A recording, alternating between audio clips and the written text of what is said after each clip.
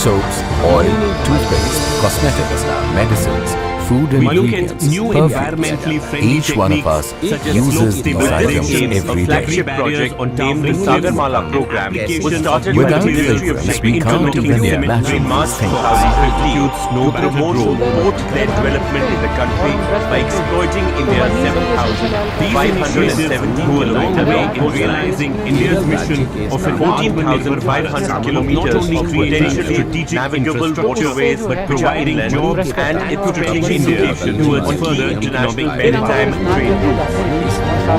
Sagarmala aims to modernize India's ports so that The question port-led is, development where can be does this augmented scent come and from coastlines in can be all the developed to essential contribute items of to our India's lives? growth and also to Behind provide this jobs. is the visionary thinking of the aroma mission and the labor of the country's farmers. Aims that we are forward existing ports With the such as cultivation of water, aroma crops, the industry gets prized aromatic natural oil, which bring fragrances to our lives in many ways.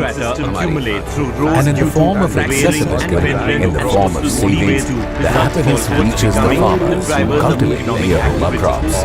On several stretches of the BCT and the interlinked roads, the rock mass of the mountains is fragmented and through research conducted under the Sagarmala program, geological characteristics that by 2025 and extreme traffic in Indian temperature will be a rocks and debris from the more vulnerable ridges and rocky cliffs often fall from massive heights at great intensity at ports, disrupting vehicular movement and even causing loss of lives and goods. A roadmap has been prepared for increasing the import capacity to over 3,500 million tons per year by 2025, caters to the growing traffic of The cultivation of aroma crops is so fast that the requirement of essential oils of the country's industries will be fulfilled very soon by the aroma crops in the fields of India. And after a few years, India will also be a big partner in meeting the global aromatic oil demand. The border road is responsible for widening it into the national and operational challenges before they can in which we have increased the width from 3.75 to 7 meter and till 3 to 7.5 One such challenge was the training of sailors and crew members in navigating Indian ports and waterways under different conditions, such as nighttime, heavy rains, conventional methods like ice storms and retaining walls to arrest the majority of sailors and crew members were required to travel to Singapore and the United by leveraging their training on technology. The BRO engineers have reached out to scientists from the Indian Institute of Technology, Bombay, to develop indigenous debris flow barriers to sailors for the eastern Himalayan rock learn about the complexities of coastal navigation before they start their training on the west. Earlier, as there were no options, it was a very Two teams of scientists from CSIR Lab III in Jammu travelled hundreds of kilometers to Jammu and from Kashmir to Madhaba in Doda districts to provide lavender plants to the farmers for free.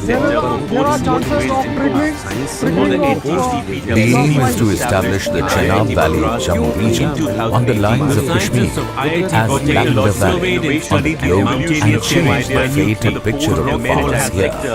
After which they came up with the debris flow barrier technique in which special steel-weighted wire meshes are installed on top of the one another sides to contain the debris from falling off directly up the road. Rather than be dependent on other countries' risk of setting up and involves specialized and highly trained teams from a variety of the mountain sides wearing safety harnesses to put in place the debris flow barrier, providing a laborious, hazardous and time-consuming process being faced in the industry for scientific support and also providing valuable education. Nearly 500 kilometers away from the Chenab Valley Jammu region, the farmers at Chakodhar, Mandi in Himachal Pradesh are also very excited about the cultivation of aroma crops.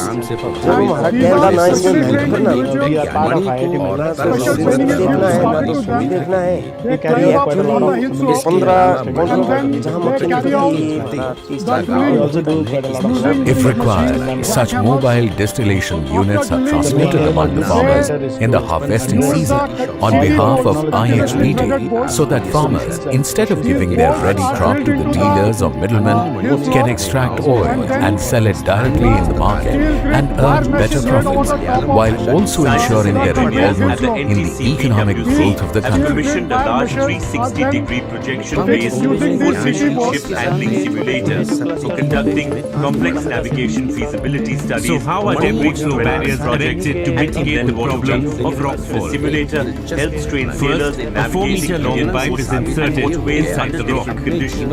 Then a cement mixture is poured from the top of the pipe to solidify A any ship cracks or simulator gaps. is a system that simulates ships and maritime While a steel wire mesh is training across the entire rock face and is filled with the help of a steel grate on top of the pipe.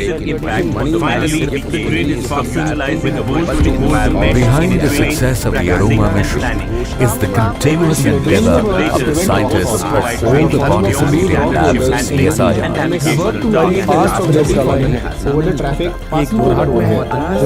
Footbridge ship simulator and rail controls on ship bridges and seamless visuals that display roads and maritime environments.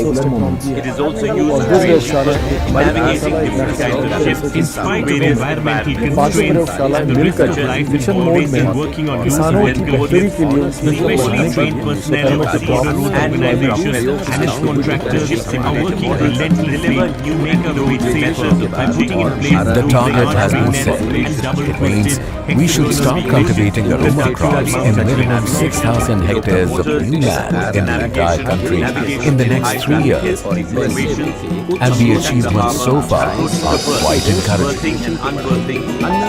At some places, the cultivation of lemongrass is taking place. At others, Palmarosa, the mint crop, has been planted. And elsewhere, vetiver is being cultivated.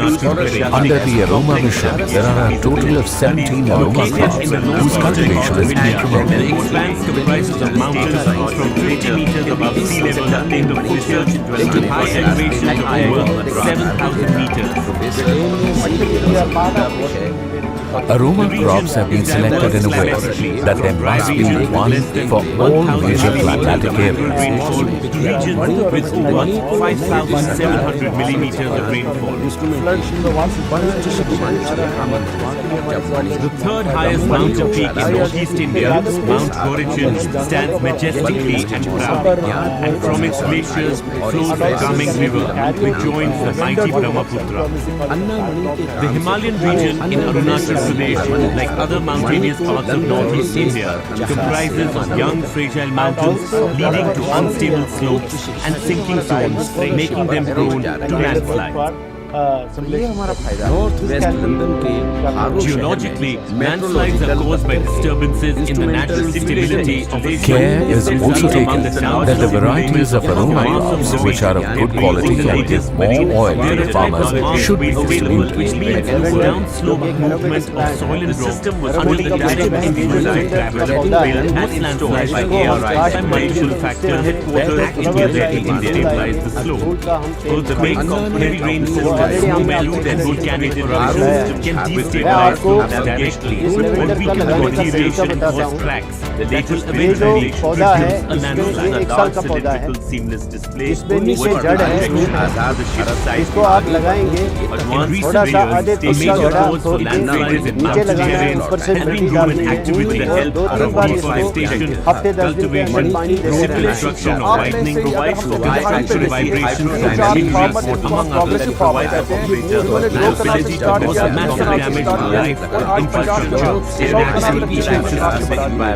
लेकिन In main fact, aim it's a वो hell जो uncommon आपने the entire नहीं baseline आप is swept come away बढ़ during the intense monsoon which lashed Arunachal Pradesh from April to September. To know which type of turmeric or curcumin will be best for leaf oil, 38 varieties of turmeric from NRI Lucknow were planted in the nurseries across the country. Clearing the debris and opening the road in a matter very difficult the challenge alone for the VRO. While emergency clearance of roads is an ongoing activity, the VRO has been looking at ways in which slide-prone slopes can be stabilized from a long-term perspective. Agreement किया हुआ है कि इस aroma mission के अंतर्गत जो किसान भाई केसरी खेती विभाग के लिए VRO engineers and geological experts are working to find long-term solutions to secure and stabilize mountainsides. The world's aroma industry is worth billions of dollars. So the process of identifying But landslide due to the lack of supply of essential oils, aroma industries have started using artificial and semi-synthetic materials, not only in India, but elsewhere in many countries too. techniques of slope conservation. But their first priority is naturally extracted essential oil made up of natural flowers, leaves and roots. Compositions. Then, using new materials and symbols, combining that with an conceptual approach, planting fast-growing grasses and shrubs to secure the air. The importance of modern techniques for controlling landslides cannot be overstated. India has some 30% of its landmass covered in mountains, and many areas are prone to landslides, causing devastating loss of life and infrastructure. To see for ourselves how the slopes on the BCT highway are being reinforced, we make our way to MP, some 200 kilometers on the BCT road. This fragile hillside has been prone to landslides for years. In fact, an army transit camp above it was under threat of being swept away from a landslide. So the entire wedge of the slope in Sangli started sliding as the soil could develop and shear strength structure and weaken. A major reason of landslides is the weight and intensity of water draining through the slope, also called pore water pressure. This is the pressure of groundwater held within the soil or rock in gaps between the pores. The action of water and gravity makes for a potent Right now, the world's essential oil market is dominated by the French city, popularly known as Grasse. The city of Grasse is famous as the world's perfume capital. This city is known for its different natural fragrance for 3,000 years approximately. The French perfumes made mainly out of rose and jasmine are famous all over the world. Conventional methodology has not been successful in this area. So we are If Grasse is the perfume capital of the world, then the city of Kannauj in Uttar Pradesh is the perfume capital of India. Like the city of Grasse in France, fresh flowers are brought from the gardens to the production units in the morning, and the pure essential oil of international standards is prepared by traditional distillation methods. India has an extensive network of inland slope stabilization techniques is to increase the factor of safety of a slope to a level that is considered adequate. It is done by stabilizing the soil and enhancing its mechanical properties using various crafts such as boats and The perfume industry of Kannauj is also 5,000 years old. There are more than 200 perfume factories. Approximately 80% of the population is directly or indirectly associated with the perfume industry. West Bengal, Assam and Kerala.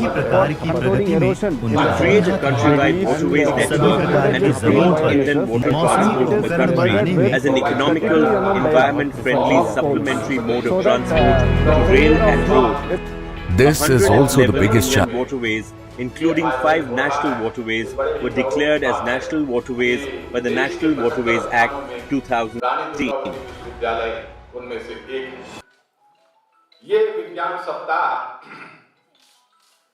22 फरवरी से 28 फरवरी तक आयोजित हो रहा है। आज इस कार्यक्रम में सर्वप्रथम भाषण प्रतियोगिता का आयोजन छात्र छात्राओं के लिए आयोजित है, जिसका विषय है भविष्य की विज्ञान एवं प्रौद्योगिकी। इस कार्यक्रम के बाद दोपहर 2 बजे से आज 2 बहुत ही प्रभावशाली व्याख्यान आयोजित किए जाएंगे, जिसमें से एक व्याख्यान डॉक्टर CM नौटियाल, बीरबल साहनी, पुरा विज्ञान संस्थान लखनऊ से हमारे बीच पधार रहे हैं। उनका व्याख्यान होगा, विषय है ब्रह्मांड में जीवन एक पहेली, और दूसरा व्याख्यान डॉक्टर A.N. सिंह जो भूगर्भ शास्त्री हैं, जो जियोलॉजिकल सर्वे ऑफ इंडिया में वरिष्ठ वैज्ञानिक के पद पे रहे हैं और वो जेमोलॉजी के बहुत बड़े एक्सपर्ट हैं रत्न विज्ञान के, तो उस पे वो आप व्याख्यान देंगे कि रत्न खनिजों का अध्ययन एवं उपकरणों की सहायता से उनकी पहचान करने के तरीके। ये बहुत ही ज्ञानवर्धक रहेगा क्योंकि जेमोलॉजी जो रत्न विज्ञान है वो देश में अरबों डॉलर का व्यापार होता है और जो रत्न चाहे हीरा हो, पन्ना हो, पोखराज हो, वो भूगर्भ में जमीन के अंदर किस तरीके से वो बनते हैं, उनका क्या स्वरूप होता है, कैसे उसको रिफाइन किया जाता है और कैसे उसको वास्तव में टेस्ट किया जाता है। क्योंकि हम पता नहीं है, जैसे मैंने ये पहन रखा है एक ब्लू सफायर, इसकी जो भी कीमत ली है मुझे पता नहीं कि एक्चुअल कीमत उसकी है कि नहीं है। उसको सटीक तरीके से कैसे आप वैज्ञानिक तरीके से पहचान करें और वो जानें और उसमें अपना भविष्य बनाएं, उसके ऊपर वो ये व्याख्यान आयोजित है। इस कार्यक्रम में आज जो भाषण प्रतियोगिता है, इसमें हमारे बीच में 4 सम्माननीय आचार्यगण हमारे निवेदन पे यहाँ पधारे हैं। जो 4 हमारे सम्मानीय जजेस हैं वो यहाँ उपस्थित हैं। मैं MP council of science and technology के प्रधान वैज्ञानिक डॉक्टर N.K. शिवरे जी यहाँ उपस्थित हैं और डॉक्टर सुनीता शर्मा मैडम हैं। मैं इनसे अनुरोध करूंगा कि हमारे सम्माननीय जजों का स्वागत करें। Doctor N.K. शिवरे जी एवं डॉक्टर सुनीता शर्मा मैडम जो अध्यक्ष हैं महाकौशल विज्ञान परिषद की और हमारे साथ इस कार्यक्रम की संयोजिका हैं। सर्वप्रथम हम प्रोफेसर पूर्णिमा जैन मैडम जो गणित विभाग की विभागाध्यक्ष रही है रानी दुर्गावती विश्वविद्यालय, उनका स्वागत हो रहा है। प्रोफेसर पूर्णिमा जैन मैडम।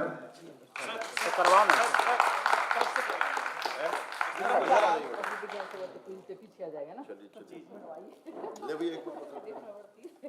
बात पता नहीं कल पेपर में आ जाए फोटो तो विज्ञान सर्वत्र का कार्यक्रम भी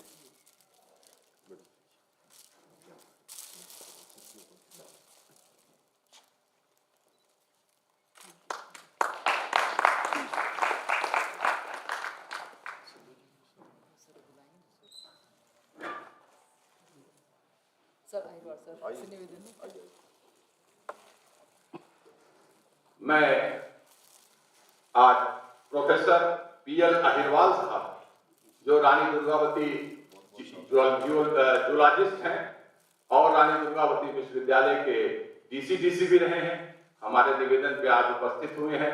उनका स्वागत है, तालियों से उनका स्वागत करें। Professor P.L. अहिरवाल साहब।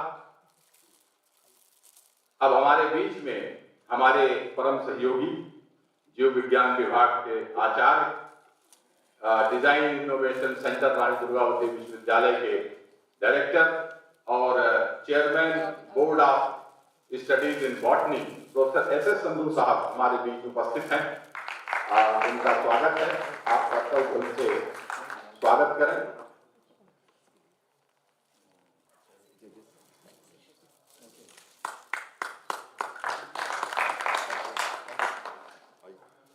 अब मैं प्रोफेसर सम्माननीय मीरा राम रखियानी मैडम जो भौतिक शास्त्र विभाग रानी दुर्गावती विश्वविद्यालय की आचार्य एवं पूर्व विभागाध्यक्ष हैं, हमारे बीच में उपस्थित हैं। मैं उनका स्वागत करता हूं।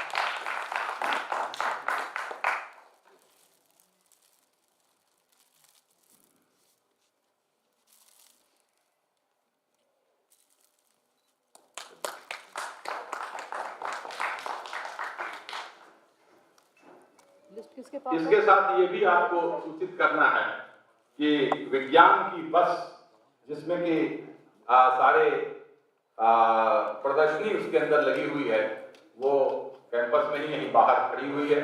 आप सब उसका अवलोकन करें, उसमें जो भी मॉडल्स हैं उनको देखें, उसको समझें।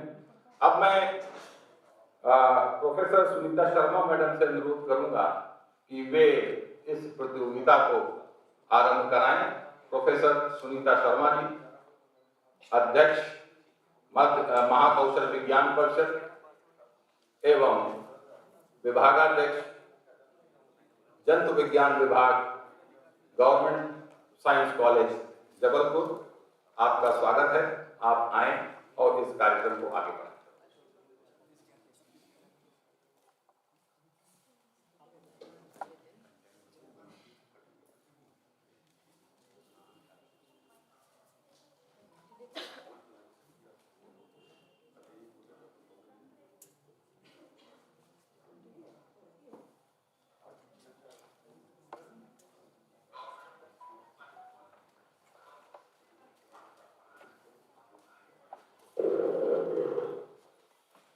धन्यवाद सर।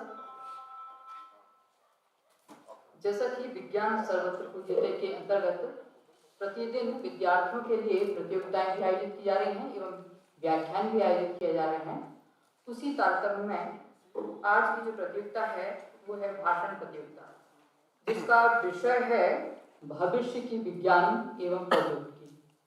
ज्यादा समय न लेते हुए प्रतिभागियों के यहाँ पर नाम आ चुके हैं। हम विद्यार्थियों को ये बताना चाहेंगे कि भाषण प्रतियोगिता का जो टाइम है वो 5 मिनट दिया जाएगा आपको। 5 मिनट में आपको अपना भाषण पूरा करना है। और चूंकि ये प्रतियोगिता स्टेट लेवल पर भी चल रही है, तो कुछ विद्यार्थी स्टेट लेवल पर भी भाग ले रहे हैं। तो जो विद्यार्थी स्टेट लेवल पर भाग ले रहे हैं उनको हम पहले फ्री करना चाहेंगे। तो मैडम के आप उनके आगे हो तो सर शुरू करवा है ना। तो सर्वप्रथम आमंत्रित करेंगे मोहम्मद हसनैन बेग को, क्योंकि वो स्टेट लेवल पर भी जा रहे हैं। तो मोहम्मद हसनैन बेग आए।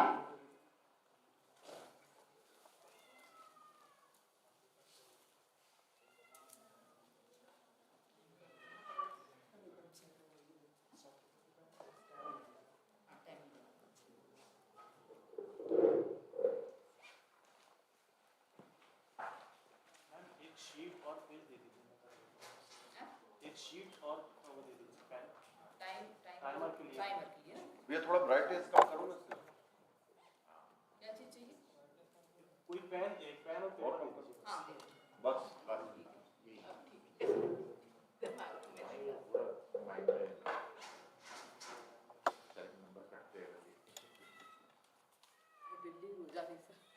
यही कहीं यही रहती रहता। उसे भी आज बोलना कुछ, उसे भी कुछ बोलना है। वो सरवत्र साहब बैठे थे तब भी आ गए। अच्छा उसको कोई डिग्री मिली बीएससी देने का हो रहा है। इंक्रीमेंट तो लगता नहीं आपका बीएससी में, वो कर दिया जाए बिलियों। बेटा कोई पेन देना जरा। देते हैं on discount, delete on discount. वो ज्यादा अच्छा रहेगा। ये तो किया नहीं है।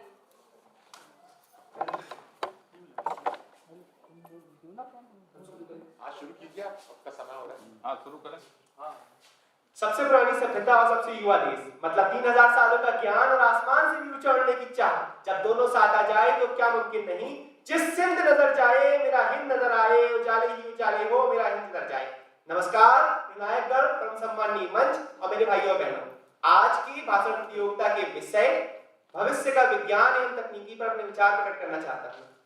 तो विज्ञान और विज्ञान में भी तकनीकी आज की युग की मुख्य आवश्यकता है, क्योंकि आज का युग विज्ञान के आविष्कारों एवं अनुप्रयोगों का युग है। चाहे हम किसी भी ओर चले जाएं संसार में, अगर विज्ञान के आविष्कारों से अगर हम उस चीज को विमुक्त कर दें तो आज ही हम 500 साल पीछे चले जाएंगे। और विज्ञान और तकनीकी आने वाले भविष्य को निर्धारित करती है। ये बात हम इस प्रकार से आपको समझाना चाहते हैं कि विज्ञान का जो एक आविष्कार है जो कि सबसे ज्यादा फेमस है और सबसे ज्यादा उपयोगी है, वो ये है मिसाइल टेक्नोलॉजी। और मिसाइल टेक्नोलॉजी का आविष्कार भारत में हुआ था 1782 में। टीपू सुल्तान ने जब पहली जंग लड़ी थी जो इख्लाफ का मिसाइल टेक्नोलॉजी वहां से डेवलप हुई, जो कि आगे बढ़ते बढ़ते उसके ऊपर फिर जर्मनी ने काम किया।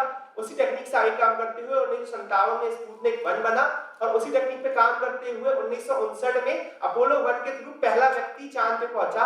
और आज उसी तकनीकी के जरिए 2008 में भारत ने अपना मंगलयान चंद्रयान मिशन 1 के थ्रू पानी में चंद्रमा में पानी की खोज की, जो कि सेंचुरी ऑफ द डिस्कवरी बनी।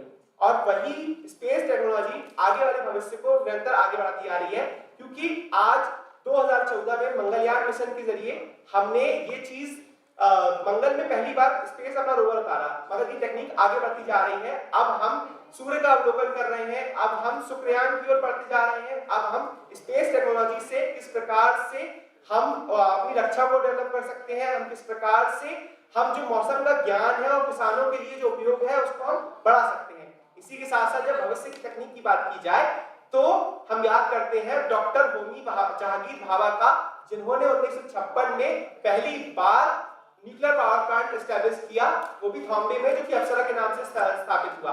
उस न्यूक्लियर प्लांट के आने से, चूंकि न्यूक्लियर एनर्जी सबको पता है कि परमाणु बम के रूप में ही विख्यात है, मगर अगर हम न्यूक्लियर एनर्जी का शांतिकालीन उपयोग करें तो दुनिया भर की बिजली आवश्यकता पूरी हो सकती है, क्योंकि दुनिया भर के जो कोयले के भंडार है वो खत्म होते जा रहे हैं। और 1 ग्राम अगर यूरेनियम को अगर हम नाभिकीय विखंडन के रूप से उपयोग करें तो 3000 टन कोयले का उपयोग होता है।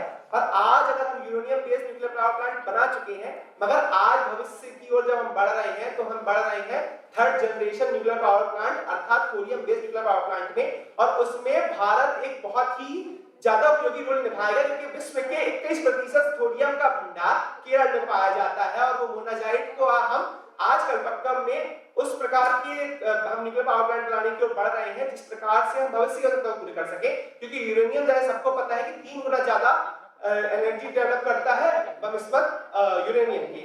तो न्यूक्लियर पावर प्लांट आगे बढ़ते जा रहे हैं। इसी प्रकार भविष्य की तकनीकी की ओर ध्यान दें तो आज जबकि कोरोना काल में हजारों लोग इस महामारी से पीड़ित हुए, मगर वैक्सीन और medicine industry is the future of the India, is the future of the world. Because अगर हम मेडिसिन की ओर आगे बढ़ते हैं तो हम मानव जीवन को बचा सकते हैं कोरोना जैसी महामारियों से, एंथ्रेक्स जैसी महामारियों से, और कोवैक्सीन कोविशील्ड उस महामारियों को दूर करने के लिए हमारा बढ़ता हुआ कदम है।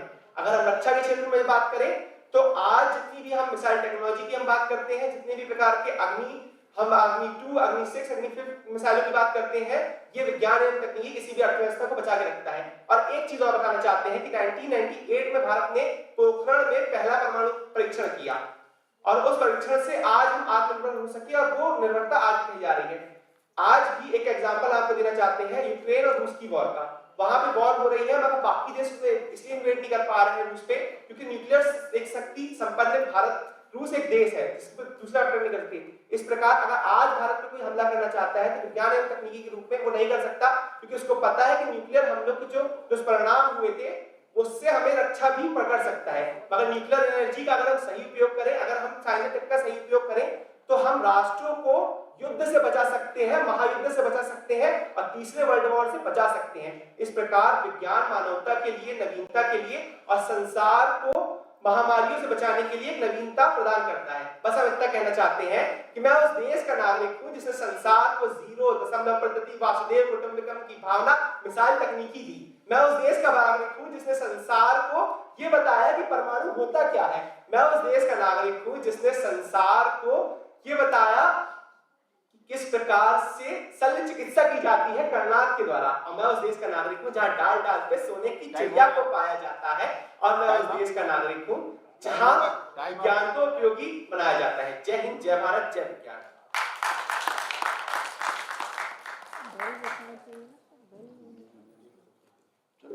धन्यवाद। अगली प्रतियोगी हैं मनस्वी शरणागत। मनस्वी,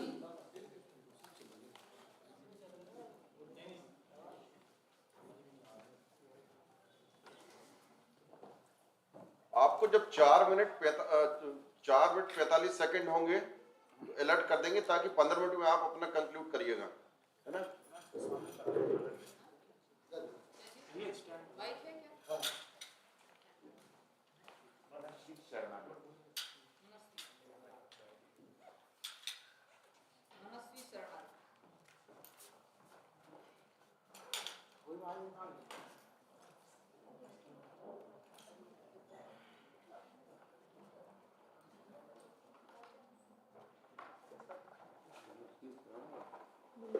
मनस्वी शरणागत।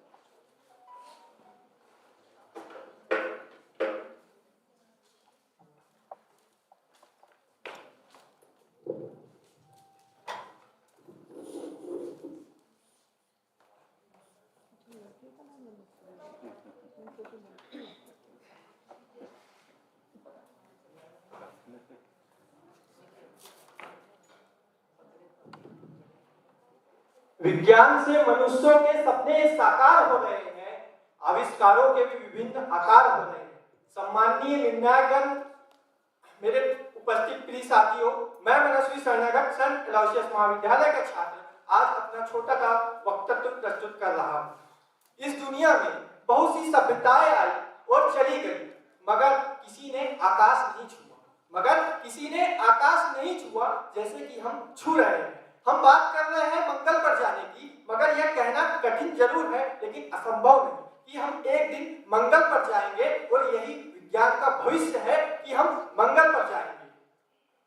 विज्ञान हमारी हर क्षेत्र में मदद करता है, चाहे वो चिकित्सा हो, कृषि हो या कोई मशीनरी हो, उपकरण हो, हर क्षेत्र में विज्ञान हमारी मदद करता है। लेकिन मैं सिर्फ दो क्षेत्र के बारे में बात करूंगा, एक तो कृषि और एक चिकित्सा, क्योंकि हम इन दोनों से ज्यादा जुड़े हुए हैं। पहले बात करता हूं कृषि की। इस क्षेत्र के बारे में मैं जब देखता हूं तो मेरे दिमाग में दो ख्याल उत्पन्न होते हैं। पहला तो ये कि कृषि के क्षेत्र में विज्ञान का एक उत्पादन ये है कि उससे हम मशीनरी और ट्रैक्टर वगैरह ये सब देखते हैं। दूसरा ये है कि उससे हम खाद बनाते हैं। खादों में देखा जाए तो मैं दो चीजों को देखता हूँ, पहला तो रासायनिक खाद और दूसरा प्राकृतिक खाद। रासायनिक खाद हम सब जानते हैं, मैं आपको प्राकृतिक खादों के बारे में बस बताऊंगा। प्राकृतिक खाद का एक उपाय है जीव अमृत, जो कि विज्ञान की एक नई खोज है और मैं इसको विज्ञान का भविष्य देख रहा हूँ। जीव अमृत गाय के मूत्र पत्तियों से बना एक ऐसा कीटनाशक मिक्सचर है जो कि धरती की उर्वरक क्षमता को प्राकृतिक तरीके से बढ़ाता है और इसके कोई साइड इफेक्ट भी नहीं है। तो मैं मानता हूँ कि यह विज्ञान का एक भविष्य है। मैं बात करूँ चिकित्सा के क्षेत्र की, तो हम सभी ने कोरोना महामारी देखी, हमारी वैक्सीन आई, दवाइयां आई, ये सब तो हुआ, लेकिन हमने एक चीज नहीं देखी कि कोरोना के कारण हम जो मास्क लगाते थे उससे कितना कचरा उत्पादन हुआ। इसमें हमने विज्ञान को नहीं देखा। तो मैं आपको बता दूं कि विनीश देसाई, जिनको रिसाइकल मैन ऑफ इंडिया कहा जाता है, उन्होंने विज्ञान से एक ऐसा आविष्कार तैयार किया जिससे हम लोग जो मास्क लगाते हैं उससे ईंट बन रही है, वही ईंट से स्कूल बन रहा है, कॉलेज बन रहा है, घर बन रहे हैं। तो हम यहाँ भी विज्ञान के भविष्य को नहीं देख रहे हैं कि विज्ञान का भविष्य कितना कारगर है हमारे लिए। हम सभी अपनी कल्पनाओं में जीते हैं, भविष्य की कल्पनाओं में जीते हैं। मेरा भाई सोच रहा होगा कि यार 2 साल बाद रोबोट आ जाएंगे, हम बैठ के काम करेंगे, हम रोबोट काम करेंगे, हमको कुछ करने की जरूरत नहीं है। वही दूसरा भाई ये सोच रहा होगा कि यार रोबोट तो आ जाएंगे, लेकिन रोबोट में सोचने की क्षमता होगी, भावना होगी, वो महसूस कैसे करेगा। तो इसी के लिए कहा जाता है कि कोई भी चीज प्यारी बेहद होती है, लेकिन हर चीज की एक हद होती है। तो हमें अपनी विज्ञान की सीमित दायरे तक रखना चाहिए, विज्ञान को एक सीमित दायरे तक रखना चाहिए। विज्ञान और प्रौद्योगिकी एक 2 पहिया वाहन के 2 चक्के हैं, जिसका पहला चक्का विज्ञान है और दूसरा चक्का प्रौद्योगिकी। अगर एक भी चक्का खराब हो गया तो विज्ञान आगे नहीं बढ़ पाएगा। जैसे जैसे विज्ञान आगे बढ़ेगा वैसे वैसे प्रौद्योगिकी का भी विकास होगा। मैं इस विषय को अपनी 2 पंक्तियों से और विस्तृत करता हूँ कि आवश्यकता ही विज्ञान की जननी है। आवश्यकता ही विज्ञान की जननी है, मगर हमें अपनी आवश्यकता भी समझनी है। जब तक हम अपनी आवश्यकता को नहीं समझेंगे, जब तक विज्ञान का आगे नहीं बढ़ पाएगा, विज्ञान का कोई भविष्य नहीं हो पाएगा, क्योंकि विज्ञान का भविष्य हमारी आवश्यकताओं पर निर्भर करता है। और मैं बात करूं कि हम किसी भी सिक्के के 2 पहलू होते हैं, एक तो उसका लाभ होता है, एक तो उसकी हानि होती है। विज्ञान को हमने जन्म दिया, विज्ञान को हमने बनाया है, लेकिन प्रौद्योगिकी को विज्ञान ने बनाया है। और एक वक्त ऐसा आएगा, मेरा मानना है एक वक्त ऐसा आएगा कि विज्ञान एक जगह ठहर जाएगा और प्रौद्योगिकी अपने आप आगे बढ़ेगी। और इसके उदाहरण मैं दे दूं, आप देख रहे हैं कि अब मशीनों का प्रयोग ज्यादा हो रहा है और मनुष्यों का प्रयोग कम हो रहा है। तो इससे ये होगा कि हम बेरोजगार होते जा रहे हैं और नौकरियां कम होती जा रही है। तो विज्ञान को एक सीमित दायरे तक सीमित रखें तो ही अच्छा है, मगर हमें उसके भविष्य पे भी ध्यान देना जरूरी है। अंत में अपनी 4 पंक्तियों से अपनी वाणी को विराम देना चाहूंगा कि आकलन, अध्ययन और प्रयोगों से मिला हमें यह ज्ञान है। आकलन, अध्ययन और प्रयोगों से मिला हमें यह ज्ञान है कि इतिहास, आविष्कारों का इतिहास ही विज्ञान है। विज्ञान मनुष्य के जीवन का एक मूल हिस्सा है। विज्ञान आज भी एक अनसुलझा हुआ किस्सा है। धन्यवाद। धन्यवाद। विद्यार्थी अपने विषय को फिर से सुने, भविष्य की विज्ञान एवं तकनीकी। अगले हमारे प्रतियोगी हैं मनीष कुमार गोस्वामी।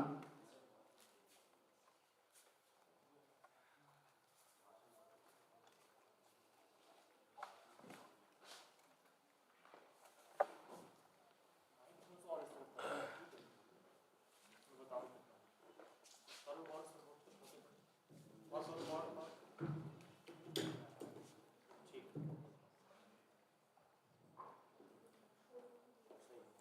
में उपस्थित आदरणीय अतिथि महोदय, प्राध्यापक, शिक्षक एवं मेरे सहपाठियों, सभी को मेरा नमस्कार। मैं आपके सामने विज्ञान और प्रौद्योगिकी के विषय में भाषण प्रस्तुत करने जा रहा हूँ। जो भी त्रुटियां हों क्षमा करें। आवश्यकता ही आविष्कार की जननी है। आज विज्ञान ने मनुष्य के भविष्य को पूरी तरह से बदल दिया है। जहाँ पहले इंसान पैदल बैलगाड़ी से यात्रा करता था, वहीं आज अत्याधुनिक तरीके से रेल, जल जहाज, हवाई जहाज, मोटरसाइकिल इत्यादि वाहनों से हम कम समय में अधिक यात्रा कर सकते हैं।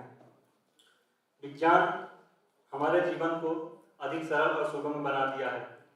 पहले इंसान टेलीफोन से बातें करता था, अब मोबाइल, लैपटॉप और ब्लूटूथ, वाईफाई, बहुत सारे टेक्निक आ गए हैं। पहले इंसान प्रागैतिहासिक काल में हम देखें तो जो आदिमानव काल होते थे तो उसमें इंसान कच्चा मांस खाता था बिना पकाए।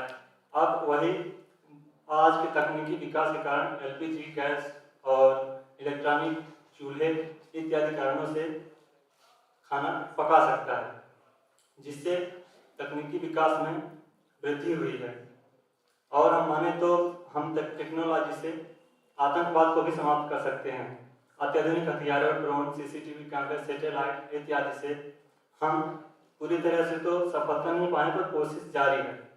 आज भी भारत में 4 करोड़ से ज़्यादा बच्चे कुपोषित और भुखमरी से शिकार हैं। अगर हम विज्ञान को सही तरीके से उपयोग में लाएं उनकी तकनीक से, तो कृषि उत्पादन में वृद्धि कर सकते हैं, जिससे भुखमरी और कुपोषण को दूर कर सकते हैं। विज्ञान और तकनीक के क्षेत्र में बहुत सारे वैज्ञानिकों ने उल्लेखनीय अनुसंधान किए हैं, जिनमें से डॉक्टर एपीजे अब्दुल कलाम, जेसी बॉस, विक्रम साराभाई इत्यादि हैं। अतः हम लास्ट में यही कहना चाहेंगे, विज्ञान और प्रौद्योगिकी का सही सदुपयोग करें तो हमें अपने देश और समाज, परिवार को समृद्ध और विकास कर सकते हैं। धन्यवाद।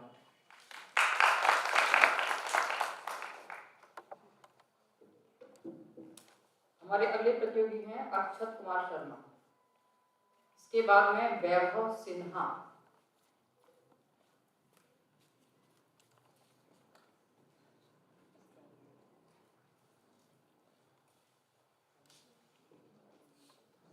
You may not believe in magic, but don't you think it's strange? The amount of matter in the universe has slightly never changed.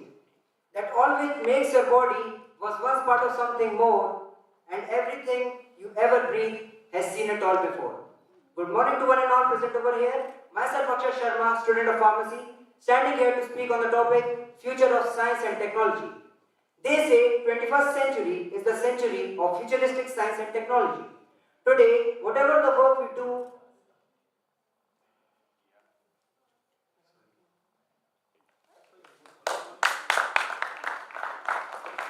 कोई बात नहीं। अगले प्रतियोगी हैं वैभव सिन्हा। उसके बाद रहेंगी अदिति राठौर तैयार, वर्षा मिश्रा और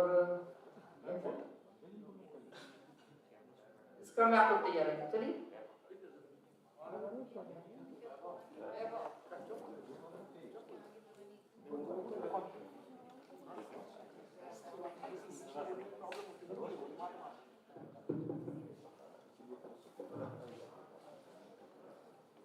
Good morning, everybody. Today I am Vaivav Sinha, present before you to represent my college and also to deliver a speech. And first of all, my speech is not some kind of tech news.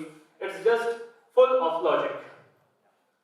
So whenever we hear science, according to me, what science is, it's a key to unlock the opportunity what our nature is providing us. Whenever we hear the word science, what comes in our mind first? Yeah, it's a stereotypical thing that we just imagine of a boy of a person who is in the laboratory holding a test tube or some kind of electronic equipment and performing some kind of experiments. But is it only just about the experiments? Yeah, we can even, there are some pictures of great scientists who played an important role in curving the human evolution, like Albert Einstein, our ex-president, APJ Abdul Kalam, or the invention of the theories that they had given us. But is it only about that? No, according to me, not only according to me, but according to those great personalities. According to those great personalities, science is not just about these big things. It's about curiosity. It's about asking good questions. Science का मतलब सिर्फ ये नहीं कि हम उन बड़ी चीजों को गिनाएं, इसका मतलब ये भी है कि हम सवाल पूछना ना छोड़ें। सवाल पूछना बहुत जरूरी। जब हम छोटे थे तो हम बहुत सवाल पूछते थे, कुछ सवाल सिली भी होते थे, कुछ सवाल का सेंस भी बनता था। पर जैसे हम बड़े हुए, हमारे साथ एक सोशल स्टिग्मा हमारे सर पे आ गया कि अगर हम सवाल पूछेंगे, हो सकता है वो सिली निकले, लोग हंसेंगे, लेकिन यही वो स्टेप है जिस वजह से हम पीछे रह गए। हम उनके जितने महान नहीं बन पा रहे क्योंकि हम सवाल नहीं पूछते। अब मैं आपको ये बताने जा रहा हूं कि सवाल ने किस तरह से ह्यूमन एवोल्यूशन को कर्व किया। सबसे पहले अगर हम बात करें अर्ली ह्यूमन के स्टेज की, पहिए का आविष्कार, जब लोगों को पॉट्स बनाने थे, आग का आविष्कार, जब लोगों को खाना पकाना था, उनकी क्यूरियोसिटी ने आग को जन्म दिया। जब हमें लगता था कि कार बिना ड्राइवर के चल नहीं सकती, तो टेस्ला मोटर्स जैसी कंपनी ने ड्राइवरलेस गाड़ी लाकर हमारी सोच को पीछे छोड़ दिया। जब हमें लगता था कि सूरज, चंद्रमा जैसी चीजें हम बना नहीं सकते, तो चाइना ने दूसरा सूरज बना करके हमारी सोच को फिर से पीछे छोड़ दिया। और ये सब हो पाया सिर्फ उस एक सवाल के कारण।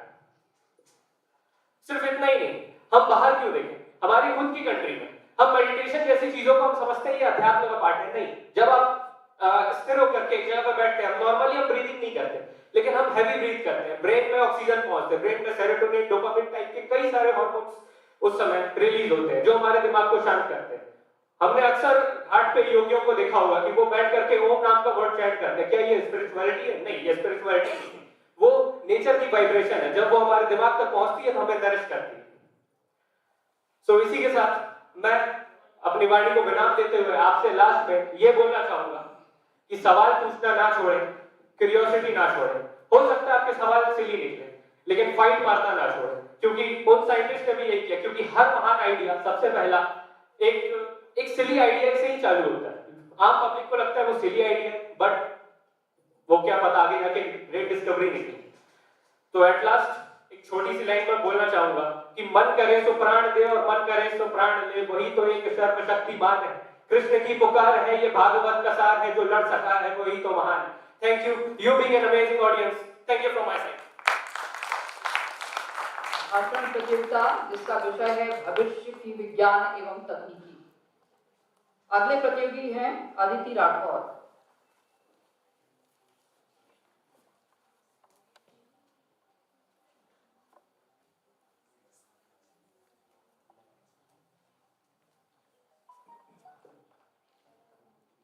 नीचे नीचे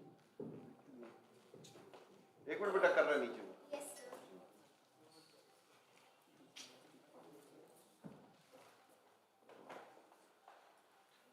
मेरा एक छोटा सा निवेदन है कि भाषा सिर्फ अपनी अभिव्यक्ति का एक माध्यम है। अगर हम बहुत अच्छे से अपनी आज जैसा उसको मालूम है कि हम आज़ादी के अमृत महोत्सव सिर्फ इसलिए मना रहे हैं कि हमारी आज़ादी को 75 साल पूर्ण होने जा रहे हैं, और इस 75 वर्ष में हम अपनी मातृभाषा का अगर सम्मान करेंगे, क्योंकि हम बहुत अच्छे से बोल सकते हैं, सामने वाले सुनने वाले बहुत अच्छे से सुन सकते हैं, लेकिन हम सिर्फ भाषा की एक प्रतिस्पर्धा में रुक करके हम अपनी भावनाओं को सही ढंग से ना व्यक्त कर सकें। अभी हम देख रहे हैं कि अनावश्यक हम बोल सकते हैं हिंदी में और सुनने वाले समझ सकते हैं। अगर आप जानते हैं तो अच्छा है कि हम अपनी मातृभाषा में अपनी बात रखें, लेकिन जब हम अपनी मातृभाषा को नहीं अभिव्यक्त कर सके तब आप बोलिए जो भी आपकी भाषा है, लेकिन अगर सुनने वाले समझने वाले अगर हिंदी में हैं तो अच्छा है, तब हम हिंदी में बात रखें तो ज्यादा अच्छा होगा। ये मेरा निवेदन है, अन्यथा ना लें इसको। Thank you.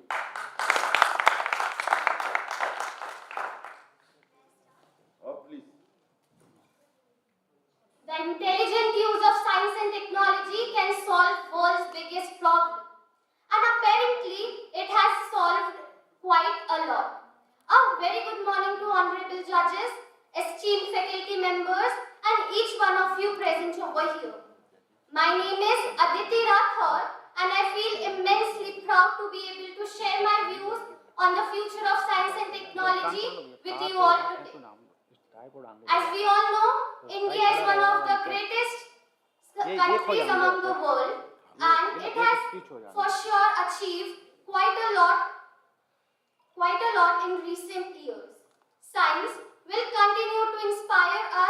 will motivate us to discover more. There are many examples. For the recent one which I like to share would be, the vaccination. We were among the first to introduce this corona vaccine amongst the most powerful nations. Science and technology can make our life easier and is working on it.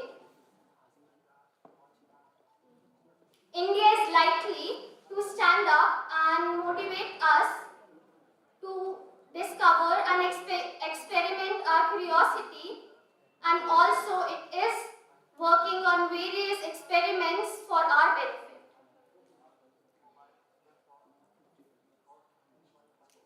India is likely to lead in launching satellites for the shark nations and would therefore be leading in the upcoming years.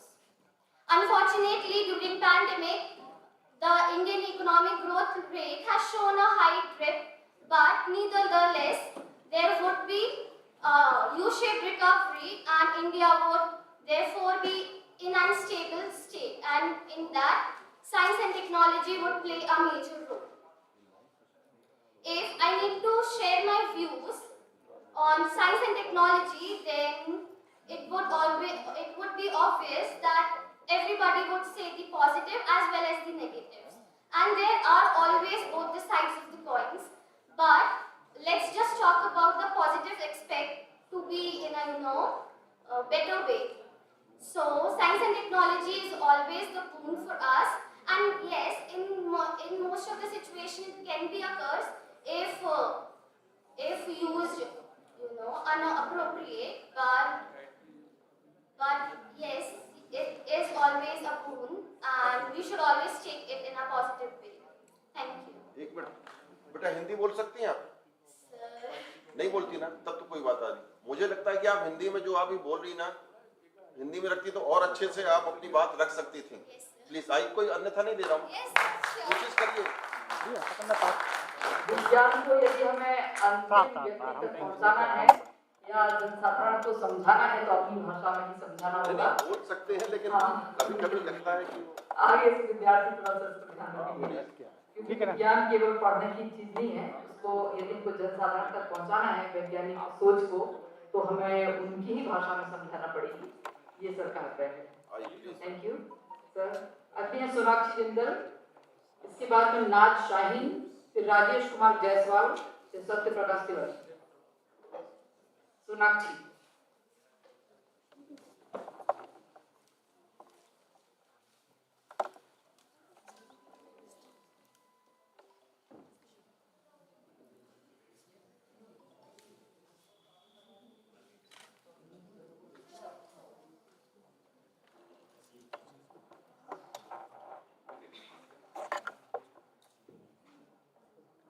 I met the US President on the Earth and now India's ISRO is meeting NASA on the Moon and the Mars also.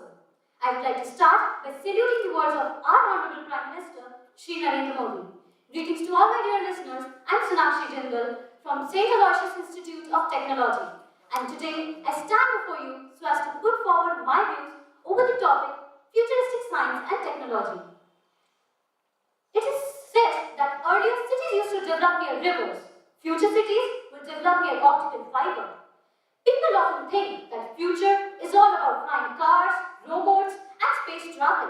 Maybe the next millennium will see the IT sector reaching its peak.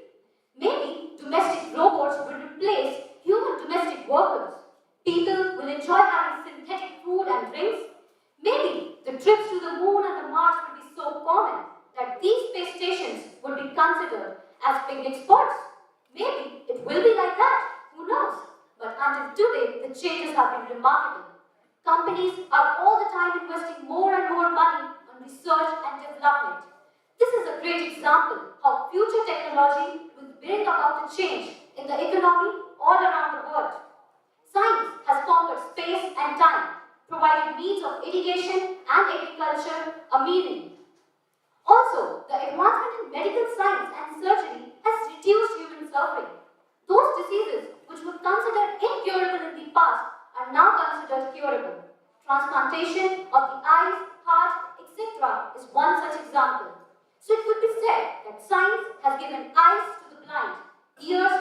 left and legs to the limb.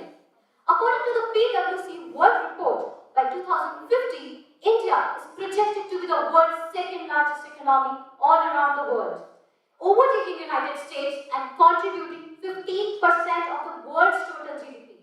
The positive impacts of that growth have already started to make an impact on today's residents. For example, the upgradement in the type of mobile phones, televisions, etc. we use nowadays. From the early 20th century to the 21st, I have literally seen things changing in front of my own eyes, said Sarvatra, who runs the famous app Talk Travel. Taking all points into consideration, it could be safely concluded that the future of science and technology in India is bright. But since even a coin has two sides, I would now like to reflect the other side of the same coin. Since I have been given this esteemed privilege to stand on this stage on the occasion of National Science Day, I would now like to bring about awareness among our youngsters regarding the future of science and technology in India. Did we all, for once, thought, why do we need 30 more years so as to increase our economy? And that too, to the second position. We all noticed the upgradement in the type of mobile phones, televisions, etc. we use nowadays. But why did we not notice the slums next to the high-rising buildings? Equal rights and opportunities to all the citizens is the only key for India's success, said Namita Kulkarni, who lives in Mysore and runs the famous blog Radiantly Ever After. B.R. Ambedkar once said, "Do not drag your feet on the sands of time, that is, do not delay or procrastinate things." India, which is one of the youngest nations in the world, our youngsters have a common saying, "I'll do it later," which transforms into never. PM Modi once said, "Today's startups will be tomorrow's MNCs." So we all need to understand this, that though the future of science and technology in India is bright, it is possible only if we as Indians contribute to this process. So I wish and I hope all the listeners over here, all the participants, all the learners will take a step forward in the process of India's success. With this, I would now like to wrap up with one of the quotes given by B.R. Ambedkar. If you want to shine like a sun, first burn like a sun. Thank you.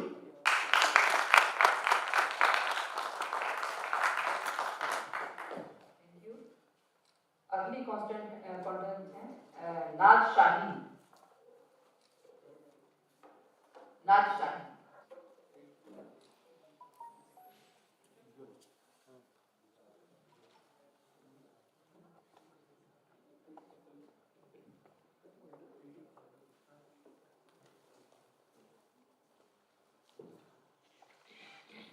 Greetings to all. I am here to present my speech on the topic Futuristic Science and Technology. The future is coming and sooner than you think. There are innovations happening right now that are ripped straight from the pages of science fiction. Whether that are robots that can read minds, bionic eyes, smartwatches that work and are powered on your sweat, or plenty of mind-blowing technologies. All involve the use of science in many basic and complex ways. So today, I have picked up some of the most interesting and many basic ideas of futuristic science and technology. First of all, I would like to start with brain-reading robots. Brain-reading robots is a technology which has received immense improvement in recent years, thanks to a machine learning algorithm, a robot arm, and a computer brain interface through which researchers have managed to create a means for tetraplegic patients' test. In future, this technology could lead to the production of wheelchairs which will be controlled by the brain or assistive machines for tetraplegic patients. Can you ever think about a bone implant in which the new bone will function completely as the old one? Well, that's possible now because of the 3D printing technology of bones. 3D printing is an industry promising everything from starting from building cheap houses to rushed armor.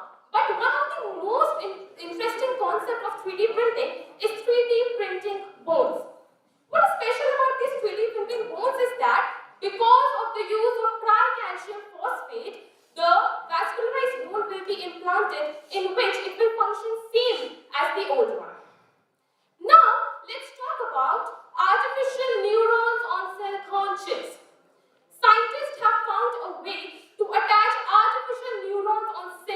chips, through which researchers can produce many signals, copying and mimicking the nerves in the nervous system, copying their electrical properties. Researchers hope that this technology will help them to perform many medical implants like heart failure and Alzheimer, as it requires very little power. Now let's come to the ideas which have come up in the dairy industry, lab-made dairy products. Many of the growing economic and multinational companies are investing in lab-made dairy like eggs, cheese, and ice creams. Dairy industry is not at all environmentally friendly, not even close. It is responsible for 4% of the world's total carbon emissions. Researchers are also finding a way to produce lab-made mozzarella that can perfectly melt on top of a pizza and many other cheeses and ice creams. Now, let's talk about something that's going to be greatly useful for us in the future. Airports for drones and flying taxis.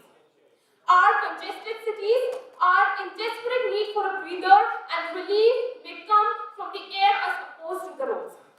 Plan has been invented for constructing the electric drones and electric taxis that will provide a different kind of picture that would reduce carbon emissions. These devices will be completely run by hydrogen generators, and the designs will be developed by many companies like Hyundai, Airbus, and others. Now I will talk about something that we cannot live without: internet. So hence we come to internet for everyone. We don't seem to live without the internet, isn't it? But still there are many areas in the world which have no connection and no accessibility to it. What is the major cause is that there is no connections that can be provided. Google has tried to solve this problem with the help of helium balloons, which would beam internet into inaccessible areas, while Facebook has already abandoned plans to do the same with the help of flying drones. That means companies like Harbour are stealing a march. Now, I will talk about something that will really solve the problem of huge carbon emissions: hydrogen planes.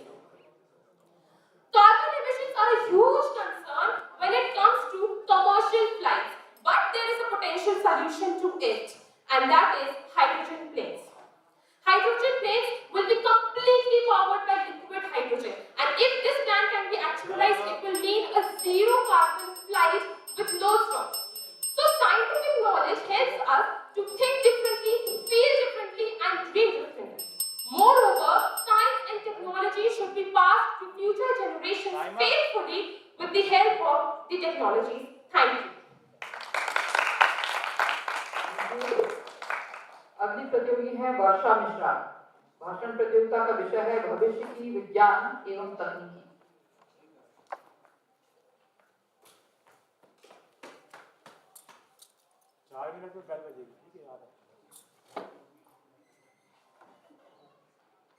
A very warm and blissful good morning to the galaxy of intellectuals present here.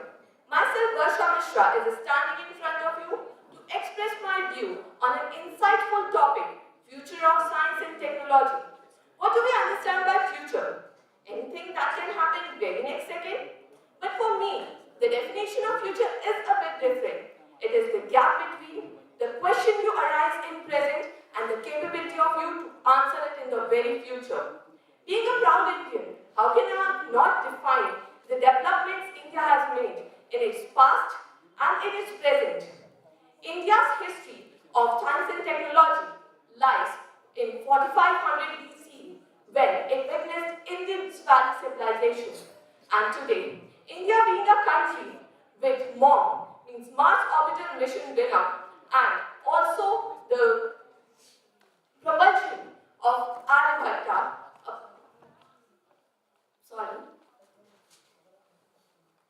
Hindi में बोलिए।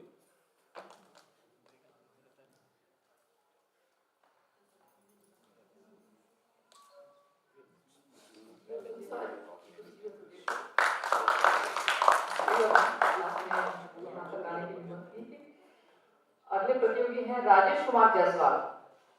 इसके बाद होंगे सत्यप्रकाश तिवारी, अभिषेक तिवारी, निकिता मेहरा, संतोष कुमार परमार, ये क्रम रहेगा।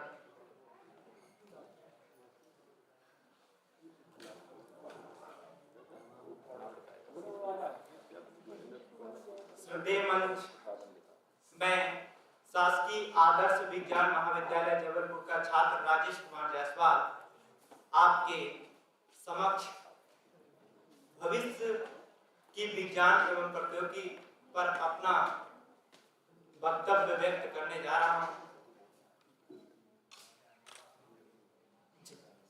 ज्ञान वह किस काम का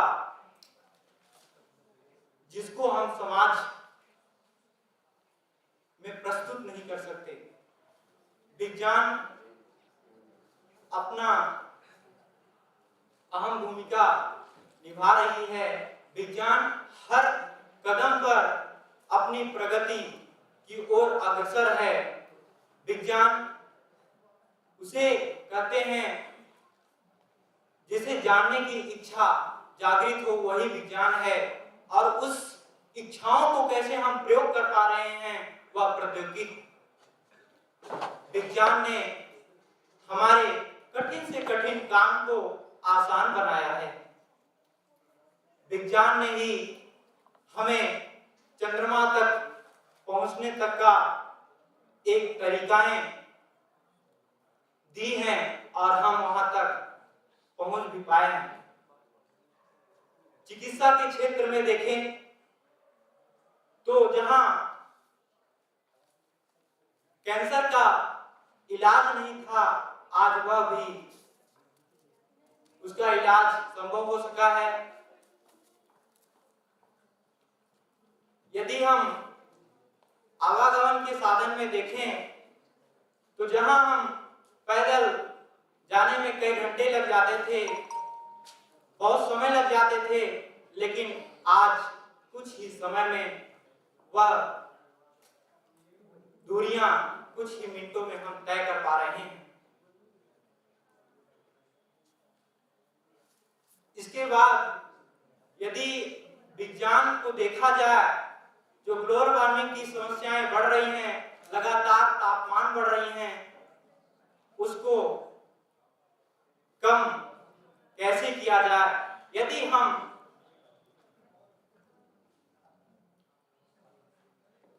सौर पैनल, सौर ऊर्जा का यदि उपयोग करें तो कार्बन डाइऑक्साइड की मात्रा, कार्बन मोनोऑक्साइड की मात्रा को कम की जा सकती है और इससे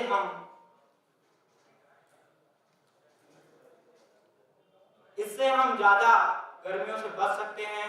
और जय Hind.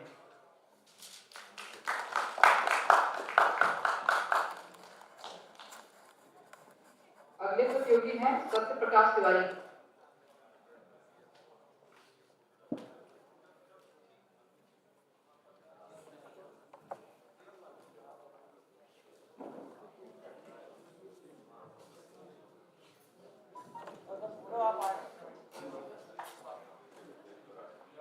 Good morning, respected judges, respected teachers, and all my dear friends. Today, on this special occasion of Vigyan Sarvatra Pujyate, celebrated under the Azadi Ka Amrit Mahotsav, I, Satya Prakash Tiwari of Government Science College, Jabalpur, will giving a short speech on the future of science and technology. For the convenience of understanding, I will be dividing my topic into 4 parts. That are, what is science and technology, what are the current events associated with it, and what will be the most probable future, and finally the conclusion. So what is science and technology? Both have different meanings. Like science is the study of all the natural phenomena, all the natural surroundings around us.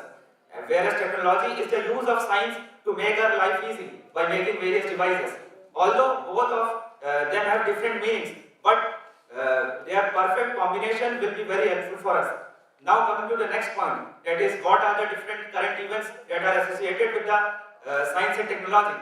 There are various such events. For example, recently during the COVID pandemic, most of the online classes and the online platforms have shifted to online, and various online platforms like Byju's and Academy have emerged.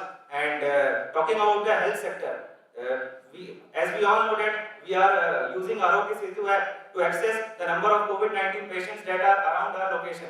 Moreover, the recently launched Ayushman Digital Bharat scheme of the government by the government of India is also one of the part of the science and technology. And moreover, we can easily download the RT-PCR and RAT test through online.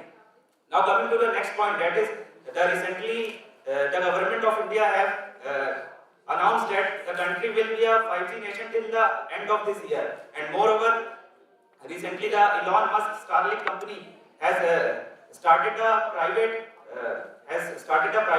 passengers to the moon. And moreover, they have started a set of 1,000 satellites for the global internet coverage. Now coming to the most probable future of science and technology. So there are various points that we can list. For example, like according to me, in the most probable outcome will be that 50% of the education will be shifted to the online, and most of the coaching centers will be opened online, and the offline coaching will be stopped. Moreover, talking about the health sectors, it will help the rural people a lot, because in the future rural people can easily get the access to online doctors and can get themselves treated by taking the medicines from the nearby medical store by the same consultation given by the online doctor. And moreover, the whole world will be converted into a 5G nation.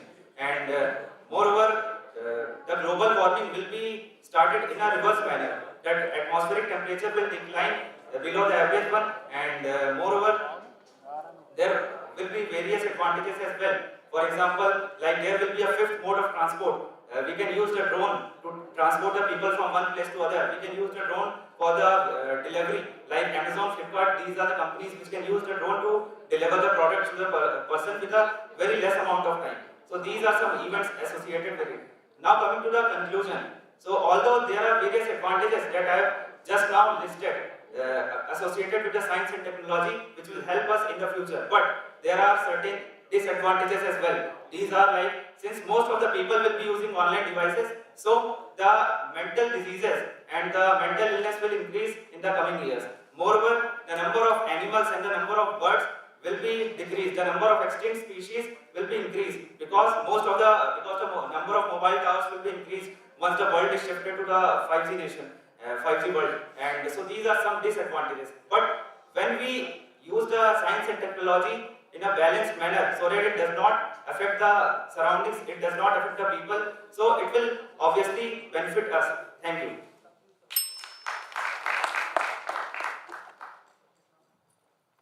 Next, Abhishek Tiwari, Library Science RTPP.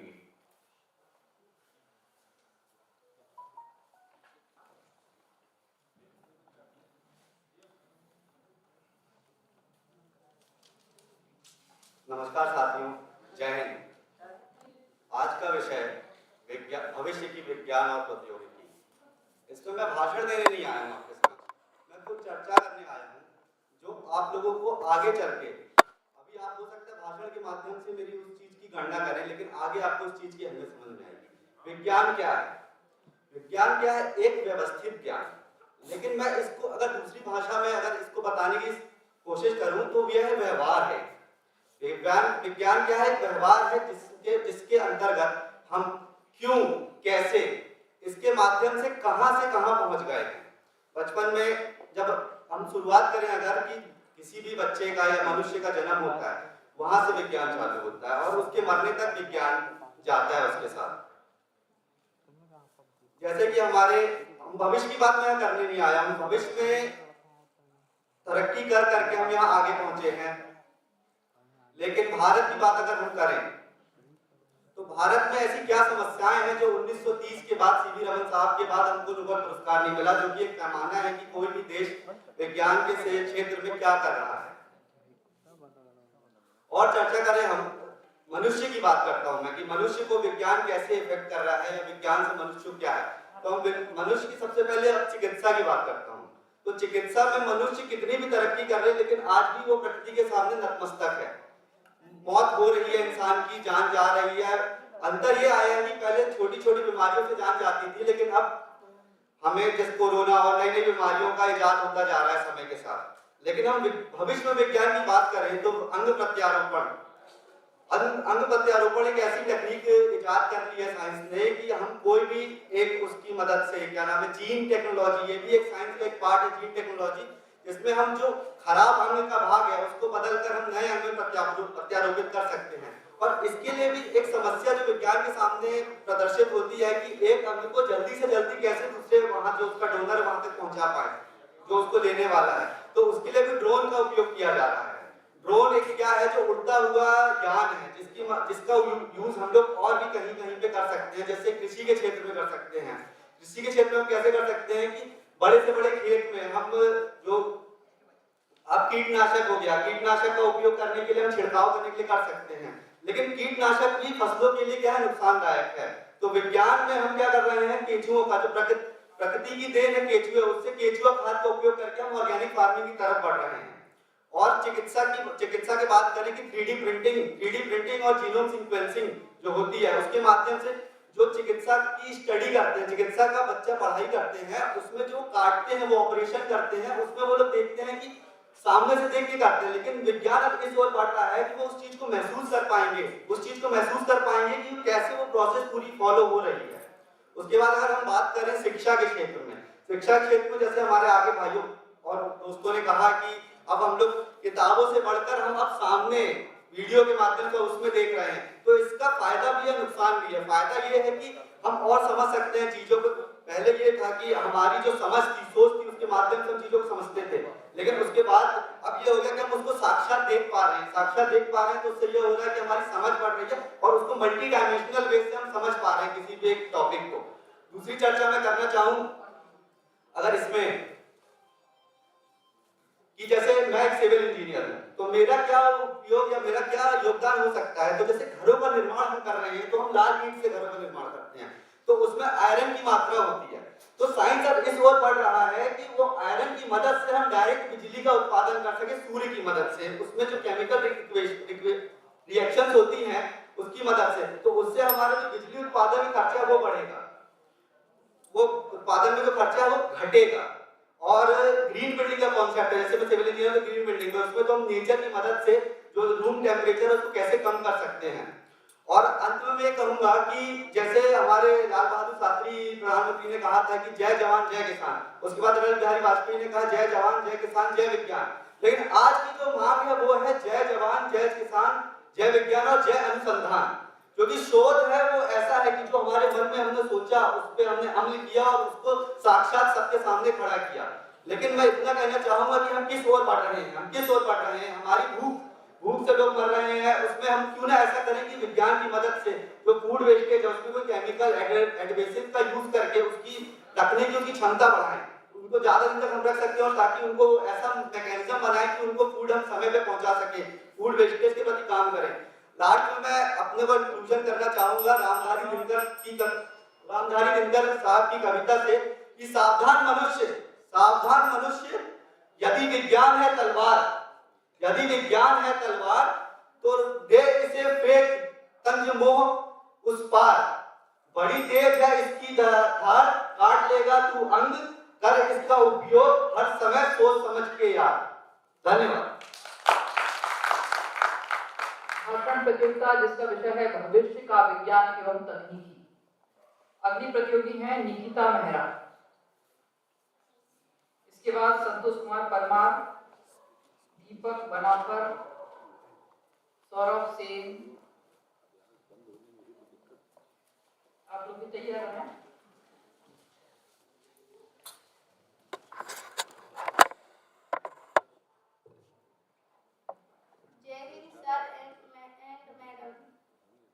आज विज्ञान एवं प्रौद्योगिकी के विषय में, आज विज्ञान से हम बहुत घिरे हुए हैं।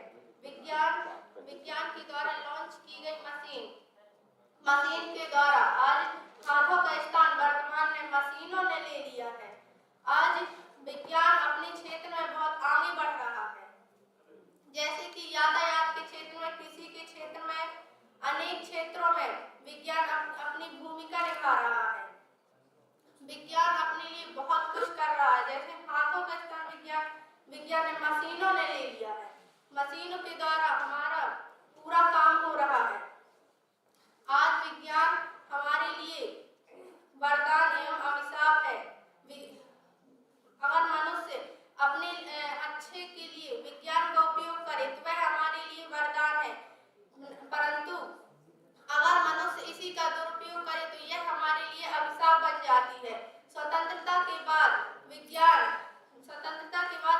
अपनी महत्वपूर्ण भूमिका निभा रहा है, जिससे कि हमें बहुत सहयोग मिल रहा है। आज यातायात के क्षेत्र में मनुष्य पहले पैदल यात्रा में बहुत समय लगा देता था, लेकिन आज यातायात के साधनों के अनुसार वही दूरी कम से कम समय में तय की जा रही है। जय हिंद, जय भारत। Thank you.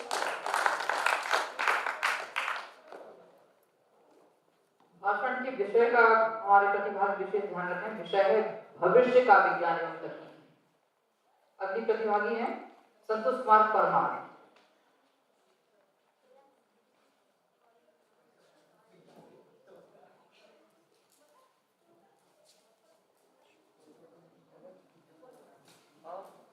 आप सभी को मेरा नमस्कार। विज्ञान जिस रहस्य को समझ नहीं पाता है, एक्चुअल में उसे ही आज की दुनिया में जो है चमत्कार कहा जाता है। मैं भारतीय भविष्य में योगदान देने वाला युवा संतोष कुमार परमार, मेघल सुधा महाविद्यालय डिंडौरी से BA फाइनल ईयर का छात्र हूँ। आज का जो टॉपिक है भविष्य में विज्ञान और प्रौद्योगिकी, आज का जो मेरा विषय है। सबसे पहले तो हमें ये समझना होगा कि विज्ञान है क्या। विज्ञान मीन्स व्हाट कि किसी चीज को जानना, किसी विषय का नॉलेज। अगर वो नॉलेज है हमें तो वो क्रमबद्ध तरीके से होना चाहिए, व्यवस्थित तरीके से होना चाहिए।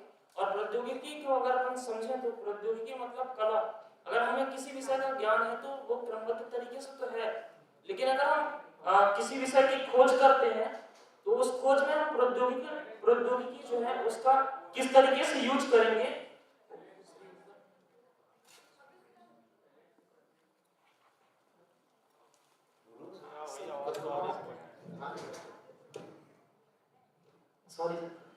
मतलब प्रौद्योगिकी को अपन ऐसे लें कि अगर कोई खोज अपन करते हैं तो उस खोज में अपनी कला का जो है किस तरीके से यूज करना है वो प्रौद्योगिकी कहलाता है। जैसे अगर मैं साइंस एंड टेक्नोलॉजी की बात करूं तो संचार के क्षेत्र में अगर हम उस दौर की बात करें जिस दौर में हम कहना चाहिए कि जो हमारे संदेश वगैरह थे उनका अपन आदान प्रदान जो एक स्थान से दूसरे स्थान में दूतों या संदेश वाहकों के माध्यम से किया जाता था प्राचीन कालों में, या कबूतरों के माध्यम से। लेकिन आज साइंस एंड टेक्नोलॉजी की वजह से जो है हम कुछ ही सेकंड्स में मोबाइल या जो टेलीकम्युनिकेशन के साधन से उनके माध्यम से चंद सेकंडों में जो अपने संचार के साधन से उनके माध्यम से अपने संदेशों का आदान प्रदान कर सकते हैं। और साथ ही अगर देखें हम अंतरिक्ष के क्षेत्र में, तो अंतरिक्ष के क्षेत्र में जो है मानव ने कभी पहले सोचा भी नहीं था अंतरिक्ष में जाने का, कि चांद पर कदम रखने का या अन्य ग्रहों पर जाने का। लेकिन आज जो विज्ञान और प्रौद्योगिकी की वजह से जो है हम अंतरिक्ष पर कदम रख पाए और विभिन्न ग्रहों पर जो है हमारी जो खोजें हैं उन खोजों को जो है हमने आगे बढ़ाया। और साथ ही अगर अपन देखें तो विज्ञान और प्रौद्योगिकी के विकास को तो सतत एवं समावेशी विकास, मतलब हम विज्ञान और प्रौद्योगिकी की मदद से जो है किसी भी क्षेत्र में हो, चाहे वो स्वास्थ्य के क्षेत्र में हो, शिक्षा के क्षेत्र में हो या कला के क्षेत्र में, हम जो है सतत और समावेशी विकास कर पा रहे हैं विज्ञान और प्रौद्योगिकी की मदद से ही।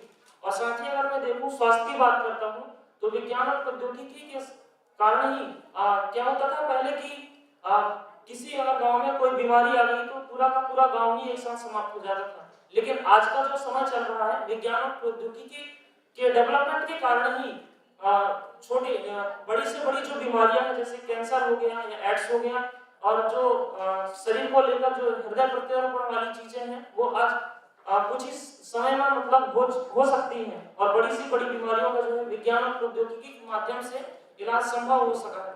और साथ ही अगर मैं बात करूं कि कृषि का, तो पहले एक दौर था जब किसान जो है वो अपनी फसलों की कटाई या बुवाई के लिए उसे अत्यधिक समय लग जाता था उन चीजों को करने के लिए। लेकिन आज साइंस एंड टेक्नोलॉजी की वजह से ही, विज्ञान और प्रौद्योगिकी की वजह से ही वो जो अत्यधिक समय लगता था उन चीजों को वो विभिन्न हार्वेस्टरों के माध्यम से, विभिन्न उपकरणों के माध्यम से जो है वो कुछ ही समय में कर पाता है। और साथ ही बताना चाहूंगा मैं, जैसा कि हर सिक्के के दो पहलू होते हैं, एक सकारात्मक और नकारात्मक। तो जैसा कि अगर हमें इस सकारात्मक पक्ष को देखें तो विज्ञान और प्रौद्योगिकी से जो है हमें सकारात्मक प्रभाव तो देखने को मिलते ही हैं, लेकिन अगर हम उसके नकारात्मक प्रभाव को देखें तो सबसे पहले मैंने बताया था कि संचार के क्षेत्र में हमें विज्ञान और प्रौद्योगिकी से जो है क्या क्या लाभ होते हैं। लेकिन अगर हम साथ ही सिक्के के दूसरे पहलू को देखें, नकारात्मक प्रभाव को देखें, तो आप कल्पना करके देखिए कि अगर संचार के साधनों के आ जाने से जैसे हमें जो कुछ सूचनाएं हैं या किसी से मिलना होता था समाज में तो हम खुद स्वयं चलकर जाते थे, लेकिन संचार के साधनों के आ जाने से जो है सामाजिक दूरियां जो है वो बनती जा रही है। और आज का जो युवा है, युवा वर्ग की जो जिंदगी है वो एक छद्म जिंदगी बनकर रह गई है, मतलब एक आभासी जिंदगी ही बन गई है। आज के जो युवा वर्ग हैं उनकी जो जिंदगी है वो केवल फेसबुक, इंस्टा, व्हाट्सएप केवल इन पर ही टिकी हुई है। इन सब चीजों का मतलब मैं विज्ञान का विरोध नहीं कर रहा हूँ यहाँ पर नकारात्मक प्रभाव बताते हुए, लेकिन ये भी हमारा एक सोचने का विषय है, क्योंकि इस पर भी अगर हम कल्पना करें तो एक सोचनीय विषय है। और साथ ही मैंने बताया था अंतरिक्ष के क्षेत्र में, तो इस विषय पर भी ध्यान देना होगा कि हमने पृथ्वी पर तो जो है कचरा फैलाया ही है, लेकिन अंतरिक्ष में अगर हम सोचें, आप कल्पना करके देखिएगा कि अंतरिक्ष में जैसे हम जो सैटेलाइट वगैरह भेजते हैं, तो सैटेलाइट अंतरिक्ष में अगर जो सैटेलाइट खराब हो गए तो उनका क्या? मैं यहाँ पर साइंस का विरोध नहीं कर रहा हूँ, क्योंकि साइंस और टेक्नोलॉजी जो है कोई भोग या भोग विलास की वस्तु नहीं है, वो बल्कि भविष्य में जो है आगामी भविष्य को समृद्ध और खुशहाल बनाने का एक साधन है। जय हिंद, जय भारत। साथ ही अपनी वाणी को विराम देना चाहूंगा। बहुत बहुत शुक्रिया आप सभी का। यहाँ प्रतिभागी कृपया ये ध्यान दें कि विषय जो है भविष्य की विज्ञान एवं तकनीकी है, भविष्य की विज्ञान एवं तकनीकी के ऊपर आधारित है, तो उसको जरा फोकस करेंगे। अगले हमारे प्रतिभागी हैं सौरभ सेन।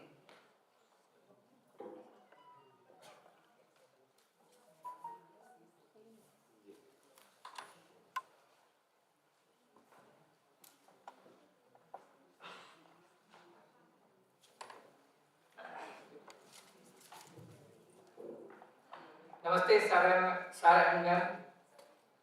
जय हिंद, जय भारत।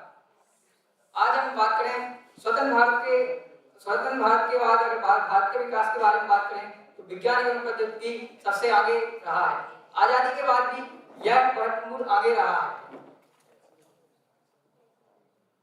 और हम बात करें यह अगर पिछले कुछ चार वर्ष पहले बात करें तो यह काफी आगे रहा है भारत विज्ञान में, और हम आगे भी रहने वाला है। भारत भविष्य में विज्ञान एवं प्रौद्योगिकी काफी आगे होने वाला है, क्योंकि अगर हम इस एक चीज में बात करें कि आवश्यकता आविष्कार की जननी है। अगर हम आवश्यकता जैसे जैसे हमें आवश्यकता होगी वैसे वैसे हमें आविष्कार करते ही जाएंगे।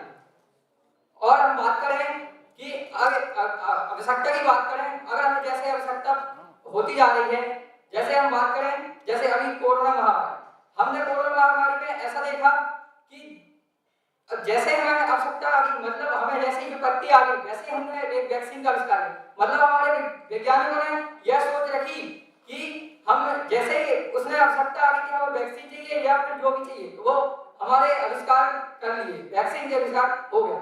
इस प्रकार जैसे जैसे आवश्यकता हो रही है वैसे वैसे आविष्कार होता जा रहा है। और लास्ट में यही कहूंगा, 6 पंक्तियों से विराम करूंगा हरवंश राय बच्चन जी की, कि असफलता एक चुनौती है, असफलता एक चुनौती है, इसे स्वीकार करो, क्या कमी रह गई है देखो और सुधार करो, जब तक ना हो सफल नींद चैन को त्यागो तुम, संघर्ष के मैदान को छोड़कर मत भागो तुम, कुछ किए बिना जय जयकार नहीं होती, कोशिश करने वालों की कभी हार नहीं होती, कोशिश करने वालों की कभी हार नहीं होती।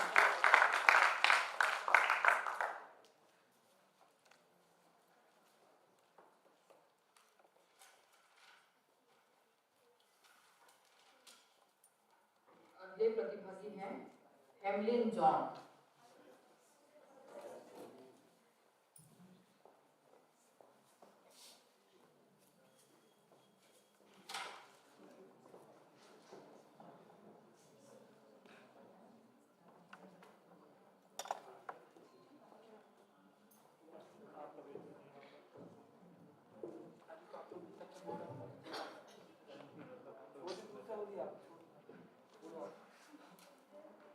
Can you imagine a life where you could just go home and and watch Netflix and chill while your robot completes your homework? Or if you could fly to your college in an Iron Man suit? Well, this is not far from becoming a reality. Good afternoon, esteemed jury members, guests, and all that are present over here.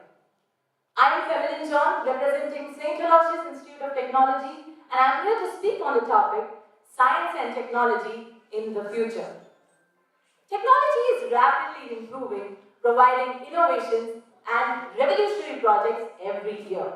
Even as I speak, scientists, engineers, and some very sharp minds are working on the next future technology that will change our lives. It may seem that scientific progress is steady, but let's not forget that we have lived through a period of immense technological improvements in the last half century.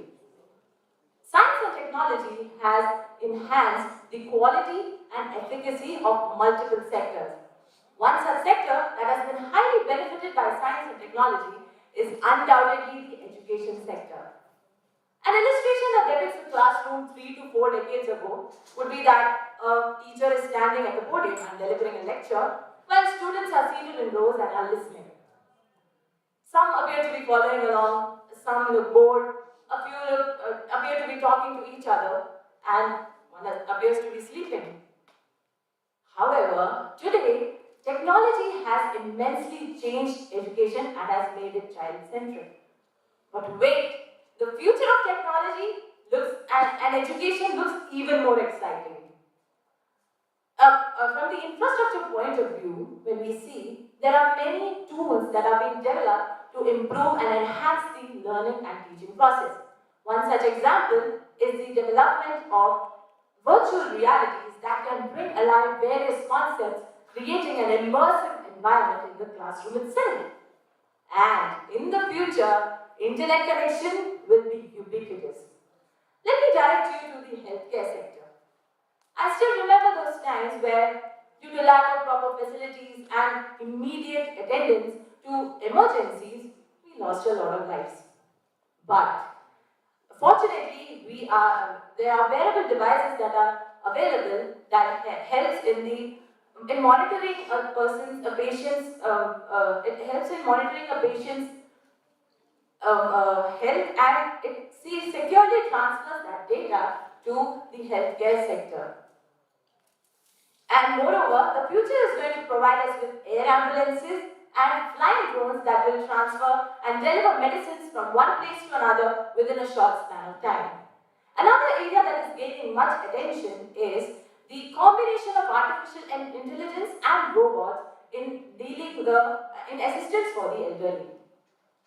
We may often carry a misconception that with the increase and enhancement in technology, the environmental issues are being neglected. No, but it's not always true. Well, the sustainable living is a priority for many individuals. Tiny hybrid robots are being created to enhance and to gather the microplastics in the oceans. Another major environmental concern that needs to be acknowledged is forest fires. Forest fires will be dealt with one day by drones that produce loud noises which can cut down the supply of oxygen, thereby diminishing and extinguishing the fire completely. Yes, there is no denying the fact that technology has given us a lot of things, but it is also our responsibility that we take care of the flip side of science and technology. According to a famous quote which goes by, "Science is a great, useful servant, but a dangerous master." With this, I would like to encapsulate my quote and speech by saying that technology is better when it brings people together. Thank you.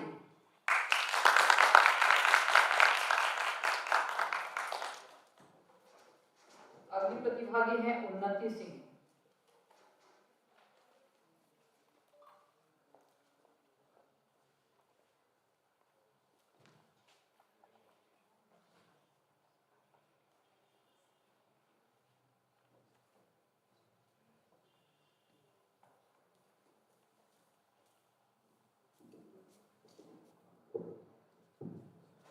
Lyndon B. Johnson, former President of the United States of America, has said that if future generations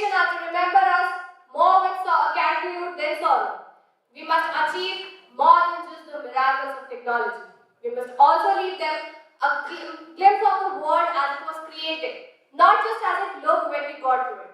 Good morning, one and all. I am Nati Singh, representing St. Aloysius Institute of Technology. We live in a society exquisitely dependent upon science and technology, where hardly anyone knows anything about science and technology. Science and technology is an interdisciplinary topic encompassing science, technology, and their interactions. The process of science encompassing understanding and discovery of technology that leads to technological applications. Science and technology goes side by side. Why? The goal of science is to expand the knowledge. The goal of technology is to apply that knowledge. The motive of science and technology is to do something that is new and useful. Understanding and discovery of anything are considered as a constituent part of any application. Once the discovery is done and enough understanding has been developed about what applications and drawbacks might exist, converting those potential applications into requires a combination of skills that goes beyond science. These include engineering and scale-up, device development, interfacing, and discovery-related technology, plus entrepreneurial and marketing aspects of technological that leads to technological applications. Science can also be considered as a human process that requires emotional commitment, energy, and discipline. Since the dot-com bubble burst back in 2000, technology has radically transformed our daily lives and our society. From smartphones to social media and healthcare, technology has changed major sectors of our lives. In the early 2000s, many tech firms were still focused on expanding communication through bandwidth for video streaming and media consumption that is common today. And others followed the path of media options that goes beyond technological outlets. Business leaders know they must prepare for technological upheavals in the years ahead. But keeping up to date in those technologies, understanding their complexities, and forecasting their shifts is an overwhelming task. Some business potential use cases are artificial intelligence, 5G and the Internet of Things, biometrics, robotics, natural language processing, quantum computing, serverless computing, augmented virtual reality. The innovations delivered by these technologies will be staggering over the next few years and also enable customers' satisfaction that will have a paradigm shifting impact for those that act on them. I would like to conclude my speech with a quotation given by Brian Greene. विज्ञान एक प्रक्रिया है, विज्ञान परिप्रेक्ष्य है, विज्ञान एक तरीका है जो हमें एक तरह से समझने के लिए ले जाता है, जो कि सटीक, भविष्य कहने वाला, विश्वसनीय है, जो कि उन अनुभवों के लिए पर्याप्त भाग्यशाली है, जो सशक्तिकरण और भावनात्मक है। Thank you.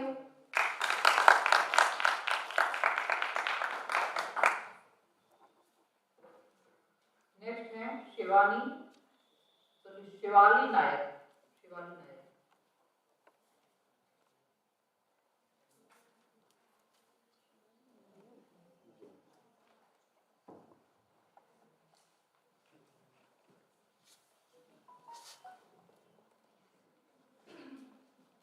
The science today is the technology of tomorrow.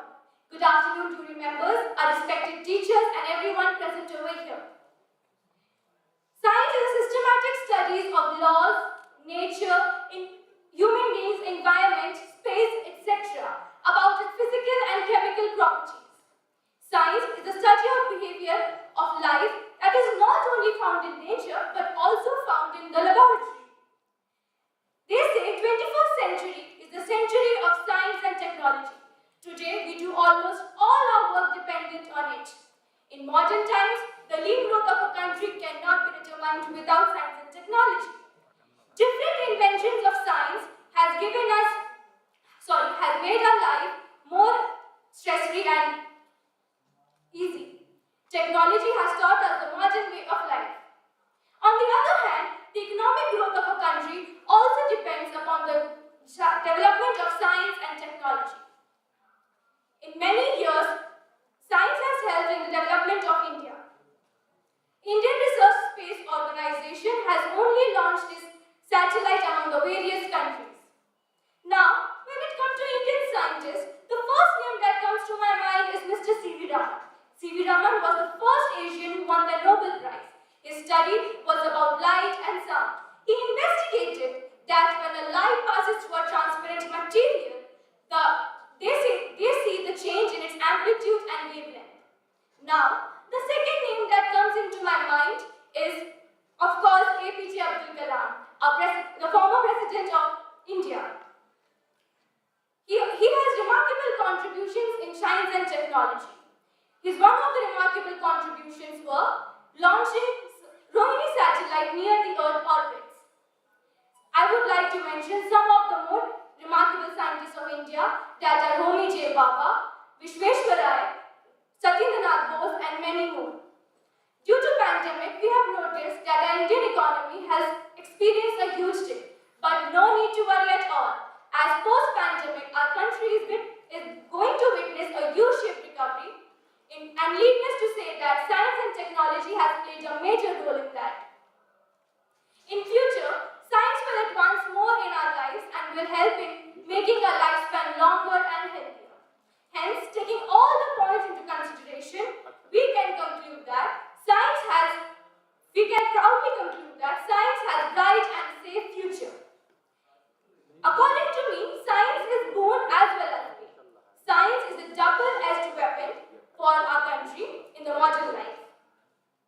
It has helped us in many sectors like e-commerce, startups, not only in science and technology but also various areas. It also generated employment opportunities. It also helped in industrial sectors too.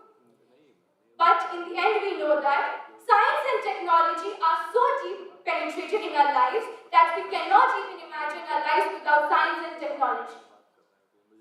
In the end, I would like to conclude that science is a magic that truly works. Thank you.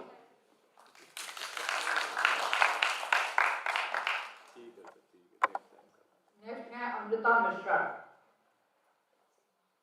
इसके बाद शिवी श्रीवास्तव, रागिनी, प्रकृति, अनीस, असद खान।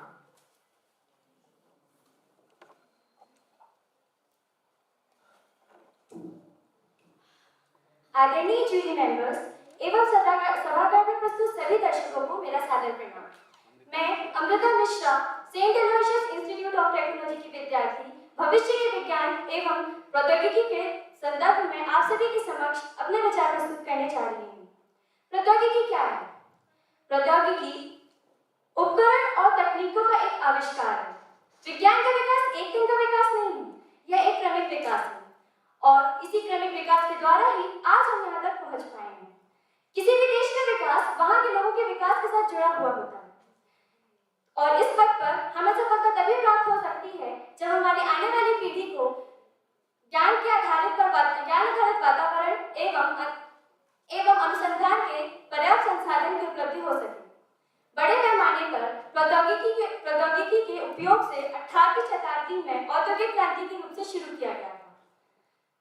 सन 1965 में लाल बहादुर शास्त्री जी ने जवान एवं किसानों की महत्वपूर्ण भूमिका को देखते हुए जय जवान जय किसान का नारा दिया था और इसी कड़ी को आगे बढ़ाते हुए श्री अटल बिहारी वाजपेयी जी ने जय जवान जय किसान के साथ जय विज्ञान को भी जोड़ा था और अब हमारे प्रधानमंत्री श्री नरेंद्र मोदी जी ने जय जवान जय किसान जय विज्ञान में जय अनुसंधान को भी जोड़ा था। विज्ञान एवं प्रौद्योगिकी 5 नए मिशन शुरू करने जा रहा है जो कि हमारे भविष्य को एक नई रूपरेखा प्रदान करेगा। इनमें electric mobility mission, quantum science and technology mission, mapping India mission और clean fuels and methanol mission शामिल हैं। इन सब के अलावा भी अंतरिक्ष में तकनीकों की आवश्यकताएं पड़ती रहती हैं। इन्हीं सब बातों को ध्यान रखते हुए नासा भविष्यवादी तकनीकों के इस्तेमाल से एक बहुत बड़े मिशन को अंजाम देने जा रहे हैं। हमारे आसपास की सभी वस्तुएं विज्ञान की क्रिया हैं। इसके उपकरण, इलेक्ट्रिक कार्स,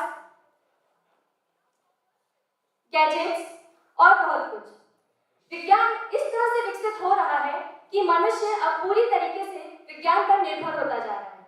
जैसा कि आप सभी जानते हैं कि प्राचीन काल में हम चिट्ठियों का प्रयोग किया करते थे। विज्ञान आगे बढ़ा, हम कीपैड फोन्स का इस्तेमाल करने लगे और अब विज्ञान इस तरह से आगे बढ़ चुका है कि हम न केवल एक दूसरे को देख सकते हैं, बल्कि एक दूसरे को बात कर सकते हैं, बल्कि एक दूसरे को देख भी सकते हैं। इसके अलावा विज्ञान ने सुरक्षा के क्षेत्र में भी काफी विकास किया है।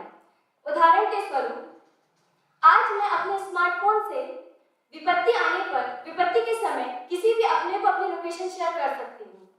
पर जैसे कि आप सभी जानते हैं कि एक सिक्के के दो पहलू होते हैं, तो विज्ञान अगर सकारात्मक है तो वह दूसरी तरफ स्वास्थ्य पर अप्रत्यक्ष रूप पर नकारात्मक का प्रभाव डालता है। और तो और विज्ञान की मदद से हम कृषि उत्पादन में वृद्धि लाकर गरीबी भी दूर कर सकते हैं और चिकित्सा के क्षेत्रों में नए नए उपकरणों को उपयोग में ला सकते हैं, जैसे कि किडनी डायलिसिस। अब मैं एक नारे के साथ अपनी वाणी को विराम देती हूँ। माना कि हमने किया है कुछ विशेष, पर अभी भी करना है बहुत कुछ अवशेष। धन्यवाद। अभी है Shivi Srivastava.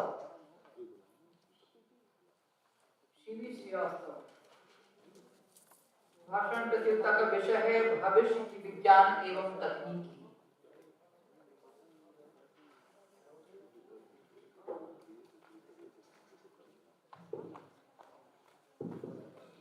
Good afternoon, respected judges, teachers, and everyone present here. I am Shivi Srivastava from St. Aloysius Institute of Technology.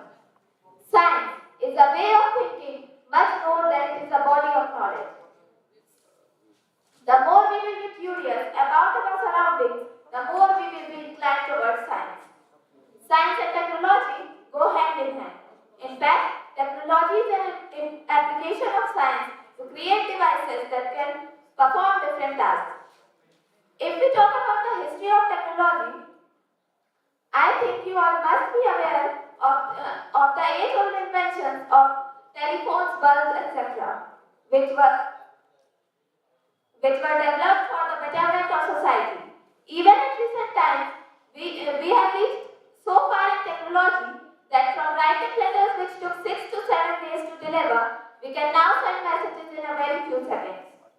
Coming to the present status of India in technology, we have witnessed a steadfast growth in it. The dependency of people on science and technology is increasing day by day. Now, there would be hardly anyone who does not have mobile phones in their hands. As of 2022, India ranks 46 among 50 countries in Global Innovation Index, and with India being at 48th position in 2020, which is really an achievement for all of us. Now, let us talk about the future of technology, which must probably be a very interesting topic for all of us. I always wonder that can there be anyone who can do all my jobs just after instructing it? Well, we have developed such robots for us. Various technologies have been developed, which include Li-Fi, which use LED lights for data transfer, energy storage bricks to store and conduct electricity, seawater fuels, which is an energy converted into hydrocarbon to use as a fuel in ships. Also, India is rising continuously in the field of science and technology.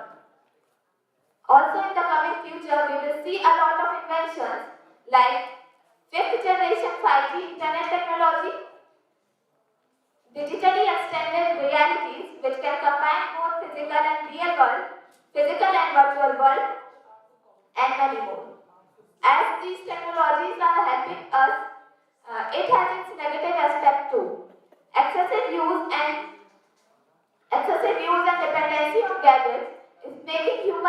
healthier and making humans lazier, the use of technology should be limited to a luxury but not as a necessity. On this, Einstein quoted, "I fear a day that technology will surpass human interaction. The world will have a generation of idiots." Now, I would like to pose my voice with the words of an American futurist, Jack Fresco.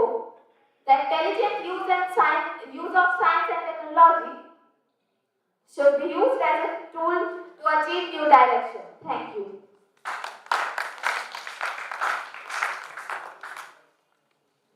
Next है Ragini.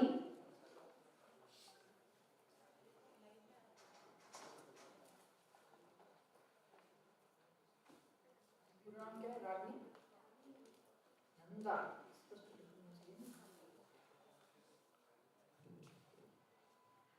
Good afternoon, respected jury members, teachers, and each and everyone present over here. Today I am here to tell you about the topic of science and technology in future. Science involved in cooking, eating, breathing, driving, playing, and the fiber you wear, the comb, the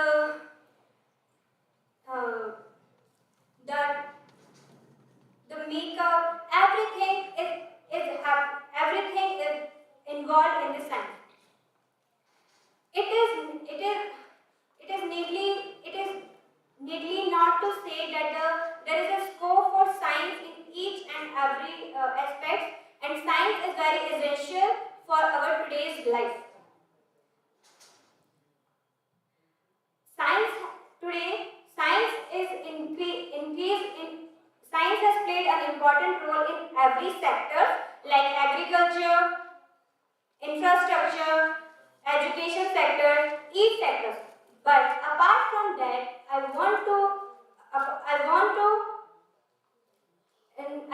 tell the crises which are happening in the future, to draw your attention towards the crises which are arising in the future and what science and technology and how science and technology can help in this.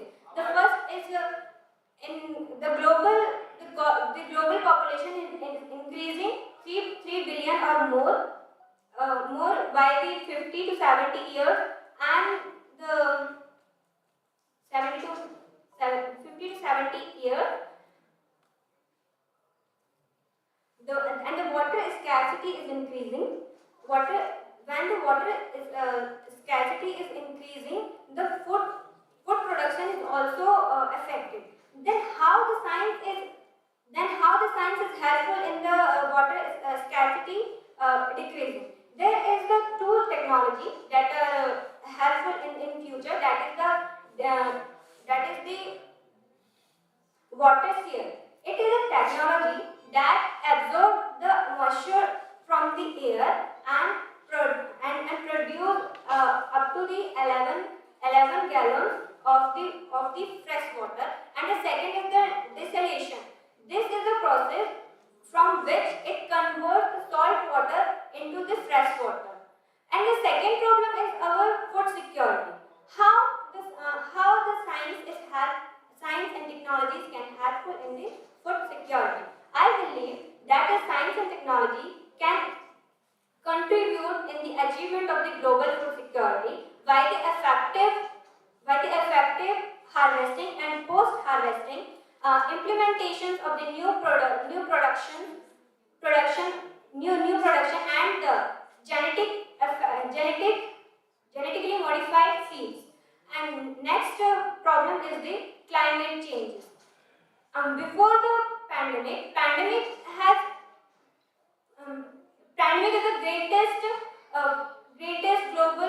greatest global challenges. But before pandemic, there is the climate change. This problem is the planet's biggest problem. Then our technologies we can make some technologies that can aware us and discover some technology that can tell us about the global warming. these all are the science. These all are the positive views of the science. But everything has two sides. The second is has a negative side. As the technology grows, the world will come to in the negative side. And because robots are working, then when robots are working, all human beings are become lazy. And when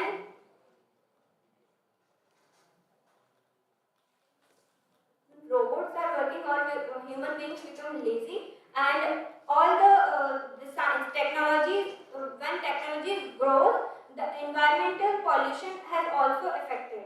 So it is in our hand. So it is in our hand to use let's use the best use of the technology. Thank you. Next है प्रकृति Sharma.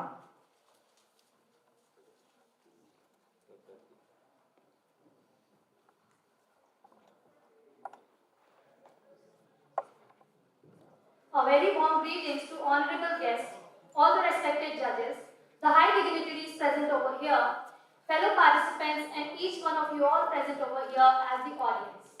This is Prakriti Sharma from the Department of Education, representing St. Aloysius Institute of Technology, Jabalpur. And I deem it a great honor to put forward my views before you all on futuristic science and technology. We all are living in the 21st century. And in this era, in this age, we cannot imagine our lives without science. When we wake up in the morning, the ringing of our alarm clocks, we wake. When we go to bed at night to sleep, we turn our lights off. All these luxuries are possible because of the science and technologies. There is no iota of doubt in saying that science and technologies has impacted our lives in a revolutionary way. They have impacted all the spheres of our lives. We cannot even imagine our life without science as far as the present age is concerned. As we celebrate the 75th year of independence of our nation, India, we are celebrating the Azadi Ka Amrit Mahotsav, and it is the best occasion to look forward for the upcoming years. For around 25 years, we can plan from today. Let us have a short recapitulation on what we all have achieved so far after the independence. Various developments were made in the field of space technology, in the field of defense technology, in the field of nuclear technology. Defense Research and Development Organization, DRDO, was set up so that the various research can be made in the field of defense. It has developed several programs and also the essential technologies which were needed in the field of defense, like the missiles, the tanks, the solar systems, sonar systems, etc. And when we see the nuclear technology, Dr. APJ Abdul Kalam once said that nuclear power is a prosperous future. Now we will see about the defense technology. DRDO, sorry, I'm repeating. Now, after digging into the past, let's see what the future has for us. It's time to embrace what science has given us in the past years, and also it's time to welcome what the science will give us as innovations and new technologies in future. What picture will you get when I say flying cars? I mean, like, no. Really? Is it possible to fly a car? Yes. Is it not a cliche? But it is possible in future to have a flying cars. Various machines and devices and also the cars are in development. They are large in size and electronically modified so that they will fly. Then comes the better batteries. We have to look forward for the better batteries as the future of the world is electric. Then comes, are we doing anything for the conservation of nature or sustainable science and technology? Then yes, we have to look forward to solve the problem of plastics also. In the past few decades, we all have seen and produced billions of tons of plastic. Therefore, companies and scientists are producing the alternatives for the plastic that we are using today. The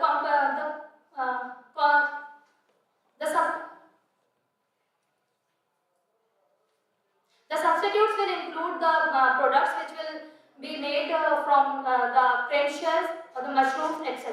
They will be more degradable, more environment friendly, so that we can produce the science and technology which will be environment friendly. As we are in the 75th year of independence, we can have many more aspects of science and technology which will definitely help us to grow as a nation, and various innovations and developments are yet to be made in our country. In the conclusion, I would like to say science, the glory of science is sorry. In the last, I would like to say that the glory of science is unending, it will never end. It will remain with us till eternity.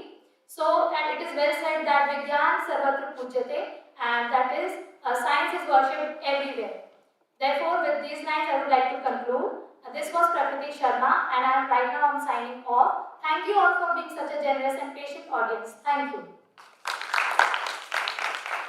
Next है Anish Toppo, Asad Khan, Anushri Banerjee, Girish Kumar Pathak, Ishika Sharma. Honorable distinguished guests, judges, principals, teachers, and all my dear friends, good afternoon to all. Before I begin my speech, let us know the meaning of the science and technology. Science comes from Latin word, scientia, which means knowledge. And the word technology derives from two Greek words, techne and logos. Techne means art, craft, and skill. And logos means word, thoughts, and principle. The future is coming, and sooner than we think. These emerging technologies change the way we live. The science and technology is bringing new things in our life and the world at large. The future in the hand of science will change that we will live, and will bring so many new things in our life. I would like to speak about the future of science in many areas of our life. We have much advanced in the science of technology and in our agriculture. When we see about science, we know that in agriculture we have so many facilities now which we can easily do our agriculture area.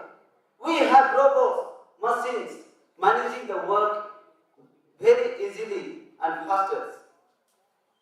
Soon we will have much developed technology and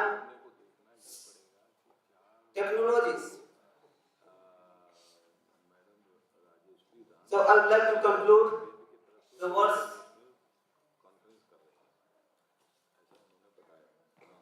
Thank you.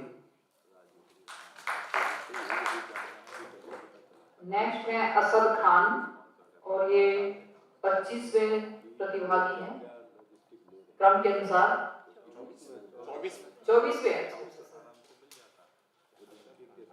अच्छा ठीक है sir, एक जो था दीपक बनाकर उसने withdraw कर दिया था. ठीक है सर. तो खाली है. नमस्कार, आदाब, सत श्री अकाल. और आज का विषय कुछ ऐसा है जिसके बारे में 5 मिनट हो गया, 5 दिन में शायद बोलकर हम पढ़ रहे हैं. और काफ़ी मैं निराश हूँ कि जो आज के प्रतिभागी हैं उन्होंने विज्ञान और प्रौद्योगिकी और भविष्य के बारे में बोला, लेकिन शायद बहुत सारे भूतकाल के बारे में ज़्यादा बोला.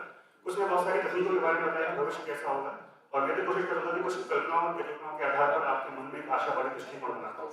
सबसे पहले आपको बताऊँ कि विज्ञान कल्पनाओं के बारे में नहीं है. अगर आप कल्पना नहीं कर सकते भविष्य कैसा होगा, लेकिन मानिए ये विज्ञान की शुरुआत है ही नहीं आपके मन में, क्योंकि एक परिकल्पना, एक हाइपोथेसिस विज्ञान का आधार है.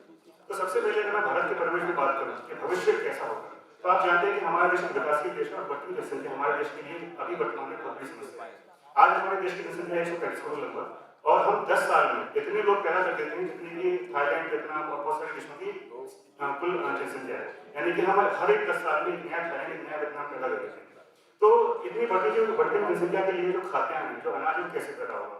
बहुत सारी तकनीकें विकसित की गई. हमारे देश में हरित क्रांति भी आई, लेकिन जो चुनौती है भविष्य के लिए वैसे की वैसी है कि कैसे हम इतनी बढ़ती जनसंख्या का पेट पालन कर पाएंगे.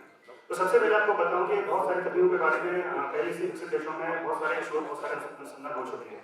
उनमें से एक तकनीक है वर्टिकल फार्मिंग, यानी कि ऊर्ध्वाधर खेती, जैसे कि अगर मुझे सभागार परिसर में खेती करनी है तो केवल मैं इसके धातु पर खेती कर पाऊंगा, लेकिन वर्टिकल फार्मिंग या ऊर्ध्वाधर खेती एक ऐसी तकनीक है जिसके जरिए हम लेयर में फार्मिंग कर पाएंगे, यानी कि धरातल की जो के अलावा जो सभागार की जो ऊंचाई है उसमें बहुत सारी लेयर्स में हम खेती कर सकते हैं। और जो वर्टिकल फार्मिंग से जो क्रॉप्स जो फसलें होती हैं वो कीटाणु रहित भी होती है, जल भी होती है, साथ में उनमें पोषक तत्वों की भरपूर मात्रा होती है। और वर्टिकल फार्मिंग से हम नॉन सीजनल क्रॉप्स यानी कि जो ऐसे क्रॉप जिनको हम 12 मास उगा सकते हैं। इसके अलावा अगर हम अपने देश की बात करें तो हमारे देश में इस वक्त ट्रांसपोर्टेशन एक बहुत बड़ी समस्या है। आपने जैसे देखा होगा कि कोरोना काल में किस तरह से जो मजदूरों ने पलायन किया तो ट्रांसपोर्टेशन एक बहुत बड़ी समस्या उनको उभर के आया। आज देश में अगर बात करें तो ट्रैफिक इतना ज्यादा हो चुका है हमारे लोगों में, ट्रांसपोर्टेशन में बहुत सारी समस्याएं पैदा होती है। अभी हाल ही में बहुत सारे देशों में हाइपरलूप टेक्नोलॉजी के जरिए ट्रांसपोर्टेशन के बारे में बात चल रही है, यानी कि एक ऐसी तकनीक आएगी, ऐसे वाहन विकसित होंगे जो सीधे ट्रैफिक को एस्केप करके ट्रैफिक की परवाह किए बगैर आपको एक बहुत ही सस्ता और सरल ट्रांसपोर्टेशन को उपलब्ध कराएंगे। और इस तकनीक से आप इमेजिन नहीं कर सकते कि भविष्य में शायद कश्मीर से कन्याकुमारी की दूरी कुछ घंटों की हो सकता है कि 4 से 5 घंटे में कश्मीर से कन्याकुमारी तक पहुंच जाए। अगर हम बात करें वैश्विक परिवेश में तो निसंदेह आज के दौर में जो वायु प्रदूषण है, बढ़ते हुए वायु प्रदूषण एक बहुत बड़ी चुनौती है। अगर हमारे देश की बात करें तो हमारे देश में जो जितने भी महानगर है सभी महानगरों का जो एयर क्वालिटी इंडेक्स है वो खराब होता जा रहा है। इस संदर्भ में अगर देखा जाए तो बहुत सारे सीएनजी व्हीकल्स डेवलप किए गए हैं। आज लगभग सारे जितने भी ऑटोमोबाइल्स हैं, जितने भी कमर्शियल ऑटोमोबाइल्स हैं वो सारे के सारे सीएनजी में कन्वर्ट हो चुके हैं, लेकिन इसके बावजूद भी सीएनजी से भी पोल्यूशन होता है। हालांकि पेट्रोल और जो बाकी ईंधन से कम मात्रा में होता है, लेकिन आने वाले भविष्य में इलेक्ट्रिकल व्हीकल्स का जो कॉन्सेप्ट है वो आपके सामने आ सकता है।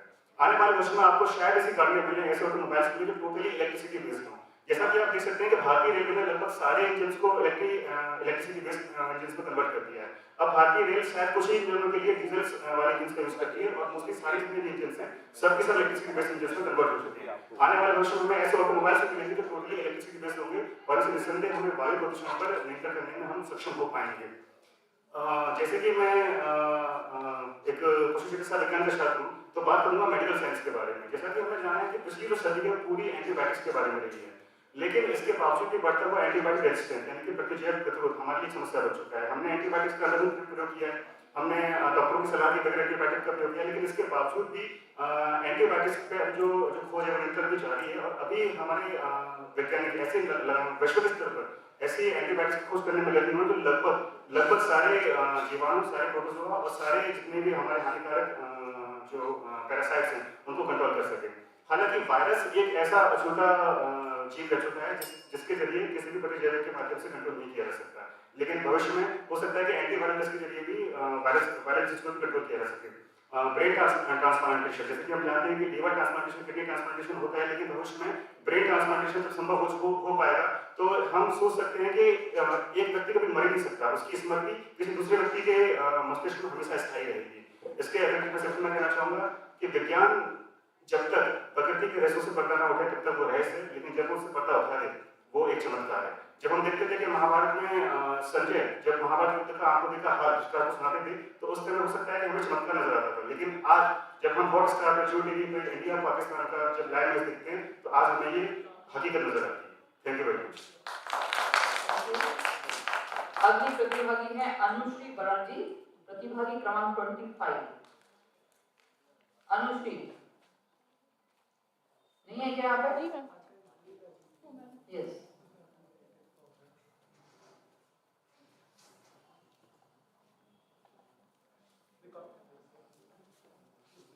A very good afternoon to all of you.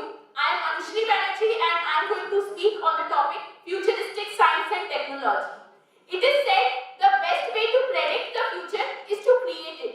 And 21st century marks the era when each second something new is innovated, something new is created. So let's discuss about this. I am from veterinary science, so I will start with the health field. Firstly, last year, Prime Minister Modi ji announced about the digital health mission, whereby with the use of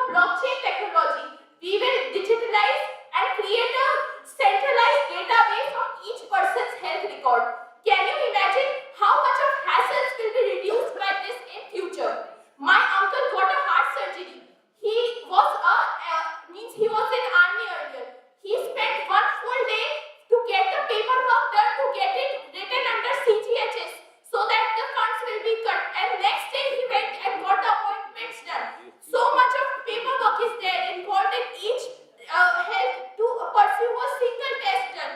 But with digital health mission, with blockchain technology, we will be able to create a database that can be accessed anywhere, any place, anytime. This will help us. We have just come out of the COVID pandemic, and we saw how people struggled with the insensitive use of antibiotics or in access to medicine and care. But telemedicine in 21st century and in the forward times will surely create miracles and will ensure that sustainable development goal number 3, health for all, becomes a reality. Nanotechnology. Nanotechnology is something that we only studied in textbooks and forgotten because we thought it will never be applied. But in foreign countries, on experimental basis, nanotechnology is being combined with pharmacology for targeted drug delivery, so that only the required drug in required dose is delivered to the patient and he is free of any side effects or contraindications, etc. effects. Okay. Then moving ahead, we saw that rinderpest was a disease in cattle. It got eradicated in 2011. It was called cattle plague, means large number of herds were finished. Recently, polio strain 3 has been declared, and after strain 2 ended long back. So I visualize a future when our country will be free from such fatal diseases like tuberculosis, AIDS. Then when diseases are not just a black end for a person. Then silver bullet. Silver bullet is a new technology that is in use. That is, it will substitute cisplatin and doxorubicin in chemotherapy, because these drugs have adverse side effects on the person, and the person suffers from many other problems. But with silver bullet, it is said that large number of side effects will be cut down. This is another thing that I wanted to talk about. Next, I move to energy. So, firstly, the National Hydrogen Mission of India. Did you know even hydrogen can have colors? Like green hydrogen is hydrogen produced by electrolysis of water, whereby without no carbon dioxide is emitted. Brown hydrogen is hydrogen produced from coal, while grey hydrogen is hydrogen produced from natural gas, but carbon dioxide is emitted in the process. Blue hydrogen is produced from natural gas, but carbon dioxide is not released. It is carbon capture method, carbon sequestration method is used to prevent the carbon emission. So our government is working to promote this green hydrogen as a fuel. And most important is not discoveries, but making it accessible and affordable. Like back in 2011, per unit solar energy costed 21 rupees. Today the cost has reduced to 2.5 rupees. There are many incentives, there are many schemes to avail so that solar energy is promoted. And very similarly, in the future, these technologies which we talk about, solar energy, hydrogen energy, methanol blended fuel, ethanol blended fuel, these will become a possibility for each person. And as Prime Minister Modi ji quoted, "Sab gachatvam, sab dwadam, sab vachitam," means that we all think together, we all move together. Today, it is not just about India moving ahead. It is India moving ahead with the world. Like satellite technology, quantum technology, we all are coordinating with the world in the same. Thank you. Girish Kumar पाठक,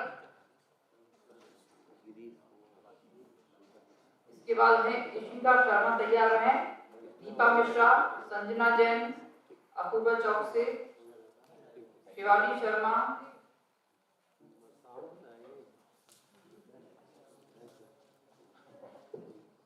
नमस्कार, मैं गिरीश कुमार पाठक आपके समक्ष विज्ञान एवं प्रौद्योगिकी के ऊपर भाषण देने जा रहा हूँ। आधुनिक विज्ञान की शुरुआत 16वीं शताब्दी में हुई। 16वीं शताब्दी से लेकर 19वीं शताब्दी तक विज्ञान की रफ्तार काफी धीमी रही, लेकिन 20वीं शताब्दी के बाद विज्ञान में काफी क्रांतिकारी परिवर्तन हुए, जैसे कंप्यूटर क्रांति, मोबाइल क्रांति, और आने वाला समय आर्टिफिशियल इंटेलिजेंस यानी कृत्रिम बुद्धि का होगा। कृत्रिम बुद्धि की सोच की कोई सीमा नहीं होगी, क्योंकि इंसान की सोच की कुछ सीमाएं हैं, इसलिए कृत्रिम बुद्धि इंसान की सोच की सीमा से भी परे होगी।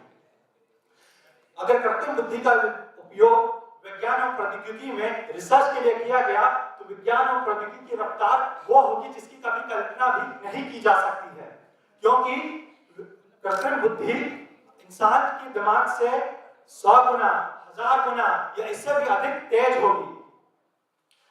पहले हम रोबोट को खिलौने जैसे समझते थे, लेकिन आजकल के advance robots health care sector, medical industry, space industry, automobile industry etcetera में आदि में मनुष्यों से अच्छा काम कर रहे हैं।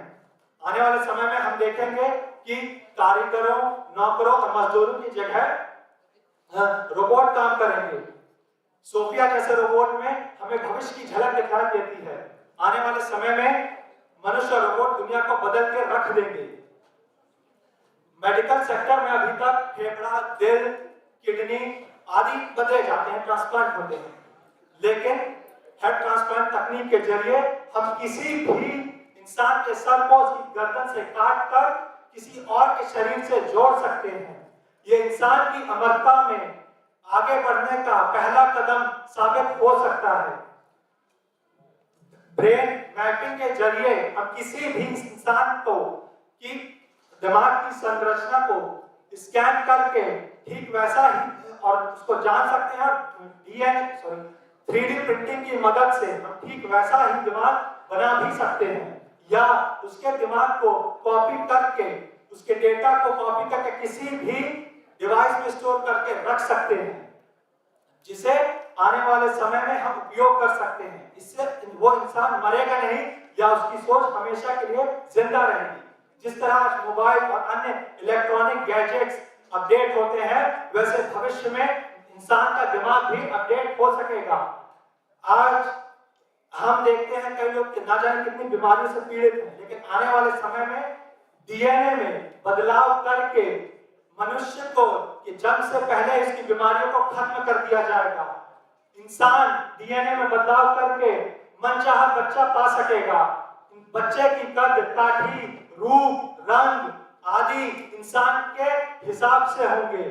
एलॉन मस्क की कंपनी स्पेस एक्स इंसान को मंगल पर भेजने की योजना बना रही है। आने वाले समय में हम देखेंगे कि मंगल, चंद्रमा और अन्य ग्रहों पर इंसान ठीक वैसे ही जाएगा जैसे आज विदेश यात्रा पे जाता है।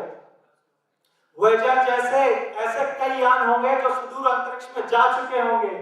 हम एलियन प्लैनेट को खोज चुके होंगे जो पृथ्वी जैसे होंगे, जहां जीवन पनपता होगा। और पृथ्वी के चारों ओर इंटरनेशनल स्पेस स्टेशन जैसे होटल और सिनेमा घर होंगे, जहां मनुष्य समय बिताने के लिए और मनोरंजन के लिए जाया करेगा।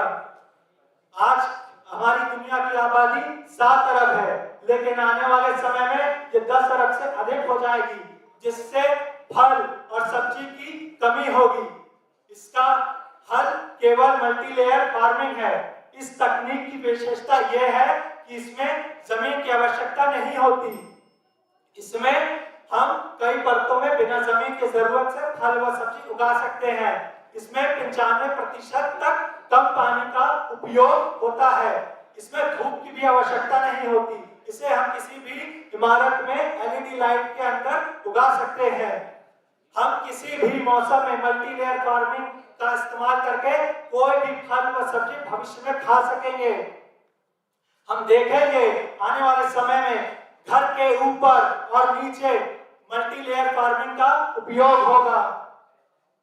हाइपरलूप तकनीक के जरिए ट्रांसपोर्टेशन में लगने वाली कई घंटों दिनों की यात्राएं चंद मिनटों में पूरी हो जाया करेंगी।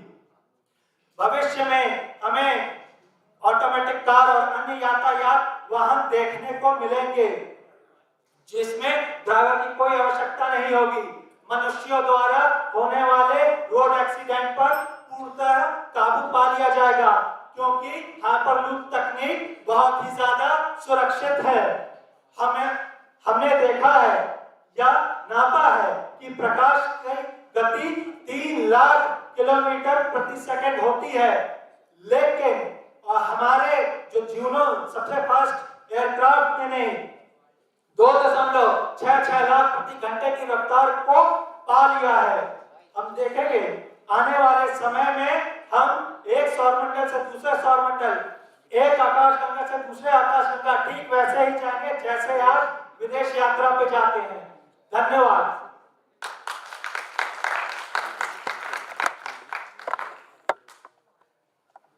नेक्स्ट है इशिका शर्मा, नंबर है 27।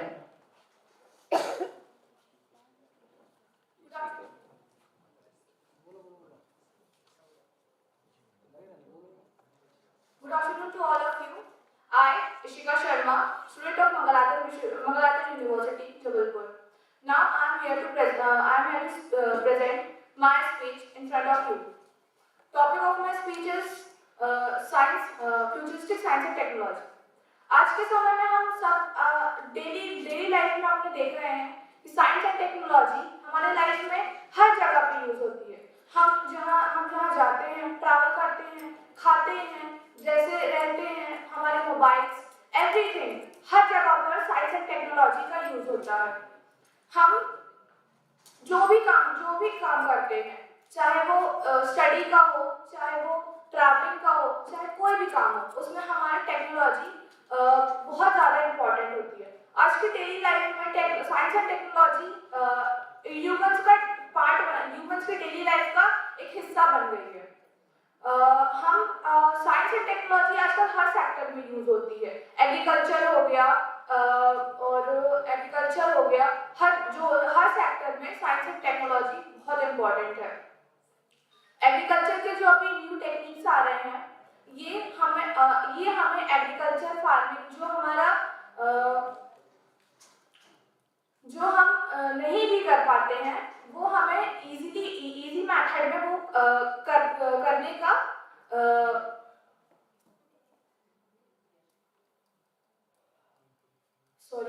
इजी मेथड में वो हम कर पाते हैं। बट साइंस एंड टेक्नोलॉजी जितना यूजफुल है उतना ही डेंजरस भी है। अभी टेक्नोलॉजी की वजह से हर इंडस्ट्री, हर सेक्टर में, हर हॉस्पिटल्स में रोबोट्स आ गए हैं, जिससे ह्यूमंस बहुत लेजी हो गया है और उसी लेजीनेस के कारण ह्यूमंस की हेल्थ पे इफेक्ट पड़ता है, जिससे ह्यूमंस को बहुत सारी डिजीजेस होती हैं। इन फ्यूचर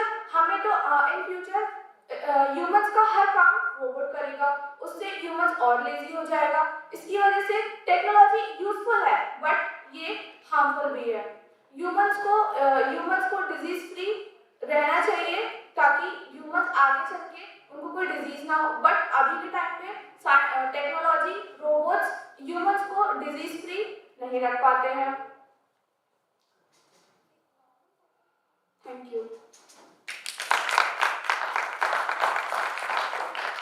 नेक्स्ट है दीपा मिश्रा, इसके बाद संजना जैन, अबूबकर चौक से शिवाली शर्मा। मैडम समय भी समाप्त हो रहा है, तो अब ज्यादा टेकअप मत करिए। नहीं, इसको रिस्ट्रिक्ट कर दीजिए। मनुष्य का जीवन विज्ञान के प्रयोग के समान होता है। जिस प्रकार लगातार प्रयोग से मनुष्य का जीवन विज्ञान के प्रयोग के समान होता है, लगातार प्रयोग करने से हमें पिछली बार से बेहतर परिणाम मिलता है। नमस्कार आदरणीय निर्णायकगण, अतिथिगण, संकायगण एवं मेरे प्रिय साथियों, मैं दीपा मिश्रा, MSc जीव प्रौद्योगिकी, this bio designing innovation centre, जीव विज्ञान विभाग, रानी दुर्गावती विश्वविद्यालय की छात्रा, आज आप सबके समक्ष आज के विषय भविष्य का विज्ञान एवं प्रौद्योगिकी में लेकर अपना विचार प्रस्तुत। मनुष्य ने अपने जीवन और विज्ञान दोनों ही बहुत तरक्की करी और इस तरक्की से हमारे जीवन को बहुत ही आसान बना दिया है। लेकिन देखा जाए तो विज्ञान के बढ़ते से विज्ञान हमारे जीवन में आज से नहीं परंतु इतिहास में 3 से 4,000 ईसा पूर्व पहले ही आ चुका है। इस विषय में मैं दो प्रमाण देना चाहूंगी। सर्वप्रथम हमारे यहाँ बोले जाने वाले हनुमान चालीसा की एक पंक्ति है, जुग सहस्त्र योजन पर भानु लील्यो ताहि मधुर फल जानु। इस पंक्ति में पृथ्वी से सूर्य की इस पंक्ति में पृथ्वी से सूर्य की दूरी को बड़ी ही सटीक और सरल भाव से बताया गया है। दूसरा प्रमाण है हड़प्पा और मोहनजोदाड़ो की खुदाई में पाए जाने वाले सिंधु घाटी सभ्यता के प्रमाण, जिसमें उन समय के लोगों के वैज्ञानिक दृष्टिकोण, वैज्ञानिक उपकरणों का पता चलता है। आज हमारे भारतीय इतिहास में चरक, आर्यभट्ट, नागार्जुन और ब्रह्मगुप्त जैसे वैज्ञानिकों का बहुत बड़ा योगदान रहा है। हमारे शास्त्र, हमारे धर्मशास्त्र, पांडुलिपियां, साहित्य इत्यादि विज्ञान का जीता जागता प्रमाण है। आज विज्ञान मनुष्य के जीवन का अभिन्न अंग बन चुका है। सुबह उठ के यूज करने वाले टूथपेस्ट से लेकर सोने जाते वक्त देखे जाने वाली घड़ी सब विज्ञान की ही देन है। विज्ञान से कोई भी क्षेत्र अछूता नहीं रहा, जैसे कि कृषि क्षेत्र, अंतरिक्षयान क्षेत्र, चिकित्सा क्षेत्र इत्यादि सारे हर एक क्षेत्र में विज्ञान ने अपनी भूमिका, अहम भूमिका का प्रमाण दिया है। भविष्य में विज्ञान की कृषि में योगदान की बात की जाए तो अतीत काल और आज के भविष्य की कृषि की क्रियाओं में फर्क तो आया है, लेकिन और ये समय के साथ ये फर्क बढ़ता भी जाएगा, क्योंकि हमें उपजाने की जमीन की कमी पड़ती जा रही है और लेकिन बढ़ती जनसंख्या का पेट भरना भी आवश्यक है और इसीलिए बढ़ती जनसंख्या के पेट हमें इस समस्या का समाधान विज्ञान की ओर से मिला है। इसका अभी हाल ही में हुए आविष्कार हाइड्रोपोनिक्स का सबसे बड़ा उदाहरण है। हाइड्रोपोनिक्स एक ऐसे पौधे हैं जिनको उगाने के लिए हमें जमीन की आवश्यकता नहीं पड़ेगी। हमारे पौधे जल में उगेंगे और हमें जमीन और रासायनिक उर्वरकों की आवश्यकता नहीं पड़ेगी और इसी प्रकार के निरंतर नवाचार निस्संदेह कृषि के क्षेत्र में क्रांति लेकर आएंगे एवं नई तकनीकियां कृषि कार्य को बहुत ही सरल और सुविधाजनक बना देगी। मनुष्य के जीवन का बहुत महत्वपूर्ण क्षेत्र है चिकित्सा और अगर हम चिकित्सा क्षेत्र की बात करें तो यह उदय ही विज्ञान का है।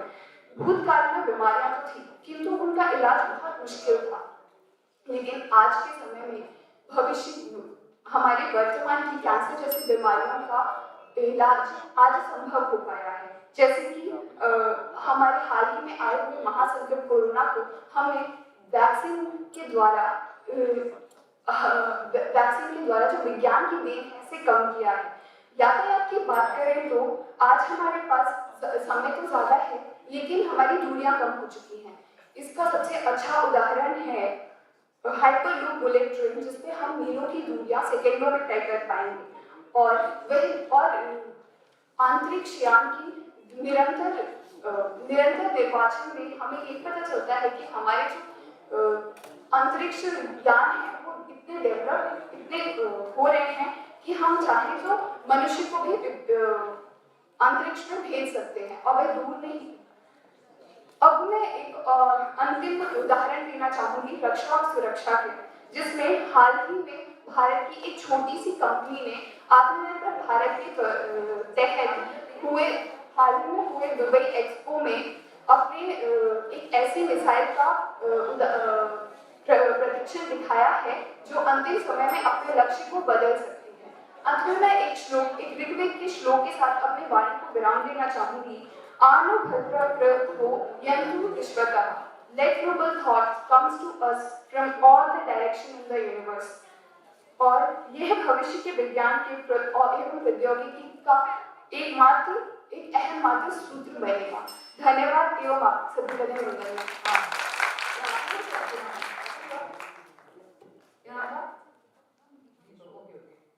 इसके बाद के जो प्रतिभागी हमसे हम निवेदन करेंगे कि यदि वो अपना नाम विड्रॉ करना चाहते हैं कर लीजिए, हम उनको सर्टिफिकेट दे देंगे प्रतिभागिता का, क्योंकि वो यहाँ पर आए हुए थे और नाम लिखवा लिया था।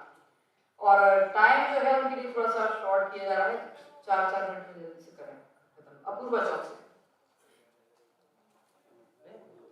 और विषय पे आप लोग फोकस रखें, विषय से भटक रहे हैं।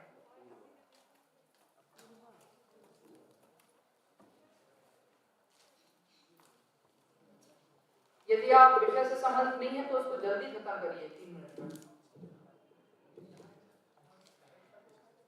Science, simply a word we can use to describe the method of organizing our curiosities. Starting off with a great quote by Tim Minchin. Greetings everyone, myself Apurva Chokse. I'm a student of Mata Guji College, here giving my speech on the topic Future of Science and Technology. Well, first of all, with regards to the topic, I'm going to introduce you to a man who's very well known to be superhero or Mr. Pseudomonas, Dr. Anand Mohan Chakraborty. He was an Indian-born American microbiologist who is famous for his contribution in the field of genetic engineering, as he discovered genetically engineered Pseudomonas fotida, which is an oil-eating bacteria. He called it as multiplasmid hydrocarbon degrading Pseudomonas, who is capable of degrading hydrocarbon, 2/3 of the hydrocarbon in the oil spill. He has also discovered various bacterial proteins and peptides, based anti-cancer and antiviral drugs, and also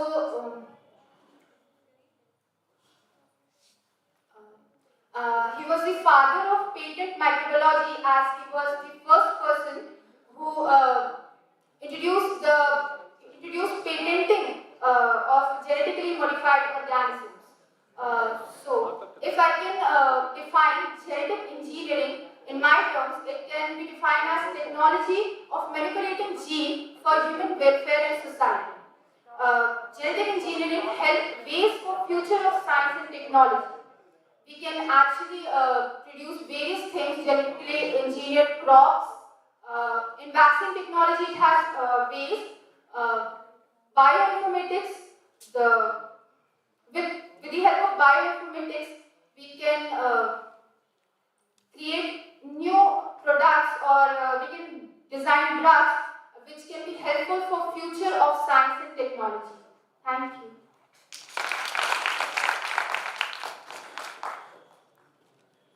next है Shivali Sharma.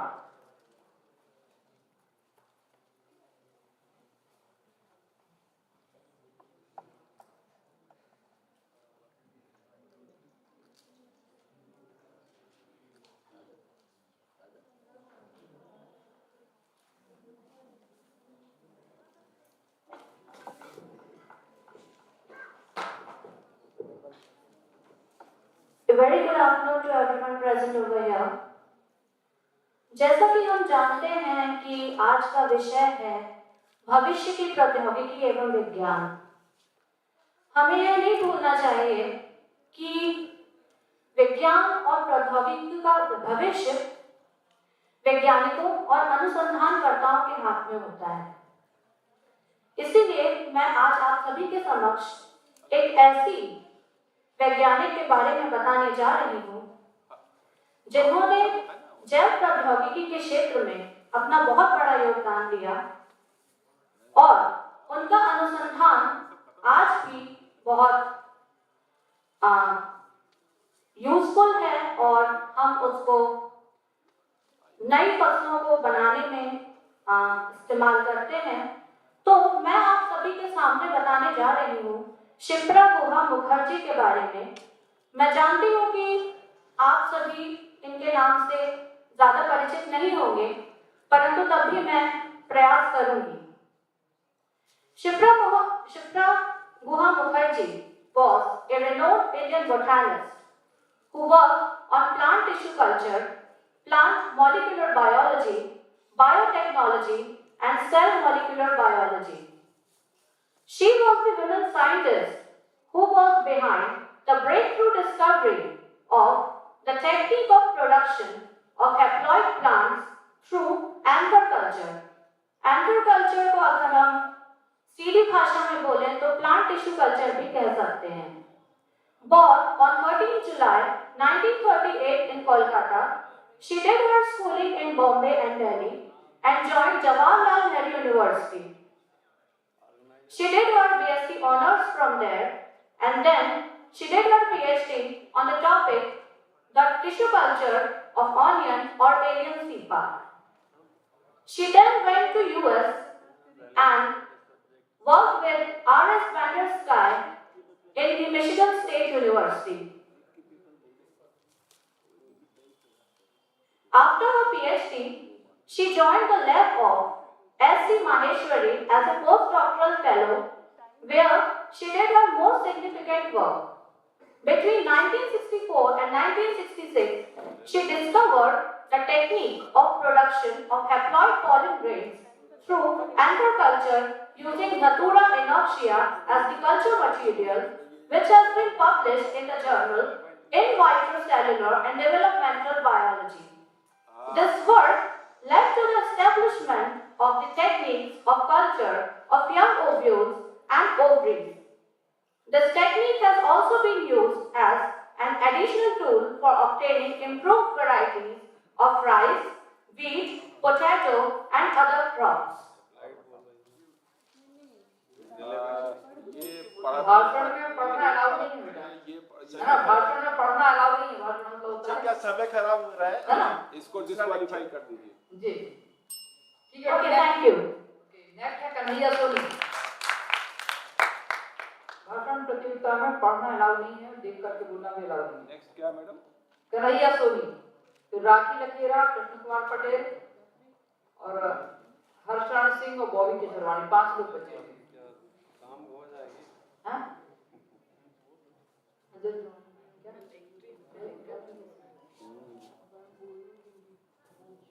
Very good afternoon all of you.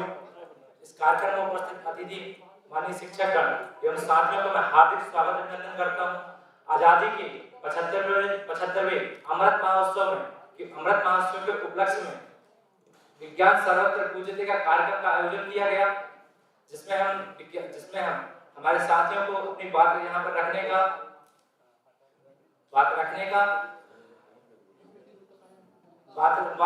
मौका मिला। हम जानते हैं हमारे जो विज्ञान है दिन प्रतिदिन अपनी मेहनत और लगन से आगे की ओर निरंतर विकास कर रहा है, चाहे कृषि के क्षेत्र में हो या चिकित्सा के क्षेत्र में देखिए हम दिन प्रतिदिन जो ऑपरेशन थे किसी सभी चीजों के बहुत कम टाइम में होने लगे। कृषि के क्षेत्र में हम खेती करना आसान हो गया है, जैसे कि हम जानते हैं कि हम लोगों ने अपनी बात यहाँ पे रख दिया है, करना हम ही को पड़ेगा। जैसे जानते हैं कि जो और कोई कंट्री है और कोई देश हम ले लेते हैं, जैसे वो सक्सेस होते हैं तो उसमें जो है हमारे छात्राओं को बहुत सा योगदान होता है। छात्राओं का योगदान ऐसा होता है कि जैसे हमने अपनी बात यहाँ पे रख दिया, फिर आगे जो युवा पीढ़ी है, जो और देशों की युवा पीढ़ी है, वो खुद अपनी मेहनत से वो अपने देश को आगे बढ़ाने की सोचती है। हमने भी यहाँ पे बात रख दी और अपने जो रिस्पॉन्सिबिलिटी जो हमारी जिम्मेदारी होती है उसको हम कर्तव्य अपना निर्वाह नहीं करते हैं, क्योंकि जो हमारे आज के भारत देश के नौजवान हुए हैं इतने सुकुमार हो गए हैं कि वो हमारी जो भारत देश को आगे के बारे में नहीं सोच रहे हैं। दूसरे देशों से तुलना करके हमारा जो भारत देश मातृभूमि की बेइज्जती करते हैं, ये सब गलत है। हमें अपने आप को अपनी जिम्मेदारी समझना चाहिए और अपने देश के लिए आगे की ओर विचार व्यक्त करना चाहिए। किसी भी देश से अपनी मातृभूमि को बेइज्जती मत करिए। एवं आप सभी से मैं निवेदन करना चाहता हूँ कि जो हमारा देश है उसको आगे की ओर कैसे बढ़ाना है, हमें ही बढ़ना पड़ेगा। हमारे बुजुर्ग तो नहीं कर पाएंगे, इसलिए अपने माता पिता से पूछेगा जब लाइट नहीं थी तो हम लोग के नीचे आकर के किस तरह से उन्होंने पढ़ाई किया और अपने भारत देश को यहाँ पे पहुंचाया। और हमारी क्या रिस्पॉन्सिबिलिटी होती है कि हम अब उसको आगे की ओर कैसे ले जाना है, कैसे हम अपना दायित्व का निर्वहन करें, तो हमको करना पड़ेगा। हमारे विज्ञान को देखिए, सुई से लेकर रेलगाड़ी तक हमारा विज्ञान दिन प्रतिदिन इतनी वो कर रहा है, दिन प्रतिदिन निरंतर आगे की ओर बढ़ रहा है। सभी से मैं निवेदन करना चाहता हूँ कि किसी भी देश से जैसे कि आप अपनी सबसे बड़ी गलती क्या होती है कि अपन ने पढ़ाई किया, इंजीनियरिंग, डॉक्टर बने, हम और किसी देश चले जाते हैं, ये हमारी सबसे बड़ी गलती होती है। हमने मातृभूमि भारत देश जैसी जन्मभूमि, पवित्र भूमि में जन्म लिया है, तो हम अपनी मातृभूमि में अगर डॉक्टर बनते हैं, बाहर से देश डॉक्टर बनकर आते हैं, तो अपनी भारत देश अपनी जन्मभूमि के लिए अगर कुछ अच्छा कर रहे हैं तो हमारे लिए बहुत गर्व की बात होगी। आप सभी से मैं निवेदन करना चाहता हूँ कि अगर आप पढ़ लिख कर अच्छी पोस्ट में आउट ऑफ कंट्री अदर देश में ना जाकर के आप भारत देश जैसी महान भूमि को विज्ञान के क्षेत्र में अगर आप और आगे ले जाते हैं तो हमारे लिए सबसे बड़ी गर्व की बात होगी। Thank you so much. Next है राखी लखेरा। हमारे विद्यार्थियों में बहुत उत्साह है और यही कारण है कि कंटेस्टेंट की संख्या लगातार इनका रजिस्ट्रेशन सुबह ही हो गया था, लेकिन संख्या जो थी 36 थी एक्चुअली, इसलिए थोड़ा टाइम हो गया था। Good afternoon, all the juries and the other members present here. I think there is a lot of time people have said pros and cons, biotechnology, genetics, everything. I would rather give my attention to the things that we can do to make future better and science field in future better. I think telling that bio do this, genetics do this is not the thing. Actually, we have to focus what we can do. Yes. So the first thing we use, we rather use means politics over plastic over anything. Sorry, we can use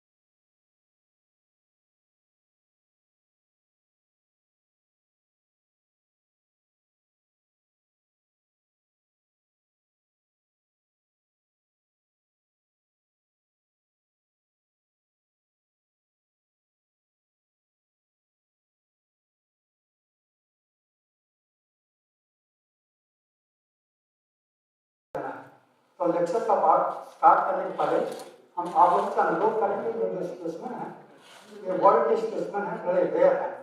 तो lecture में हम यहाँ से देंगे तो हम कैसे दिखाएंगे। उसके बाद में मुझे निपुण जी ने कहा कि आपको रूबी के ऊपर में लेक्चर देना है। तो मैं पढ़ के काफ़ी उसको हिंदी में आप लोगों को बताने के लिए काफ़ी कोशिश किया हूँ। बोल रहे तो वो पहले मैं क्या करूँगा कि सारे स्पेसमेन को ग्रुप में बच्चे आगे देखें, उसके बाद में रूबी पर अपना लेक्चर दूँगा।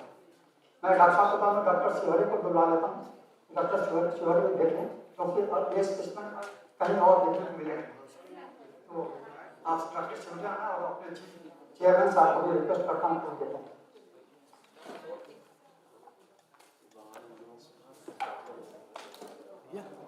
HDMI केबल अच्छे से डालो उसमें मुझे सही है यहाँ लगा दो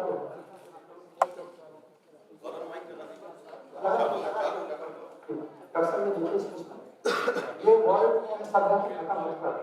खाली इंडिया में खाली इंडिया में पुणे में है और पुणे में से खोदते खोदते निकाल करके नहीं बचा नहीं। अभी किसी के पास है, इसका नाम है कैबिन जाइट है, वेरी रेयर स्पेशल और वर्ल्ड में इतनी डिमांड है कि सब लोग जो है बोलते थोड़ा सा तोड़ के लीजिए। तो मैं इतना प्रवचन लेके आया हूँ, इसको दिखाता हूँ।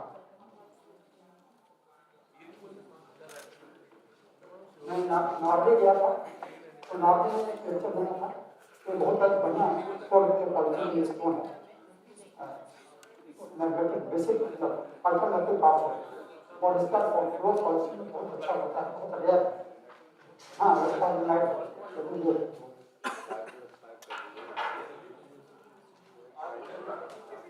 लेक्चर इंडोनेशिया का स्टार रॉक है, इससे गोल्ड एक्सपेक्ट करते हैं, गोल्ड एक्सपेक्ट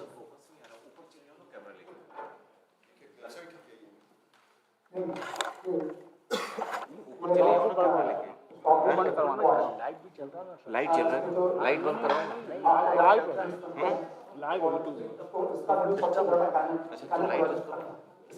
लाइट पे सब तो इसके बारे में टाइम बहुत टाइम लग जाएगा।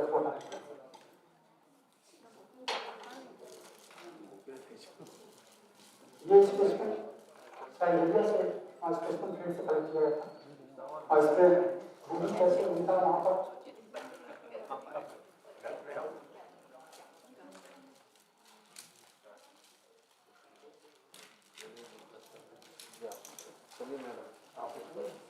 अच्छा चलिए आपसे थैंक यू मैडम। पूरे दिखाने में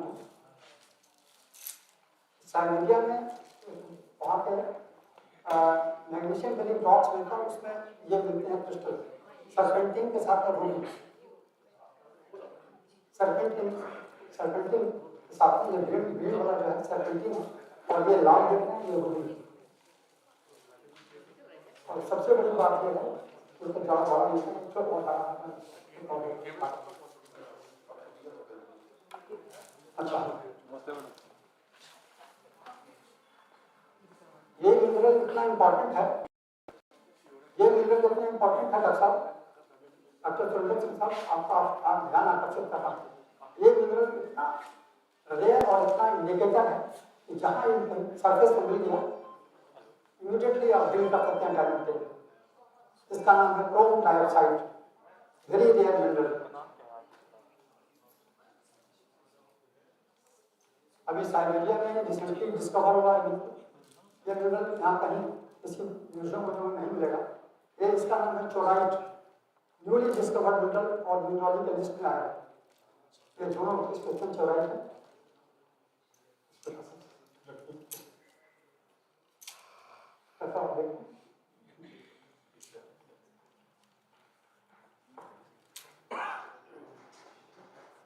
अपने आप को गोल्ड सैंपल लाने नहीं देते। इंडोनेशिया में एक जगह है, सिटी है पोंटियाना, तो पोंटियाना के पास में गोल्ड सैंपल इसको प्रेस करके निकालते हैं।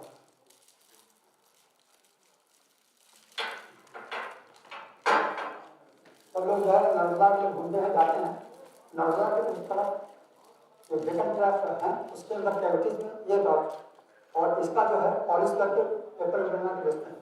और आपको आश्चर्य होगा कि हम लोग इतना पढ़े लिखे होकर के हम लोग कहीं गए नहीं। आपका गोरखपुर का एक सरदार है परमिंदर, वो सब स्पेशल यहाँ से ले करके कुछ हमसे मांगते अमेरिका में जाके डिस्प्ले करते थे। सच इम्पॉर्टेंट थिंग। और कोई खाली दिन में अपना कोई बैठे तो पॉलिसी में कर सकते हैं। और इसमें रसम देखिए दिस इज कैट साइन, जो मास्टर में कैट साइन देते हैं ये कैट साइन है। और ऐसे कोई बोल रहे हमसे मांगते डायमंड के लिए हम लोग जब मॉडल पढ़ जाता है कितने डेप्थ का मिलता है तो ड्रिल करते हैं, ड्रिल करके तोड़ निकालते हैं। इसमें काफी डायमंड भरा हुआ है, मैं आपको बताता हूँ।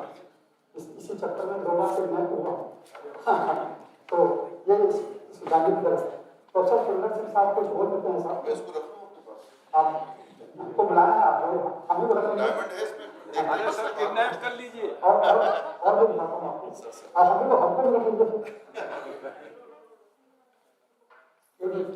पन्ना का ह्यूमन राइट है डायमंड का सोर्स। हर यूनिवर्सिटी से मांग रहे हैं कि थोड़ा ह्यूमन राइट का एग्जांपल दे दीजिए। ह्यूमन राइट है वेरी रेयर स्पेशल। अभी 110 मीटर डेप्थ तक पर उसमें हमको जानकारी दिखा देंगे। और इसमें जो है सर कॉपर है, गोल्ड है, मोलिब्डेनाइट है इस सैंपल में। और पहले हम लोग खाली कॉपर डिस्कवर कर लेते वहाँ पर 12 घाट में, तो खाली कॉपर कर लेते। बाद में पता चला कि इसमें मोलिब्डेनाइट भी है और गोल्ड भी है। फोकस करिए, देखिए कॉपर इसके बीचों बीच। हाँ गोल्ड भी है, कण चमक रहे हैं गोल्ड के। सर आप बताते चलिए कौन कौन सा रख उठाना है यहाँ से। उसकी जरूरत नहीं है। अरे हमको आप तो कहेंगे तो हमको कोई I don't mind you can whatever you want to content, but हम आपके लिए कुछ रखते हैं। देखिए ये जो है दिखाओ ये क्वार्ट्ज है, 3 क्वार्ट्ज का क्रिस्टल पूरा। अक्सर आप क्रिस्टल के जोड़ देते हैं, देखिए इसमें क्रिस्टल वही चाह रहे थे बच्चे देखें कि ये सब अपने यहाँ उपलब्ध है। तो आप अगर लेक्चर हम ब्रीफ कर रहे हैं, सबको एक्सप्लेन कर रहे हैं कि कैसे यूज है। कल जो है DRDO के लोग काफी लेक्चर चल रहा था, तो 2-4 दिन जिनको हमारे आते थे तो उनको समझाते रहते पूछते तो मुझे हंसने लगा। तो हमारे लाइब्रेरी हम भी लाइब्रेरी में गए और कौन आपको सेवा से सकते हैं तो सर को माइक लगवा देंगे साहब। ये माइक है ना सर, कॉलर माइक है सर। आवाज आ रही है?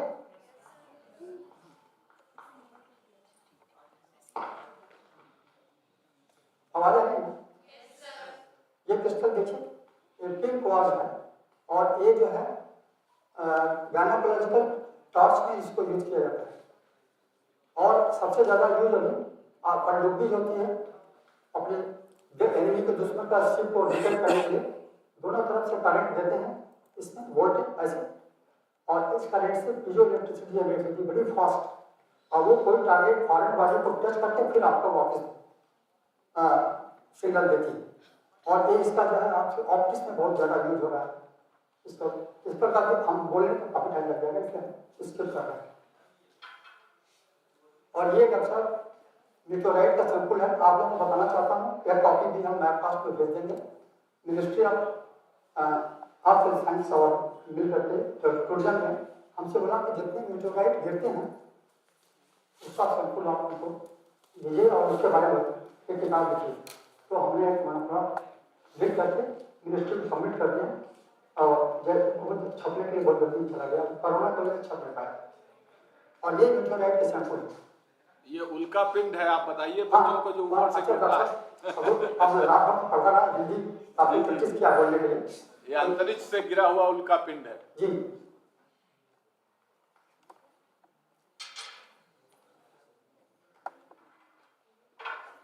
ये भूटान का है बेरियानाइट। जितने जेमोलॉजिस्ट हो रहे हैं, जितने लोग खोज रहे हैं, बेरियानाइट खाली एक ही होम्योपैथिक डॉक्टर को हमने दिया था। वो बेरियानाइट वो किसको दीजिए पता नहीं, इससे थ्रोट की बीमारी, चेस्ट की बीमारी और सब कुछ करके बोलते हैं। कल कोई जेमोलॉजिस्ट बोल रहा था ऐसे कि रत्न पहनने का क्या मतलब है, बेकार है, ऐसे लोग बोलते हैं पढ़ने के लिए।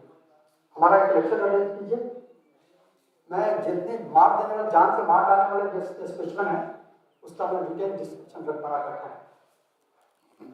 तो यह इस तरह बिना जाने सुने बोल रहे हैं कि अरे जेंट्स क्या करेंगे, तो इसका नाम है बेरिया नाइट, होली डे स्पेशमन।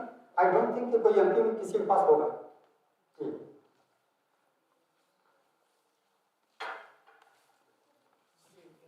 दरअसल ये राजस्थान का क्रिस्टल है, इसी से काट के गार्नेट के जो माला बनाते हैं लोग बेचते हैं, इसी से नेचुरल क्रिस्टल है। और कुछ लोग इसको गोमेज बना के बेचते हैं। पत्थर छोटा हो कम से कम इसका वेट 3 से 4 किलो लग रहा है। हाँ, इसलिए हम अपना लाने के घर से लाने के लिए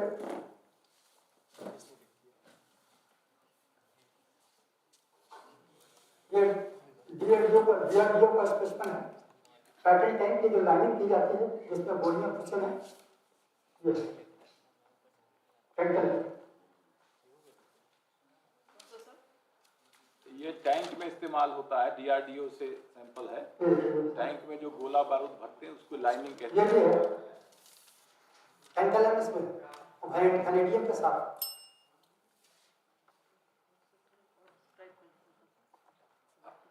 हाँ सर, थोड़ा सा और डिस्क्राइब कर दीजिए बच्चों के पॉइंट ऑफ व्यू से ये टैंक वाला।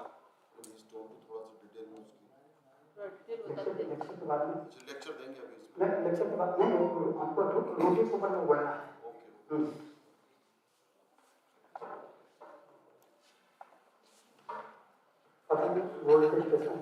जो आ रहा है स्क्रीन पर, ये बस्तर का जहाँ पर होल्ड है और सिद्धि में वहाँ का स्पेशल है।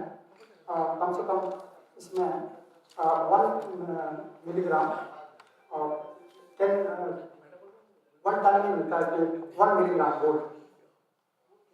ये बस्तर का सैंपल है।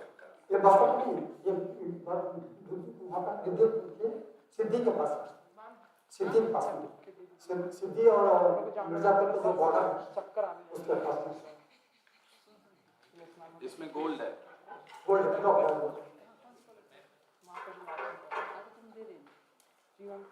इसके दस्तर भी जबलपुर का सैंपल है। जब 28 तारीख को आऊंगा तब ले लूंगा। ये जबलपुर का सैंपल है। इसमें जियोलाइट और कैल्साइट के क्रिस्टल्स हैं।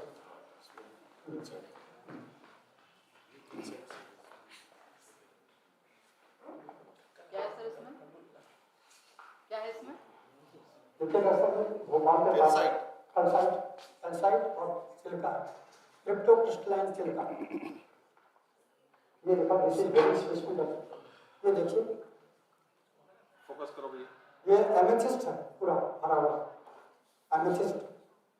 और इसका आप देखते हैं एमेथिस्ट का माला, एमेथिस्ट का स्टोन, इसमें सब्सिट्यूट बना के बनाते हैं। ये शनि ग्रह के लिए पहनते हैं सर एमेथिस्ट।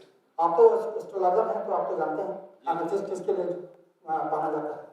तो मैं एस्ट्रोलॉजिस्ट है क्या? बहुत अच्छे एस्ट्रोलॉजिस्ट हैं। कल अपन रखेंगे कार्यक्रम एस्ट्रोलॉजी का। मैं तो इतना स्पेशल है। अब हमको बोला गया डॉक्टर साहब कि आप जो है विपिन जी कहाँ गए? विपिन जी ने हमसे कहा था डॉक्टर साहब। अरे आप दीजिए सर, इन सबको एक्सप्लेन करिए, बच्चों के अंदर जो है क्यूरियोसिटी बढ़े। अभी तो ये स्पेशल है, अब हमको बोलना है कि रूबी का आइडेंटिफिकेशन कैसे होता है, कैसे होता है, क्यों बनती क्या, इस पर लेक्चर देना है। तो मैं वहाँ जा रहा हूँ, वहाँ तुमको बोलता रहूँ। और इसके बाद में नीचे बैठता हूँ। जी जी जी। कोई स्टूडेंट है? स्टूडेंट कोई सर को हेल्प कर लैपटॉप में जाओ उनसे।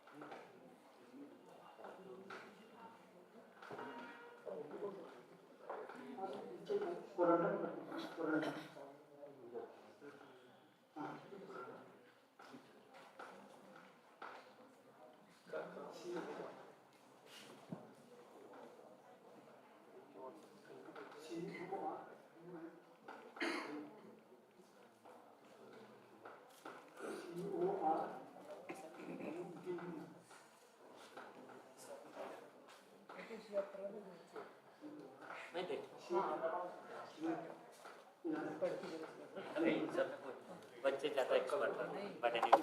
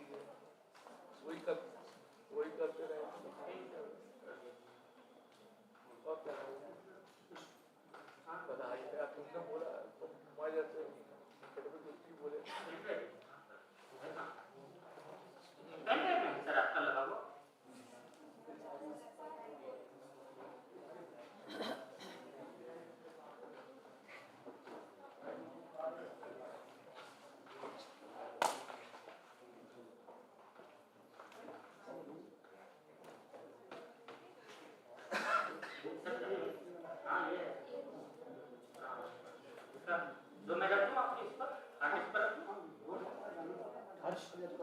यही को लेगा ना तो मैं कॉपी करके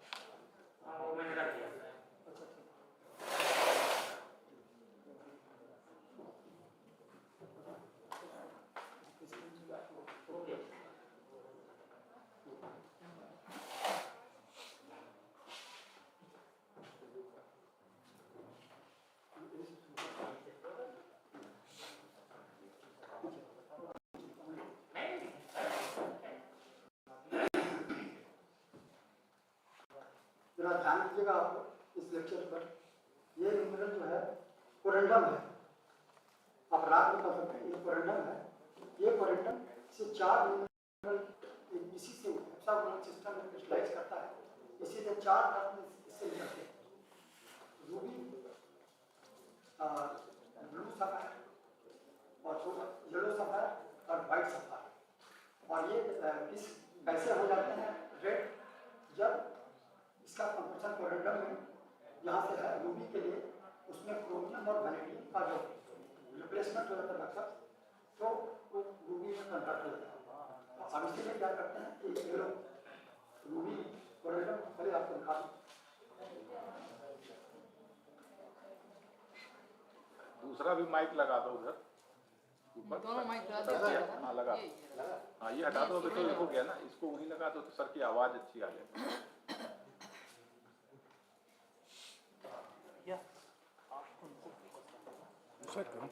वो हो रहा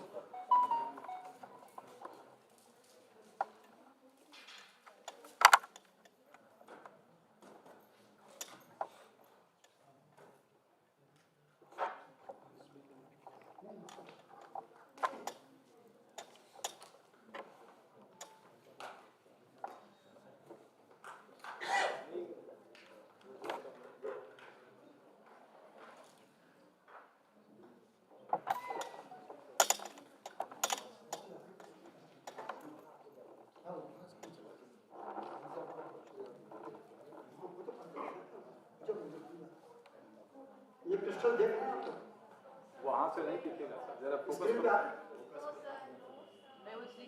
वो उसमें आपकी वो स्क्रीन आ रही ना, तो ये नहीं फिर आप दे रहा है नहीं, वो दूसरा चालू, लैपटॉप चालू, वो छोटा सा भी नहीं दिखेगा, भी नहीं बहुत छोटा है। और आगे नहीं दिखा दे। अब आप हाँ पास में आना पड़ेगा।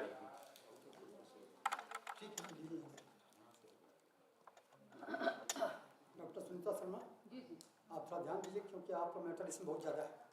इसमें ये नेचर में इस तरह क्रिस्टल निकलता है, और ये दोनों क्रिस्टल देख रहे हैं, ये इसका नाम है कोरेंडम, और इसी से ये रूबी मार्केट में बनता है फटाफट। तो आजकल क्या कर रहे हैं, जितने ज्वेलर्स के पास हम गए हैं, किसी के पास में ओरिजिनल रूबी नहीं था, सब ये ट्रीटेड है। जो मिनरल हेक्सागोनल सिस्टम में क्रिस्टलाइज करते हैं, उनमें पूरा इस तरह की नकली बनाना कुछ करना सब हो सकता है। तो ये हम लाए हैं आपको, ये सिंथेटिक है, और उसका हम रियल आपको दिखा दे रहे हैं।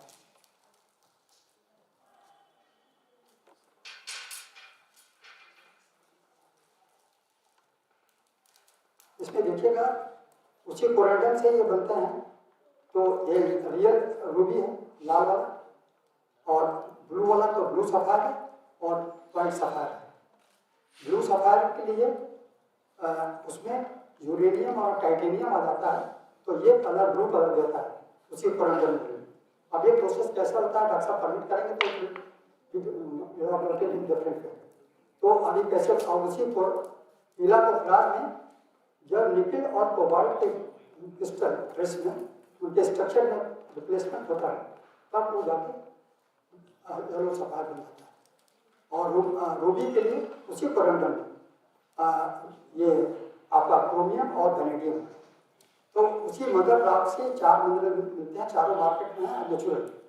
लेकिन जिस रूबी मांगने जाएंगे तो बोलेगा कि अरे ये तो बहुत बढ़िया है, लेकिन मैं बताता हूँ कि कैसे इस रूबी में किस तरह का लेक्चर में देखिएगा, तो कैसे ये लोग जो है इसको कलर कर बना देते हैं मार्केट में। तो बोलेगा कि आसानी करिए, इतना तो अच्छा मिलेगा नहीं। कल जो है एक लेडी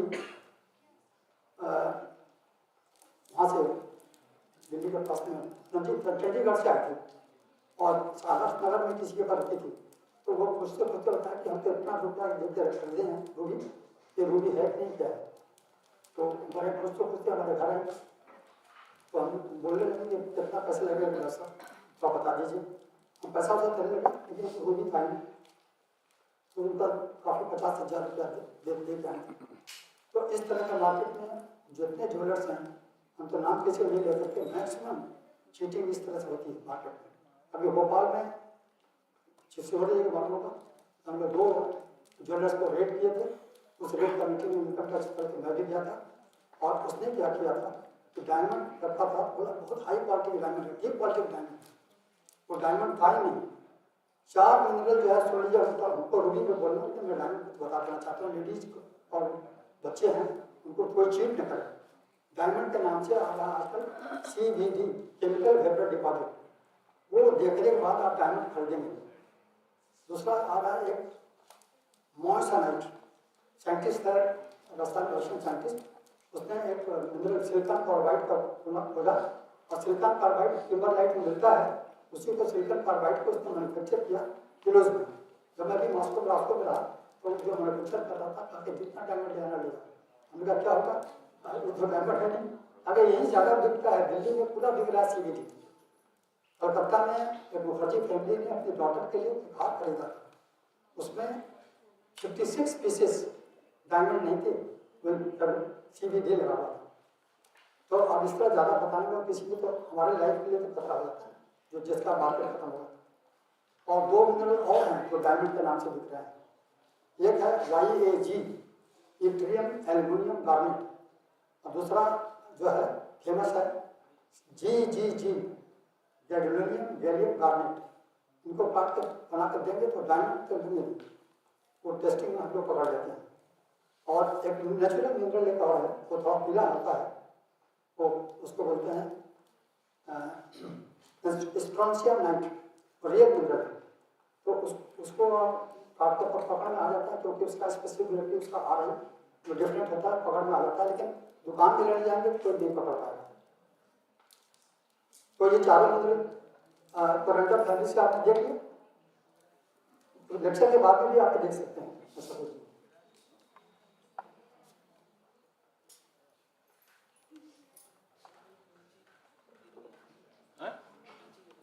कोई क्रिस्टल नीचे गिर गया सर, बच्चे बता रहे हैं, उठा दो हेल्प कर दो सबको। ये सर आ गया बच्चा, आ गया, ठीक है बस, ही विल हेल्प। एक और देख रहा, पैर के पास भी एक और कुछ दिख रहा है।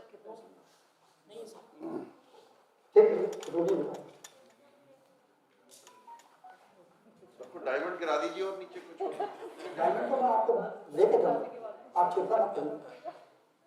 डायमंड की जगह पर और कुछ मैं स्टोन आपको प्रेजेंट करूंगा। अभी एस्ट्रोलॉजिस्ट साहब से पूछ लें कि हमें सूट कौन सा करेगा। नहीं, पहले तो हमको लेक्चर साइंटिफिक लेक्चर कंप्लीट करने थे, तो उसके लिए डॉक्टर साहब बैठे। वो भी चला जाता है डायमंड रेड कुछ नीलम पहन दो। कहाँ गए? नेक्स्ट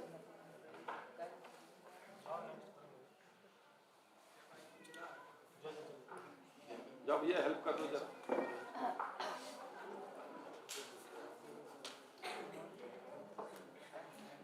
हाँ चलो।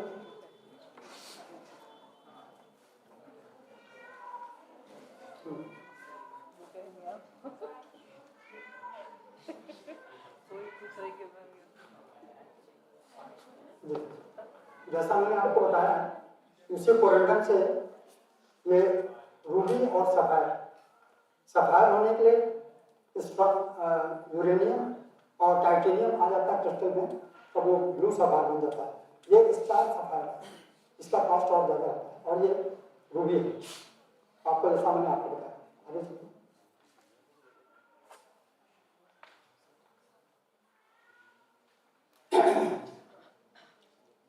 ये मैंने बताया कि ruby, sapphire, diamond and emeralds are known as precious gems. After diamond, ruby is the hardest gemstone. Corundum appears in silver, poor rocks. It occurs as a constituent of ultra-basic rocks, cyanide, and highly metamorphosed luminous sediments.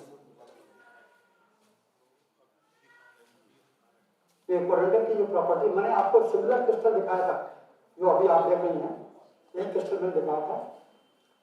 इसका composition है Al2O3, colour Ruby red और brown, sapphire का blue and green, yellow, white, pink. Crystal system है triangular और refractive index 1.6 और 1.7। उसको major करने के लिए मेरे पास इंस्ट्रूमेंट है, अभी आपको दिखाएंगे। हॉटनेस इसका 9 है, dispersion low.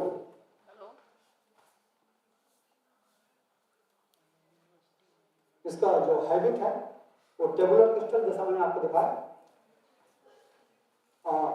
Prisms with hexagonal outlines, और सफायर जो है blue sapphire barrel shaped, bipyramid and hexagonal cross section, cleavage poor, fracture is comparted to uneven, lustres vitreous to sub vitreous, specific gravity 3.9.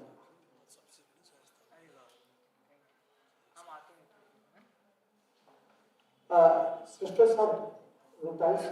You find crystals in the rutiles.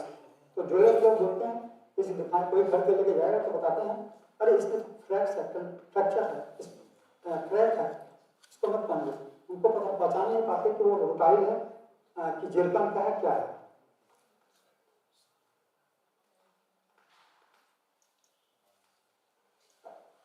जैसा उसके birth system sapphire का है, जब cut के polish करते हैं तो उसके जो ग्रोथ रिंग्स आते हैं, मैं आपको इस शेप में दिखाता हूँ. तो जरा अपने पास जो लेंस है जब खरीदने के बाद आप देख सकते हैं कि अगर इस सफायर है तो इस सब चीज मिल रहा है नहीं.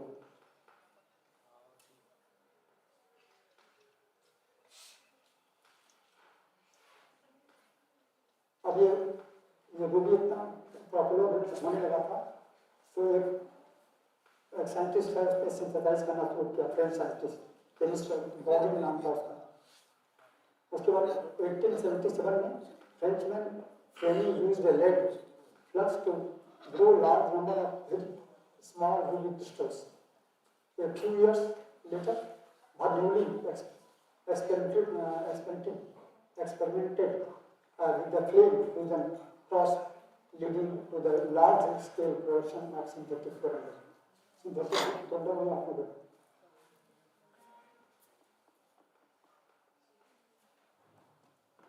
It is applicable only to inorganic gemstone.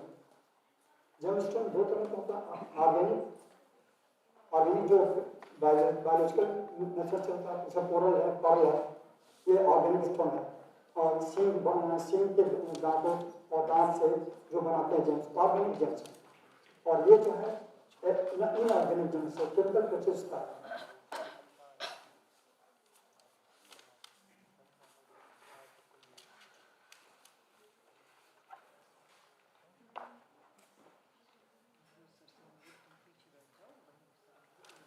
जो रशियन साइंटिस्ट था बर्नौली, उसने फ्लेम फ्यूजन मेथड से रूबी बनाना शुरू किया.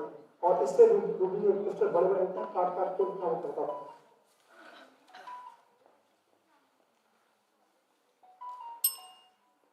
जो बर्नौली जो साइंटिस्ट था जो रूबी बनाता था उसका इसका इंस्ट्रूमेंट का जिससे बनाता था उसका ये हैमर से ऑक्सीजन बैग फिर कहाँ से उड़ेगा, उसमें एयर को लेके पाउडर और ऊपर से फ्रेश एलिमेंट डालता था क्रोमियम और vanadium. This is not required.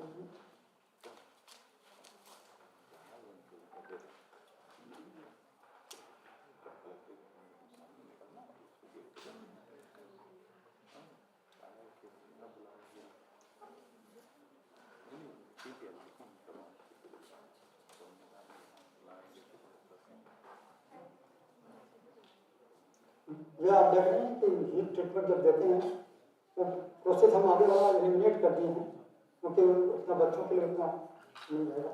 और एक हीट ट्रीटेड कलर एनहांसमेंट करने के लिए हीट ट्रीटमेंट करते हैं फार्मेस के अंदर. ग्लास फिलिंग बहुत से रूबी में देखिए, इसका जो खास पे आप ग्लास फिलिंग है.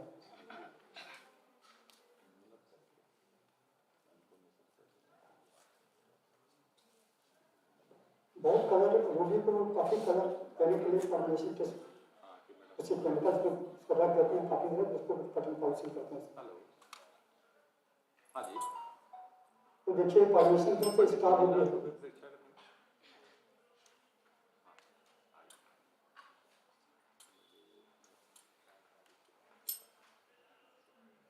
आप देख सकते हैं कि जो ट्रीटेड रूबी है, जो ट्रीटमेंट करते हैं, कलर इनहांस करते हैं, जो नेचुरल है. ट्रीटेड में देखिए कितना ज़्यादा डार्क इम्प्योरिटीज जो ट्रेस एलिमेंट है वो आ जाते हैं इसमें. ये सफेद है, ब्लू सफेद। और आपने इसमें इंडिया में कहाँ कहाँ पाया जाता है? तो आंध्र प्रदेश में है, बिहार में है, तमिलनाडु में है, कर्नाटका में है, आसाम में है, केरला में, मध्य प्रदेश में, उड़ीसा में, इतने जगह इंडिया में पाया जाता है corundum.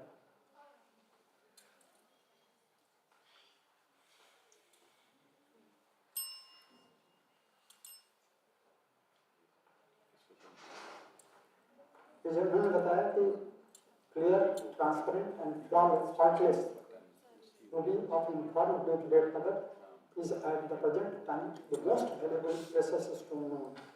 1 carat ruby is worth twice as much as a carat diamond. 1 carat diamond.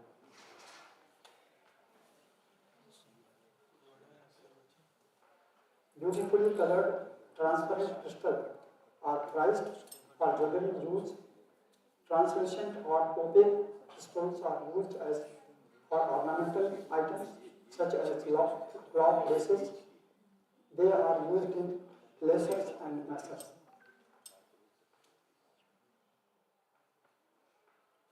Because of their hardness, they make long-lasting thread guides for textile machines. Ruby is even harder than steel, an excellent bearing material for the metal set in devices like watches, compasses, and electric meters.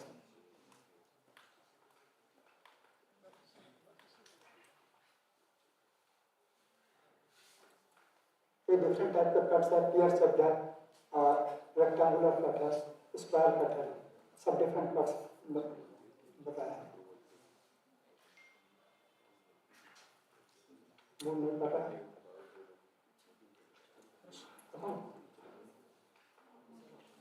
नहीं बता सकते। That's why this is brief about the corundum, about ruby. Nitin told me that you have to give the properties of ruby and color. So I presented this. So if they want, I have got another. But this is the brief description of ruby. Any question from children, students?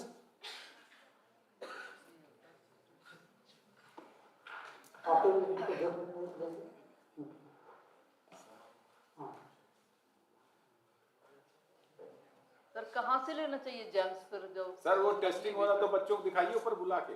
तो आप जब आपने कहा था group में आएंगे तब नहीं आप लोग के जो है टेस्टिंग देख लीजिए, जिनके पास है वो भी आज सर चार्ज नहीं करेंगे, फ्री में टेस्ट कर देंगे अगर हीरा पन्ना पहने हो तो। आज आप आज 4 के बैच में जाओ और आज अगर अपना हीरा पन्ना टेस्ट कराओगे तो 2 चार्ज पहना वो नक का ट्रायल टेस्टिंग करा लो कि वास्तव में ओरिजिनल है। जाओ भाई जाओ ग्रुप में जाओ 4 5 बहुत बहुत धन्यवाद डॉक्टर सिंह साहब, आपका उद्बोधन इन लोगों को उत्साहित करेगा और ये आके आपसे अभी सब के ज्ञान वर्धन करेंगे। 5 लोग जाओ 5 के ग्रुप में।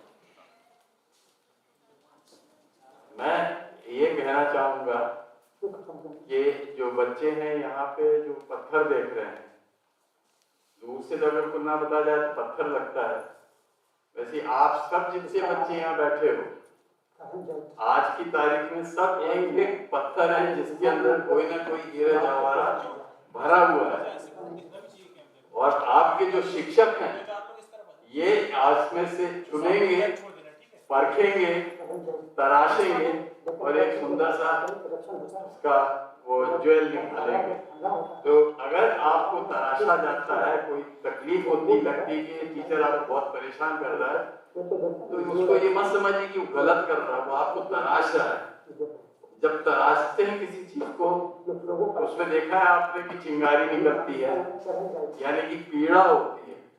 तो जब तक आप वो पीड़ा सहेंगे नहीं, आप तराशे नहीं जाएंगे। तो कभी हिम्मत मत हारिएगा और हमेशा उसको उसमें लीजिए, पॉजिटिव उसमें लीजिए कि नहीं टीचर ने मुझे डांटा है या मुझे कहा है तो जरूर इसमें कुछ न कुछ होगा कर।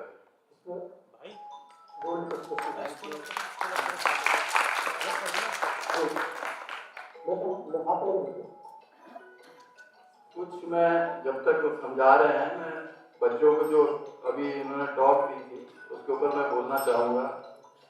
यदि आपको 5 मिनट का टाइम दिया गया है तो ये मान के चलिए कि आपका बोधन जो है 4.5 मिनट से ज़्यादा का नहीं होना चाहिए। एक चीज़। दूसरी चीज़, बहुत जने जो हैं वो आधे से ज़्यादा समय इंट्रोडक्शन में निकाल देते हैं, वो भी सही नहीं है। 30 सेकंड से ज़्यादा 5 मिनट में इंट्रोडक्शन नहीं होना चाहिए। And you should be just focus to the topic करके।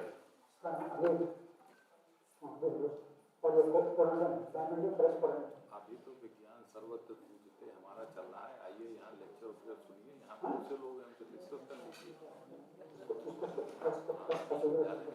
का कार्यक्रम चल रहा है, समय जियोलॉजी का लेक्चर चल रहा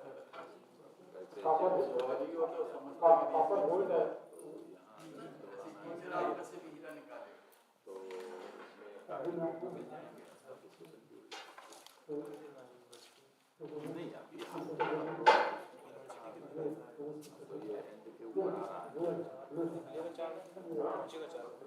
लेकिन आप आएंगे तो डिस्कशन हो जाएगा। बैठा था ना।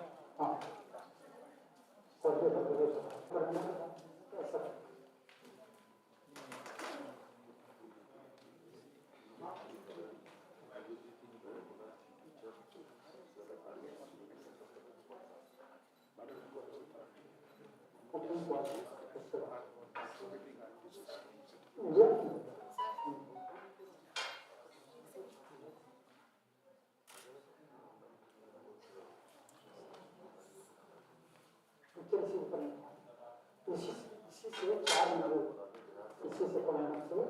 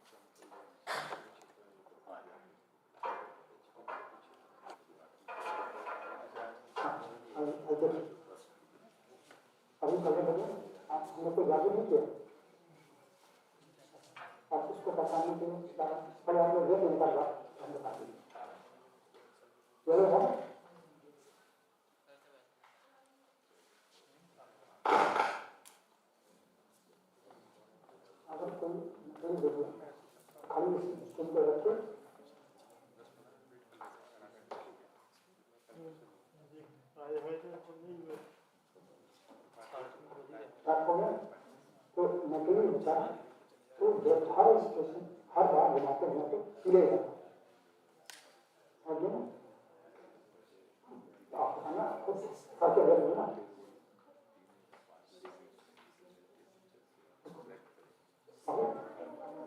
इसका नाम है पोलारिस्कोप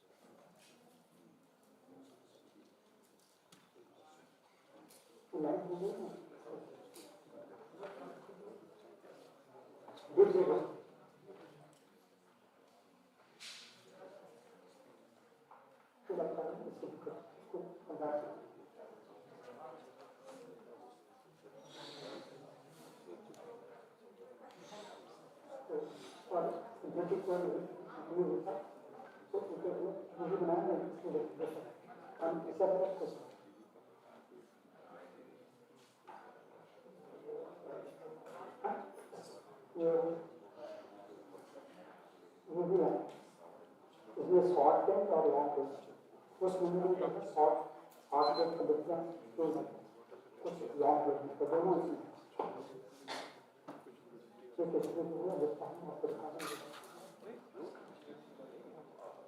इसमें आपको मालूम होगा कि ये ग्लास है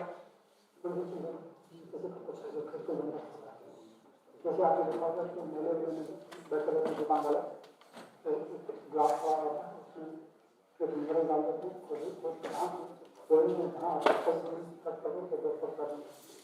ठीक है पहला बैच गया ये अरे सर इसके बाद 2-3 बैच आना है थोड़ा इनको जल्दी करिए अब आप 2 बैच में चले जाओ सब लोग इसके बाद में एक उस तरफ एक इस तरफ का बैच हो जाना तो फिर उस तरफ पे चले जाना और चारों तरफ से घेर लो सर को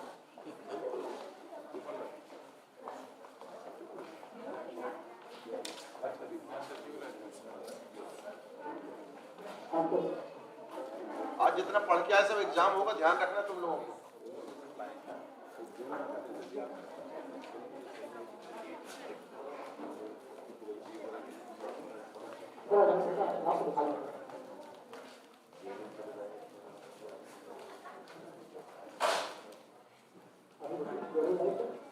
सब लोग एक साथ नहीं देख पाओगे बेटा थोड़े थोड़े रुक जाओ ऐसे कैसे तीनों पीछे से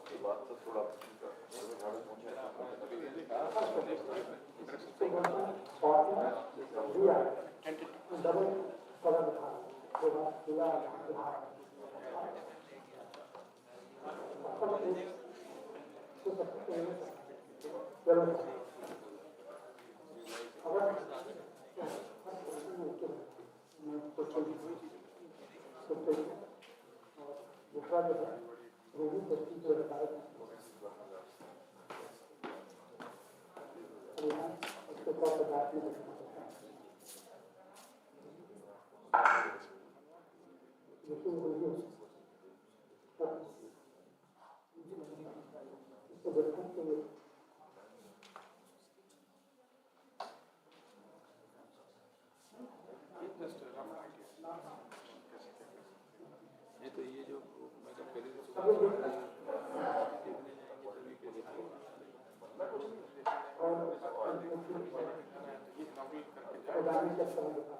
हाँ ये तो नौकरी करके जाओ ठीक है ना फिर अगले दिन आते हैं ये सब ऐसे ही करें, सुबह चले गए पहले इनॉग्रेशन कर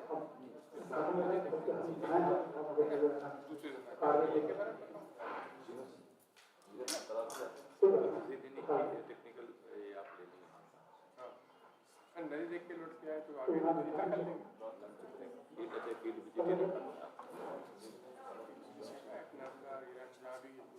टेंटेटिवली तो बता रहे थे कि जो गंदी नदी है वो थोड़ा सा रेट किया था कर दें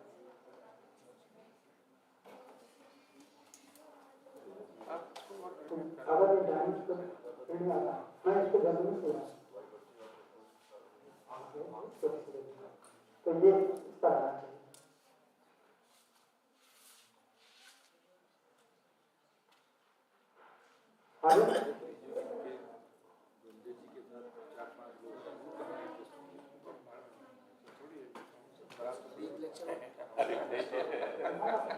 इनके साथ जो आएंगे 5 के नाम बताएंगे उनको भी तो कहीं करोगे ये तो पूरी तरीके से दबंग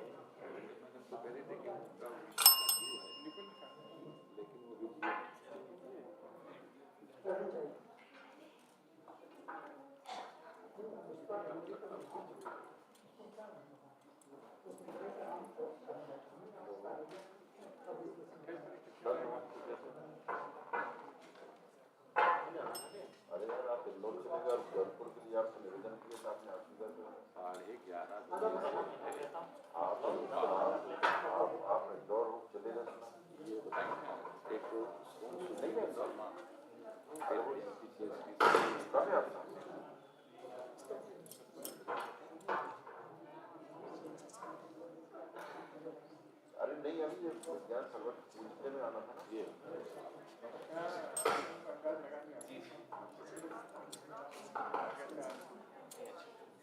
नहीं अभी अरे फोटो देखा कि आप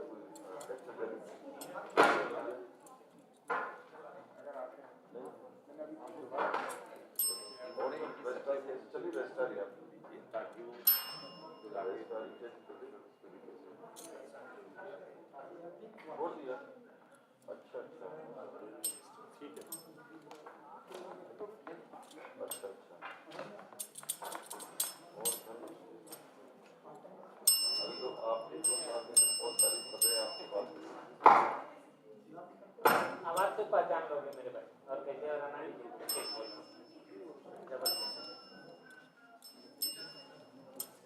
जहाँ आपने गरीब जी को भेजा और हमने सुना कि आपने यहाँ मुझे मना कर दिया कुछ अच्छा नहीं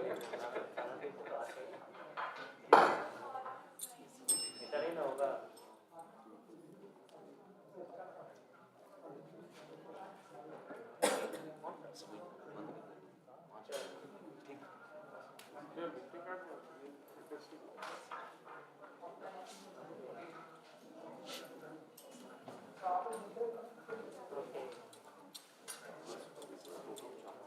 और क्या हाल है ज्ञान करता क्या हाल है ये फुर्सत हो अपन बैठ के वहाँ बैठ के हाँ जबरदस्त लाइव है 7-8 दिन जब यहाँ रखते हुए अपने के प्रश्न रखते हैं तो रजक जी भी है आपके रजक जी अपनी कोच लोग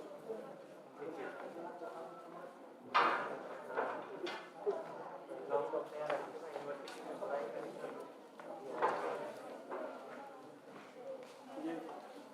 अरे तो अच्छी बात है। हाँ तो कितना क्लास दिया है और यहाँ की ड्यूटी है इसके हिसाब से तो उसके हिसाब से करें। बात किया था करो उसने कहा कि टीम है वो टीम फिर जैसे ये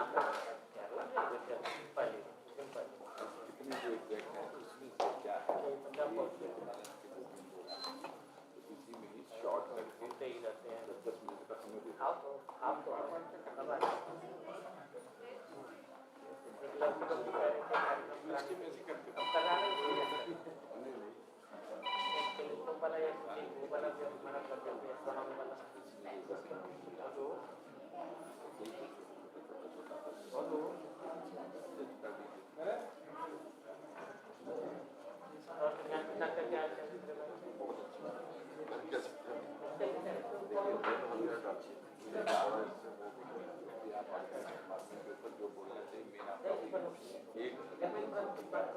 तो उसके अलावा बाकी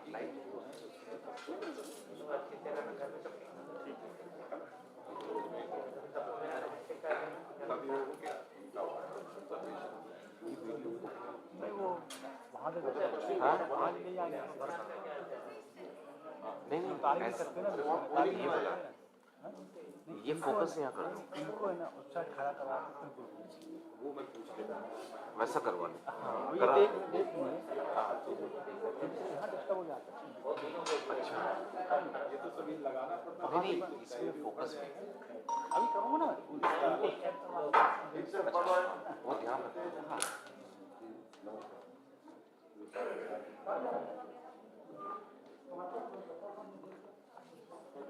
नहीं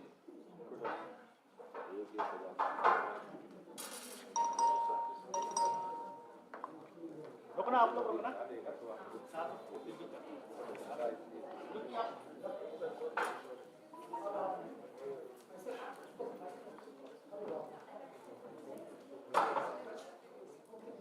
भैया सारे बच्चे इस तरह घूमकर खड़े हो जाओ, सर को देखने दो, फैल जाओ थोड़ा और फैल जाओ। कुछ बच्चे इस तरफ आओ ना, ये स्टैंड अलग कर दो माइक का।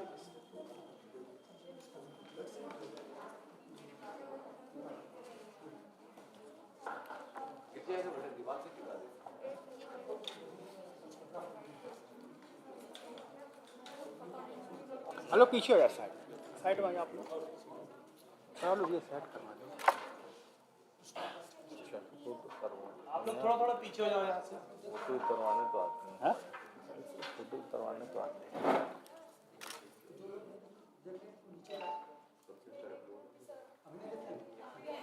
वहाँ से हमको डांट पड़ेगी।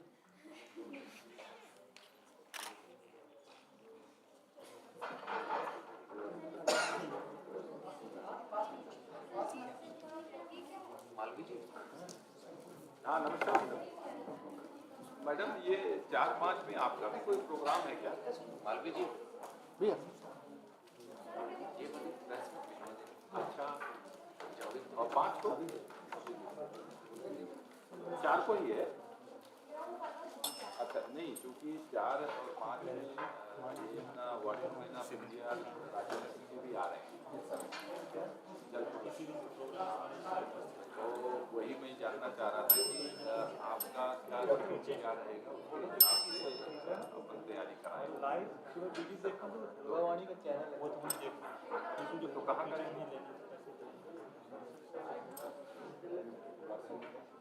लास्ट टाइम 28 आप चाहे तो ग्रुप में भेज दीजिए, तो मेरा पर्सनल नंबर सारे 2-3 हाँ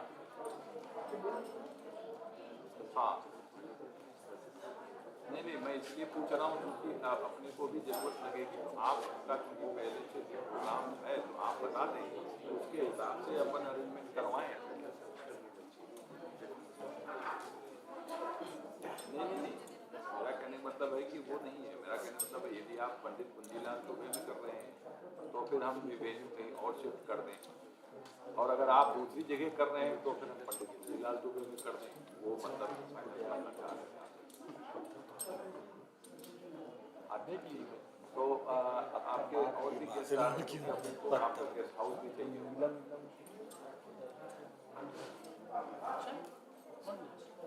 अरे ऐसा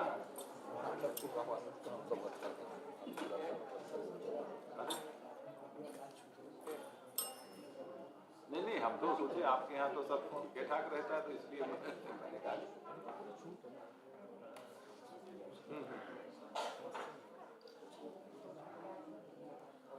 अच्छा,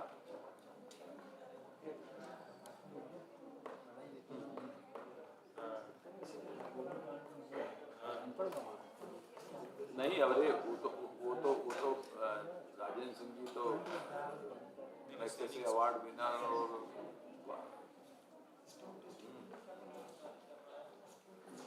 ठीक है। तो जो आप बाकी लोग अगर कुछ रुकना चाहेंगे तो आपके यहाँ या वहाँ मिला के रुक जाएंगे, मतलब ऐसा मैं सोच रहा हूँ। 4-6 लोग जो भी इनके साथ में आएंगे।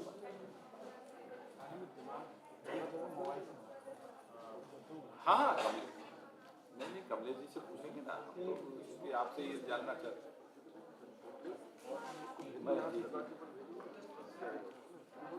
समझ गया। ठीक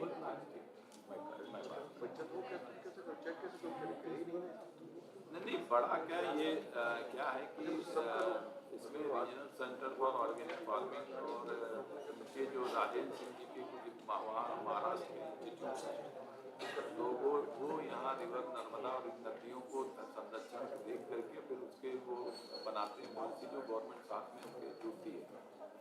ये गवर्नमेंट नेशनल पॉलिसी उन्हें बनाई हुई है, तो उनके साथ में वो लोग आएंगे, तो अपना विश्वविद्यालय भी साथ में जुड़ करके वो करना चाहता है, तो उसमें वो किसानों के साथ भी इंटरेक्ट करेंगे, स्टूडेंट्स के साथ भी करेंगे, फैकल्टी के साथ करेंगे। 4 और 5 2 दिन।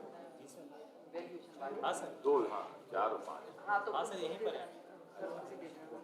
तो वो 4 को अगर वहाँ जाएंगे हो सकता है जैसे सुबह चले जाएं नदी वगैरह देखने के लिए, तो से शुरू करें या सुबह अपना हो जाएगा, एक बार नदी देखने चले जाएं, फिर 5 को फिर से अरे मालवी जी तो वो सब डिस्कस यहाँ इसमें कलेक्टर जबलपुर वगैरह आवाज नहीं आ रही एक दो लोग के साथ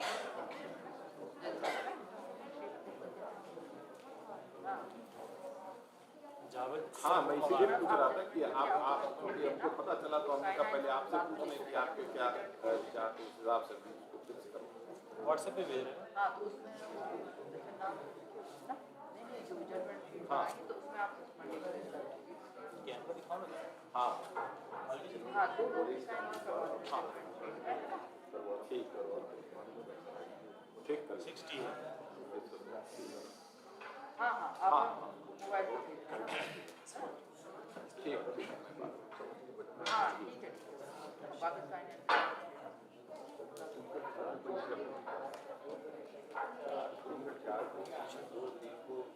नहीं है वो ये सजा रहेगा बदलेगा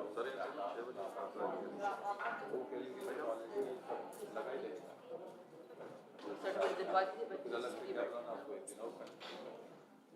तो वो कहते हैं आपको भी डाल हाँ आपको दे रहे काम अपन को मेल करके ही उठना सुनना कल का फ्लाइट रात में 10 बजे नहीं सर रुकिए और परसों का फ्लाइट कैसे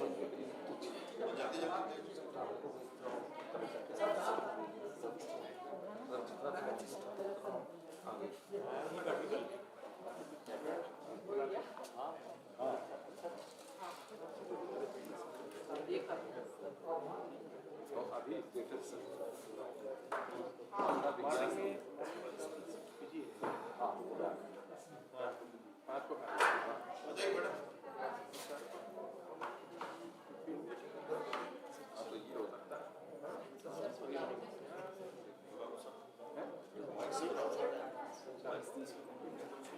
बात को खाता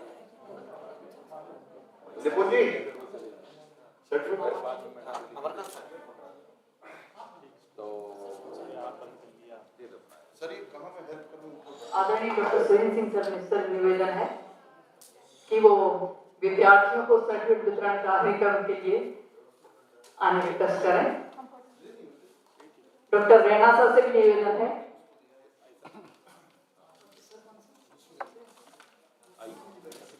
हाँ, डॉक्टर अजय सिंह राजपूत सर से निवेदन है कि विद्यार्थियों को सर्टिफिकेट वितरण करवाने की कष्ट करें। आइए सर।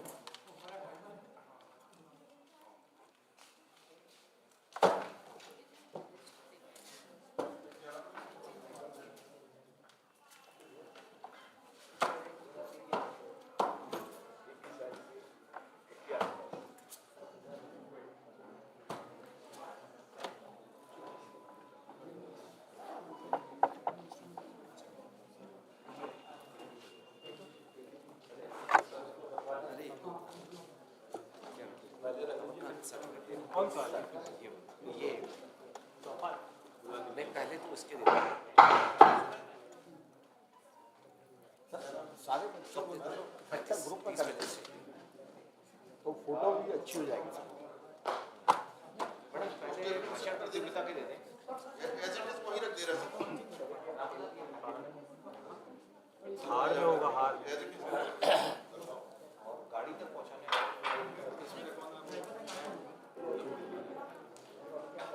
मैंने कहा अंगूठी में नहीं है तो हार में होगा।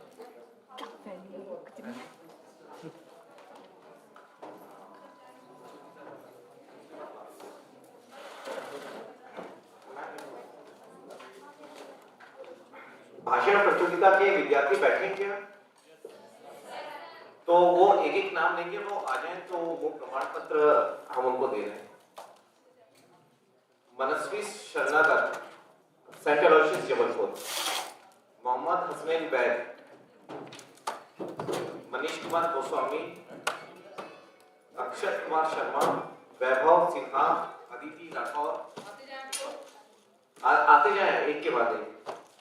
वर्षा मिश्रा, सोनाक्षी जिंदल, नाज शाहीन, राजेश कुमार जायसवाल, सत्य प्रकाश तिवारी, अभिषेक तिवारी, निकिता मेहरा, संतोष कुमार परमार, सौरभ सैन, फरलीन जॉन, उन्नति सिंह, शिवाली नायर, अमृता मिश्रा, शिवी श्रीवास्तव, रागनी नेमा, नंदा, रागनी नंदा, प्रकृति शर्मा, अनीस टोको, असद खान, अनुश्री बनर्जी, गिरीश कुमार पाठक,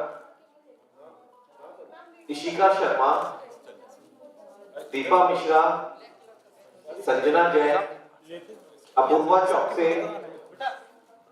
शिवाली शर्मा, कन्हैया सोनी, राखी लकेरा, कृष्ण कुमार पटेल।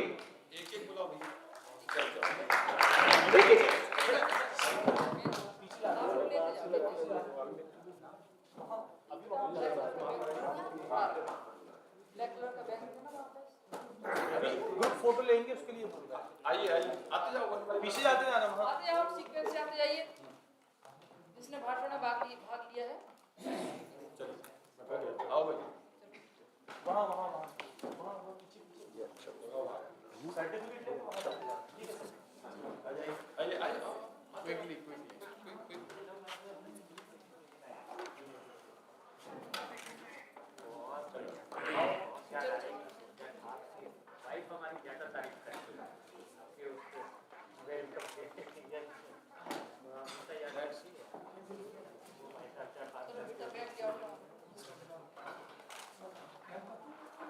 नेक्स्ट बेटा तू ही से जा रहा है। यस सर, माइक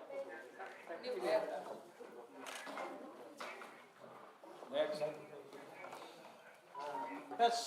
बाद में आप लोग अपनी फोटो निपुण सर से संपर्क करके ले सकते हैं जितने हैं। नहीं कोई फ्री निपुण व्हाट्सएप पे दे देंगे, अपने नंबर दे देंगे निपुण जी के पास सब।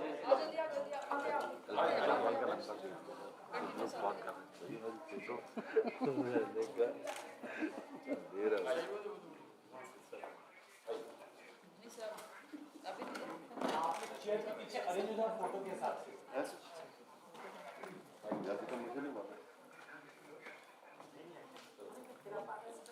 थोड़ा सा इधर, थोड़ा पीछे हो मैम।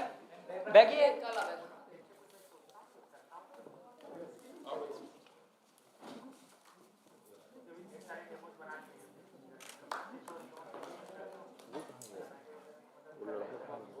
माता की सर मैम पहले फोटो हो जाएगा माता की चौकी का। ये पार्टिसिपेट तो इन लोगों ने किया है, जो विजेता है। अच्छा ये जो लोग हैं फोटो हो जाए चौपाल वालों को देते हैं मैम इसके बाद। अच्छे से सीधा पकड़ लें सभी सर्टिफिकेट, एक सा दिखे, आजू बाजू देख लो, एक लेवल में रखो। अच्छा ऊपर एक लेवल में, बाजू वाले को देखो, जितना ऊपर उतनी ऊपर रखना।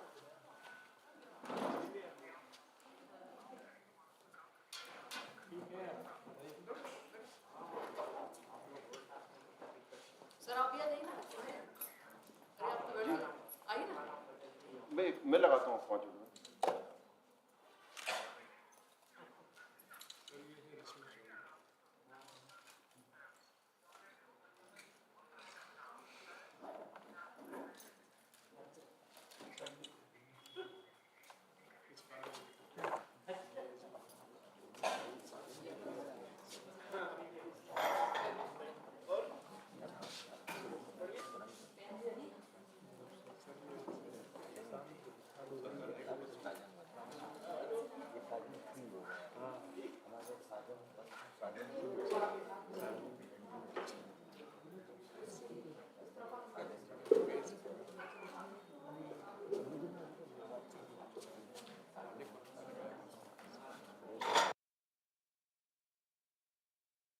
एक सेकंड सर।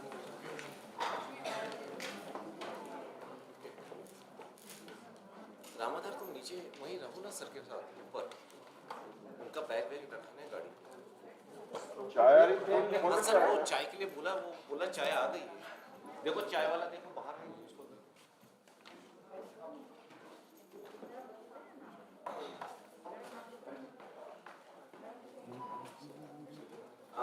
अब जो बच्चे विज्ञान चौपाल में जो व्याख्यान सुनने में सहभागी हैं, तो मैं उनसे बोलूंगा कि एक एक करके वो आते जाएं, क्योंकि उनके नाम नहीं है तो वो सर्टिफिकेट यहाँ से प्रदान करेंगे।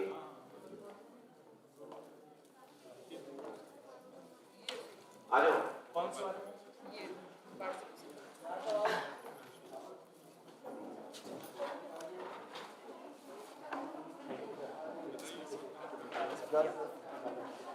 जी सर। ये भी तो वही रोके।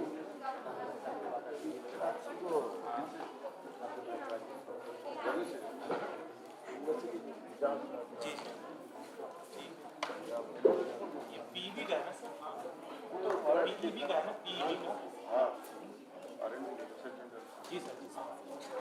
कुछ भी रवि का वो मना करेगा नहीं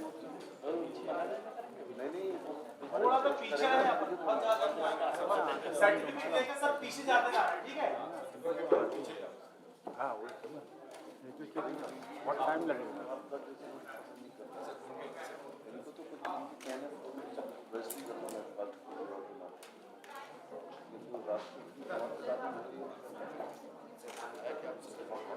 चले जाते हैं।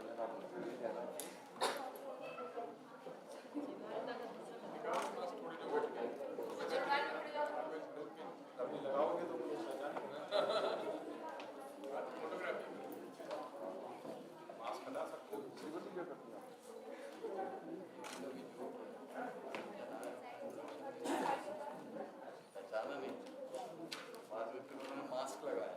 अच्छा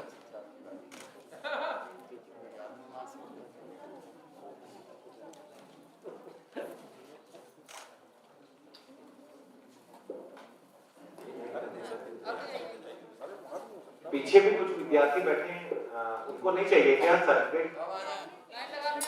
ऐसा लग रहा है शायद उनकी जरूरत नहीं। सर्टिफिकेट सभी के लिए, पार्टिसिपेट सभी के लिए। यहाँ जो लेक्चर सुनने आए हैं वो भी आए। ऐसे घर देखोगे तो फूट आएंगे, मास्क में पहचाने भी नहीं जाओगे। अभी उस तरफ भी जाओ ना, खाली है पीछे, अभी फोटो खींचेगी, आ जाओ पीछे।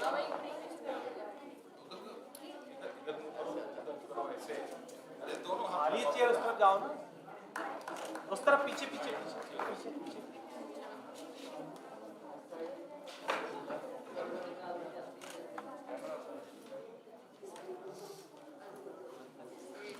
ऐसे ऐसे घूम जाए और अपने मास्क को निकालो, वो फोटो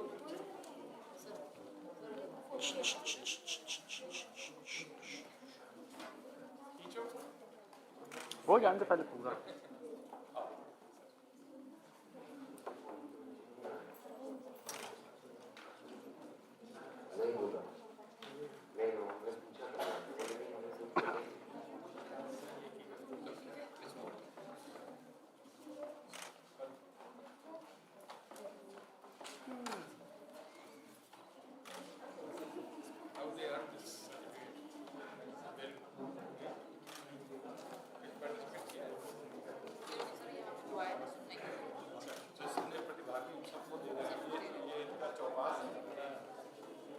चाय वाले भैया आगे से, फ्रंट रो में आ जाओ, पीछे से नहीं, आगे आओ, आगे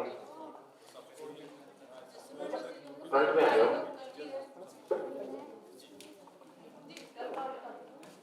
कल भी जो मैं बताना चाह रहा हूँ कि कल एक क्विज प्रतियोगिता मॉर्निंग में है और विज्ञान विषय और साइंटिस्ट, इंडियन भारतीय साइंटिस्टों पे है ना? हाँ, अलग से लाइन में हाँ नहीं, इसीलिए वो अलग से, क्योंकि इसमें प्रतियोगिता नहीं है उसमें।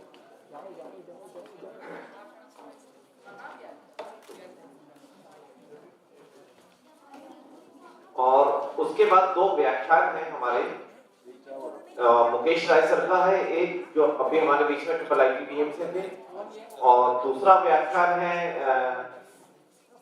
डॉक्टर CM नौटियाल, वो पैलियो साइंस, आप जानते हो ना, पुरातन विज्ञान, पूरा वनस्पतिक विज्ञान। तो उसमें ब्रह्मांड में जीवन कैसे आया, ब्रह्मांड में जीवन कैसे बना, और किस तरह से ये जीवन इस पृथ्वी पर चल रहा है, तो उस पे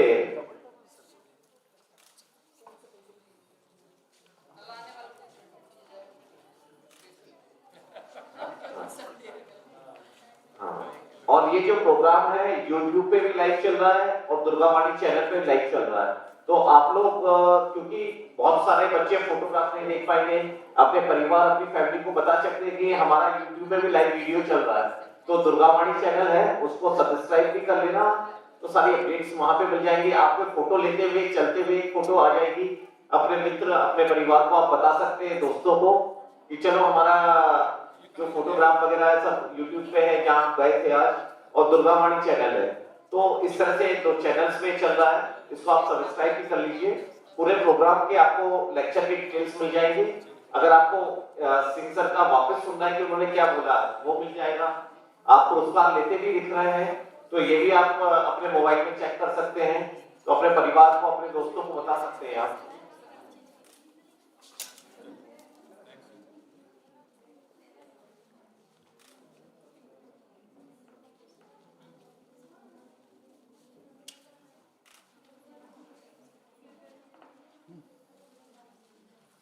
आपको सर्टिफिकेट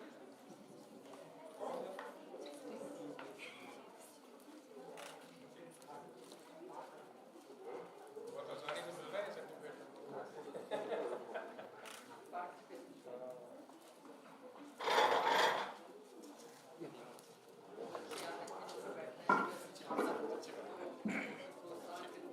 बच्चों को खिलवा दो।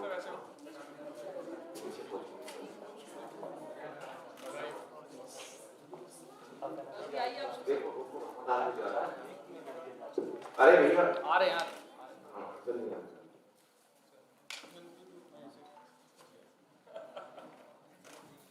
सारे स्टूडेंट्स चाय लेके ही जाएं, जलपान करके।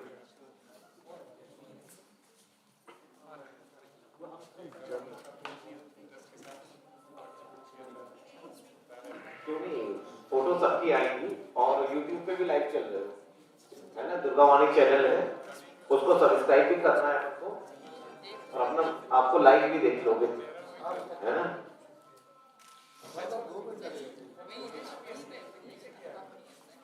दुर्गावाणी,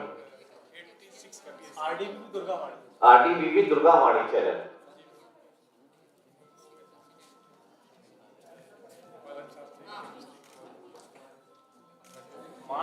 फ्लैश नहीं चल रही ना?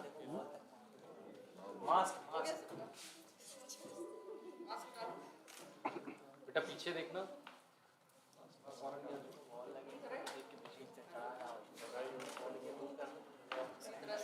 वॉल से दूर है ना, एलईडी वॉल से। इधर आ जो वॉल साइड। विज्ञान की एक और चीज का एहसास होगा टच हो गया।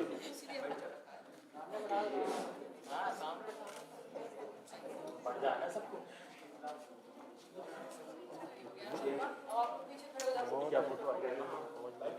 जितने बच्चे यहाँ एक्स्ट्रा हो गए हैं सामने बैठ जाएं जल्दी। नहीं ऐसा थोड़ी होगा। आपका नाम क्या? आईडी? लड़ना नहीं है, आराम से।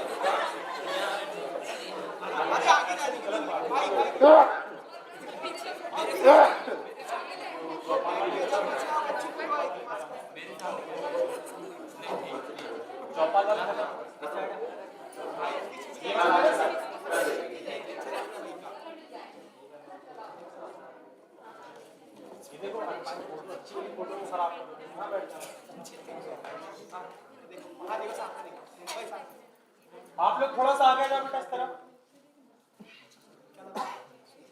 बस भैया देखो थोड़ा पीछे आओ मोबाइल।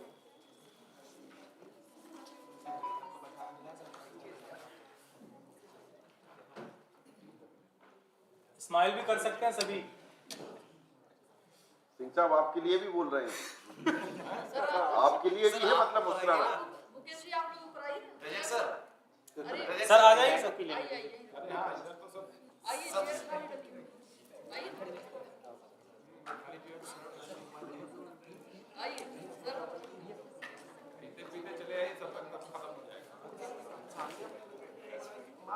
सर जाइए। अरे नहीं अरे हो जाएगा। सर आप भी आइए ना। बढ़िया। अरे आप भी आइए ना सर। अरे आ जाइए ना, आ जाइए सर, आ जाइए।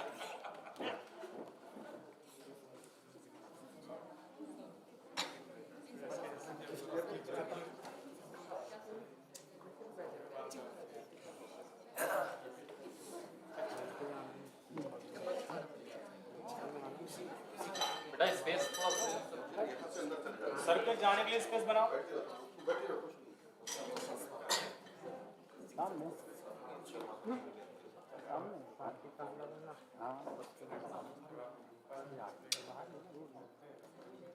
सबको 2 रुपए मिलेंगे। सो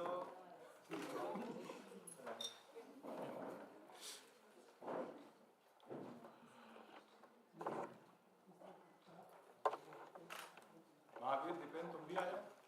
अरे ऊपर आ। मालवी जी हमारी भी फोटो ले लेना आज। बच्चों ने सभी टीचर्स आ जाए। ये जिनकी फोटो आ रही है उनकी अटेंडेंस नहीं आएगी, ध्यान रखना। जितने ही बच्चे आए थे कितने आप लोग को भेजे, कितने आए कितने नहीं आए, घर चले गए। यहाँ काट दो, इधर काट दो।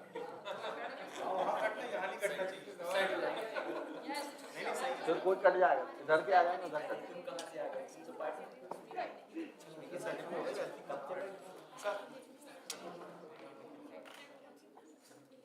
Thank you.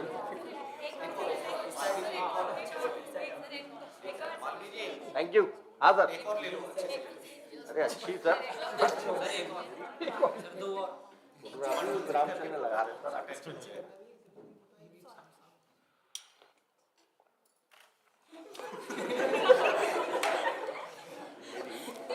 रामचंद्र लगा रहे हैं कौन ले रहे हैं आप?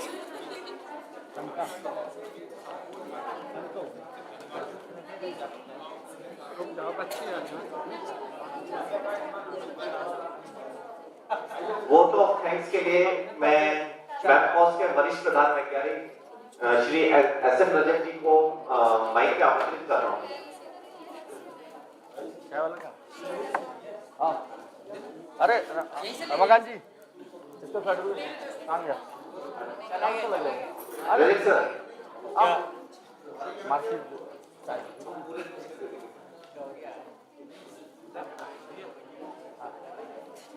निपुण सिलावट जी से निवेदन है कि आप चूंकि यहाँ के प्रभारी हैं, कम से कम धन्यवाद ज्ञापित करने के लिए आपका दायित्व बनता है कि आप धन्यवाद ज्ञापित करें आज के सफलतापूर्वक अपने कार्यक्रम जो संपन्न हुआ। निपुण सिलावट जी। धन्यवाद सर। सुनो तो ये निकाल लो, इतना वो वैन में उतार दें अपन।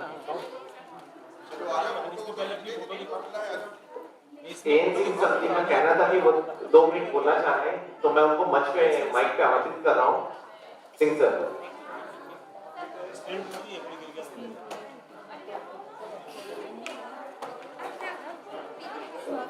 पता तब तो चलेगा कि आप ही का मोबाइल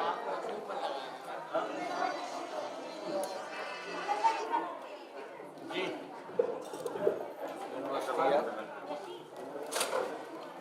क्या होगा?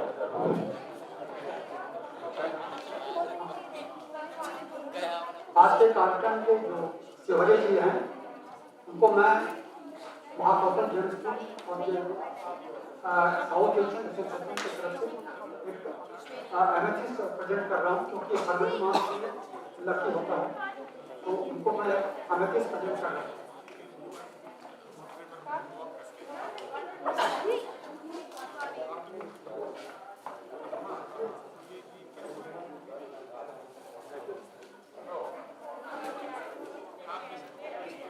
जर्मनी से जो एमएचसी है वो फरवरी माह के लिए बहुत लकी होता है।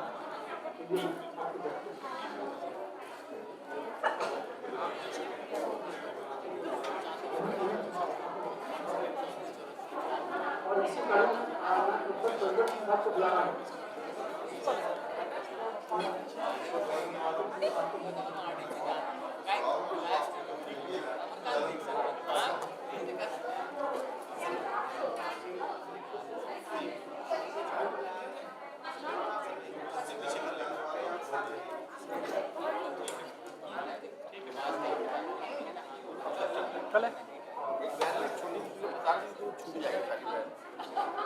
निकल चलेंगे वापस। यानी अभी स्टैंड रखा रहता है, उतार के जाएंगे पैक करके। हो ही गया ना यहाँ का तो काम। हाँ यहाँ तो हो गया, ये निकाल दो ना।